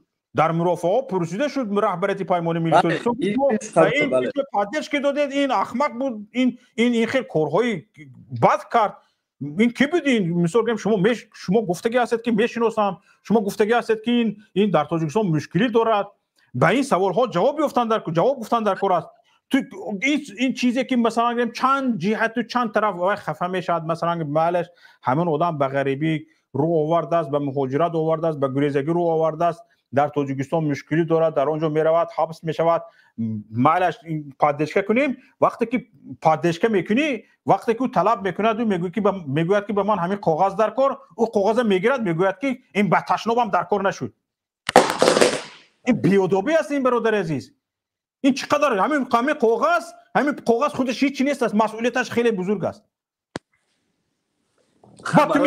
بعد تو میگویی که با تشنابم لازم نشد. این چی گپ است خودش این خیلی بی‌انصافی است این گپ. بی‌انصافی نیست برادر. همین چی خیلی بی‌انصافی است. همین کاغذ گرفتی تو به یگون چی دست دادی بعد کی جوابگر است؟ خیلی بی‌انصافی است. برای همین یک خواهش میکنم یک گپای هواییه و بار کشتون لطفاً گپ زنیم گپ زیاد برادر من کار نما اصلا بار کشتون مثلا گپ زیاد نه اون گپای زیاده بروز گوی تمام کردن نمیتونی لیکن اگر در بولش فکر کنی خیلی هوش اختصار میشه. برادر شما نمیفهمم همین حکومت یگان خطابیش گویدگر حقارت و دشنام برده زده تومات کرده محکم میکنه شما با مثل اما تز الو گرفته یک اتومات یک دجوش میپره نه برادر یکی من مثلا گفتم من کی حقارت کردم کی دشنام کردم مثلا شما درباره مناسب شو گپ زدید من مناسب شو حقارت کردم دشنام کردم برادر شما میگم احساس آدم که مثلا گفتم حقارت کردم دشنام کردم برادر یک نفر دیگه کی به همینجا برآمد من او رو حقارت کردم دشنام کردم عزیزوف دور نروید برادر عزیز برای دلیل گپتون نگاه کنید رمضان نگاه کنید رمضان نگاه کنید برای دلیل آوردن گپتون هم تو گپ از دان تو پرده میگیره شما حقارت میکنید دشنام میکنید شما رنگ حکومت برده مخام میکنید شما گپ منو گوش کنید من گفتم حکومت اگر یگون خطابیشو بگم دشنام میکند میزنه تومات میکند مخام میکند شما هم گفتم احساساتی میشد اتومات هم میپرونید شاید میگم من نگم شما دشنام حاضر نگاه کنید برادر از من از شما احساساتی تر گپ زده شدم احساساتی تر بله من احساساتی نیستم من اصلا آروم من او رمضان پیشینه نیستم برادر من دیگه عربی خدمت کشیدم نگاه کنید اگر رمضان پیشتره نباشه بسیار خوب اما نگاه کنید برادر عزیز حالا برای جواب برای بحث ادامه بحث گپ زیاد است مثلا گریم و هر گپ آدم پریدا میگیرد لیکن نگاه کنید دوستان یک چیز وجود دارد اگر بالای گپ های میگفتگی اندیشه شود استحاله شود بالای گپ های میگفتگی خیلی از گپ ها اختصار میشود و پیش از آن که شما رو یک کسی دیگر در گفتگو حساب کتاب کند گپ هایتان رو شما گپ های خودتان حساب کتاب کنید خیلی از گپ هایتان اختصار میشود یک خیلی از فکرهای بدتان از بین میرود در جواب به فکرهای بد خودتان دریافت میکنید گمانهای بدتان خیلی خیلی خویش از بین میرود و همونهای باقی میماند در فکرتان که شما متقاعد هستید که آن 100% متقاعد میشوید یا 90% یا 80% از 50% زیاد است متقاعد میشوید که اون درست است با طرف مقابل مطرح میکنید در اون وقت دلیل های متقاعد کننده دارید که طرف مقابل نادرست است و پیشتون مثلا گریم شما خودتون شخصا چند گفتنی های دارید که طرف مقابل نمیتوند گفته های شما رو رد کند در این حالت شما حقیقت رو دریافت میکنید و طرف مقابل رو هم شنیده میتونید در حالتی که مثلا گفتنی هاتون زیاد است و شما مثلا همه جمع گیر کرده یک در بولش فکر کرده نیست همیشه پرونده میگیرید نمیشه دیگه برادر یک اجازت یک دقیقه دیگه برادر درباره محلگرایی این گپ ها از همین خاطر من گپ زنم با میگید فکر نمیکنید در گپ ها من خوب فکر کردم بعد داخل شدم محلگرایی در تاجیکستان هست در روی دنیای محلگرایی که هست در تاجیکستان هست در دنیا نیست حتی وقتی که من روسیه رفتم 17 ساله بودم سمر رفته بودم 2008 تاجیکای خودمون از طرف خطلون کولو به این طرف من گفتم از کجایی گفتم از واروخ واروخش کجایی گفتم اسفاره تو بودی کی لنوبوتی من باری اول در اونجا فهمیدم که کلمه بودی استفاده می‌کنه گفتم بودی یعنی چی گفتم شما لنوبوتی بودی که مردک نیستین شما یکم دفعه من چند سالی که در روسیه بودم من از برادرای تاجیک به نام تاجیک خود از طرف خطلون این گپ‌ها در حق خودم میشنویدم وقتی که واروخی در روسیه در سمر لوبا واروخی میتونه پرسن کسی در سمر بود در بازارها سودا میکردن سیوم بعضی سمره می آمدن رکت‌های خطلون ولایت خطلون نه آذربایجانی نه چیچه نه روس رکت‌های تاجیک می آمد واروخی ما را سرشون زوری میکردن دوله میگرفتن مجبوری مردم ما من در خاطرم هست مردم ما خواستن جنگ کردن با واروخی سوداگرا قطعی اون رکت‌ها اونا ما تاجیک میگفتن شما تاجیک اصلی نیستید در یگان روی دنیا نیست که یک ملت همدیگر پس زند همدیگر کشد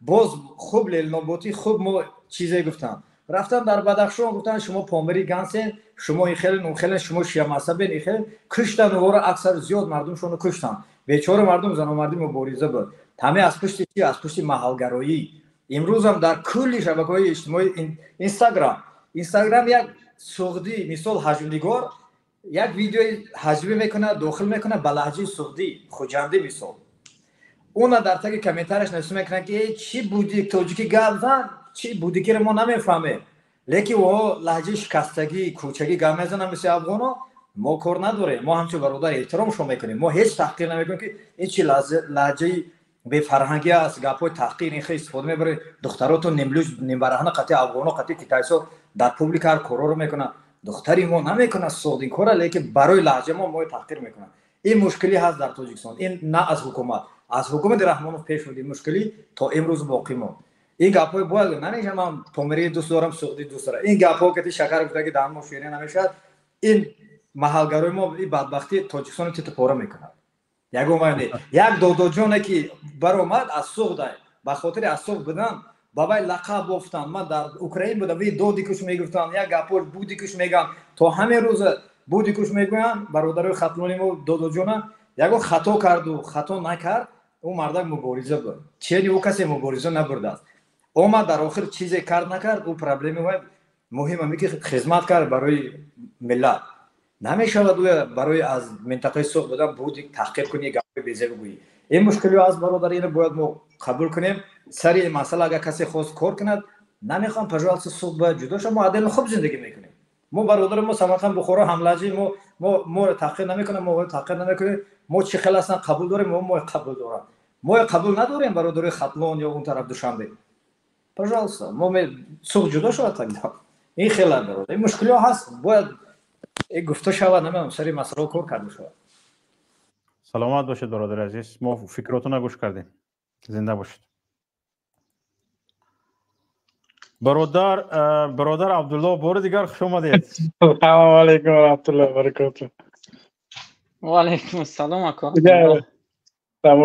تماشا کردم بحثای صحبت‌های خوبم شد صحبت‌های غمگین آور شد البته چند بار همین مسئله البته میکائیل میگوید که من نبودم اون نفر من نیستم من زنگ زدم قطعی صحبت کردم گفتم تو بودی در اومده اگر که مرد باشی با چهره داره با چهره گپ زن این خیلی اگر که مقابلی رحمانوف گپ زدی آشکاره بعد چه است که مقابلی شوکت اکا مقابلی کبیری یا مقابلی محمد اقبال یا مقابلی حسین چهره را محکم کردن البته گفت من نیستم حاضرم چند بار زنگ زد میگوید که البته بلوک کردگی هستیم میخواهد چند سخنی گوید من گفتم البته که این جوانمردی نیست البته نفری که با حقارت صحبت میکند البته عزت حرمت آبروی خودش از دست میدهد این چیزا برای میکائیل من گفتم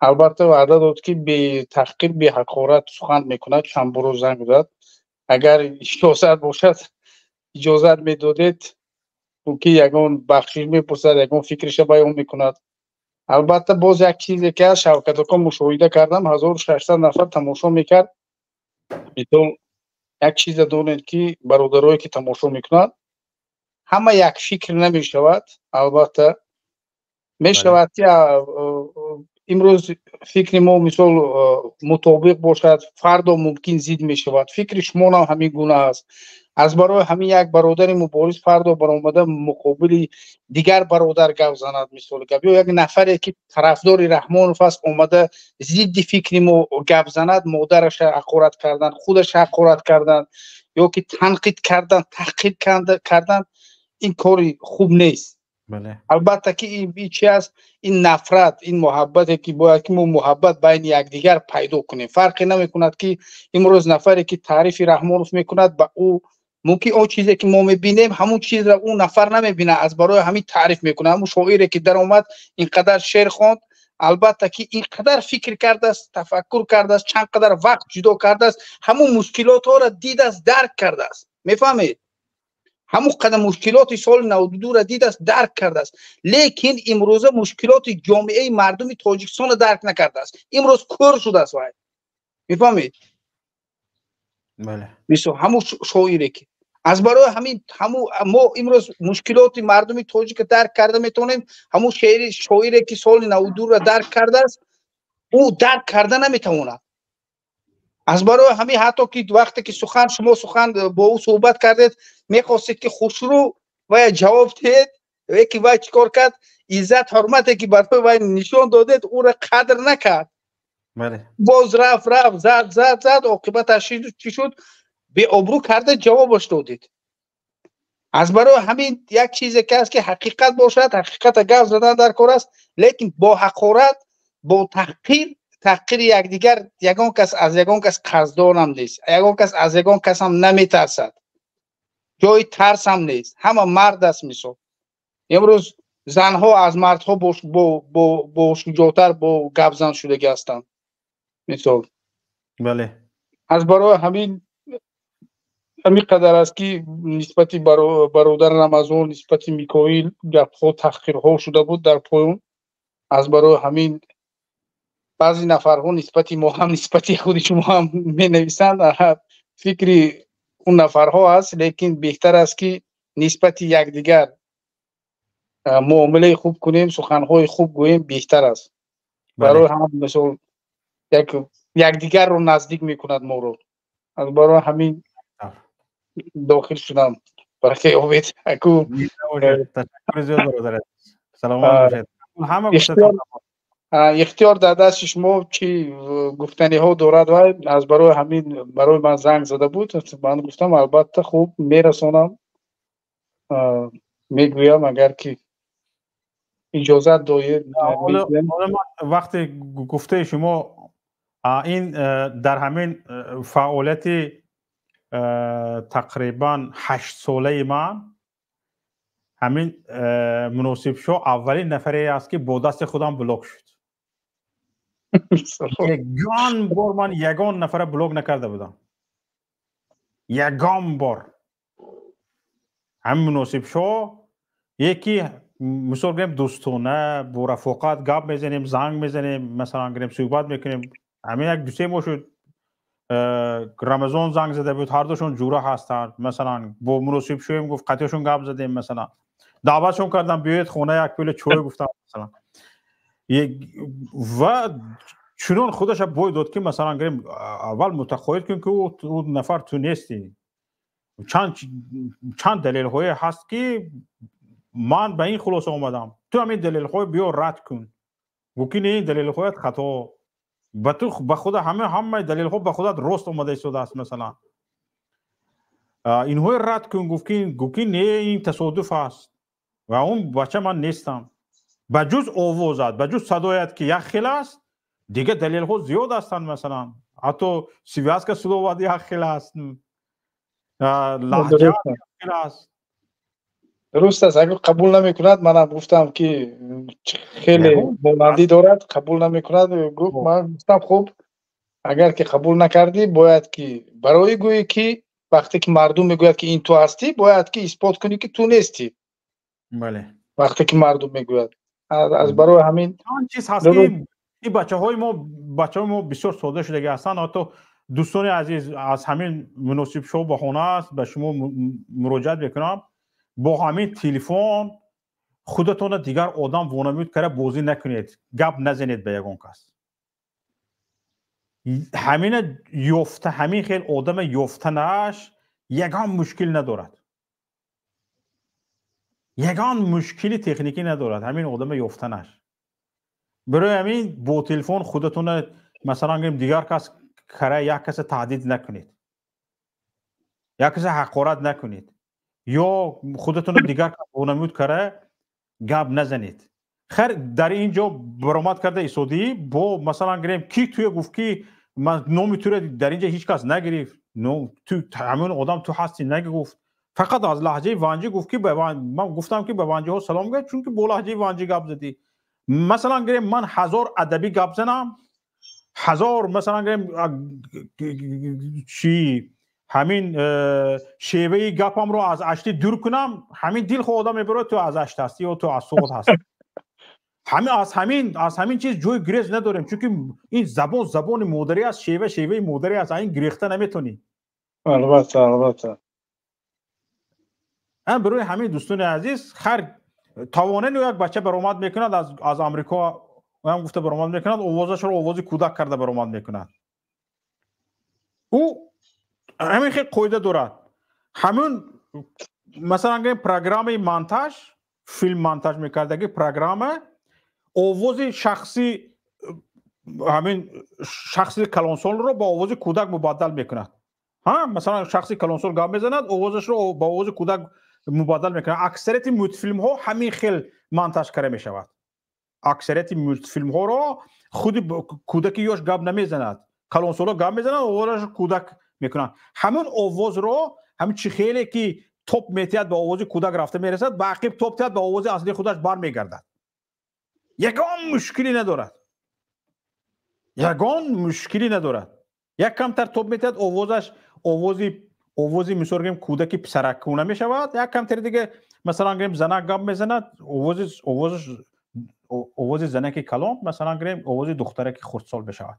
این هیچ یگان مشکل ندارد که همون چیزی توپ دادگی رو گرانده بجاش بیاری با آواز خودت برگشته بیاید. درست همین باز اینجا تو مثلا گریم خصوصا وقتی که همین کور رو تصمیم میگیری تو رو مثلا گریم نزدیک به 2000 آدم تماشا کرده شده است. نزدیک به 2000 آدم تماشا کرده شده است. اخلا در بینش 20 نفری به همین 0.1% صرفا میرفتگی باشد، 20 نفر صرفا میرود. 0.1% صرفا میرفته باشد. درست چی لازم است؟ سنت الله برادر عزیز خیلی خوش شدم. خیلی بود ندیده بودیم با سیما. خیلی از دیداتون خوش شدم برادر عبدالله. آباد باشه.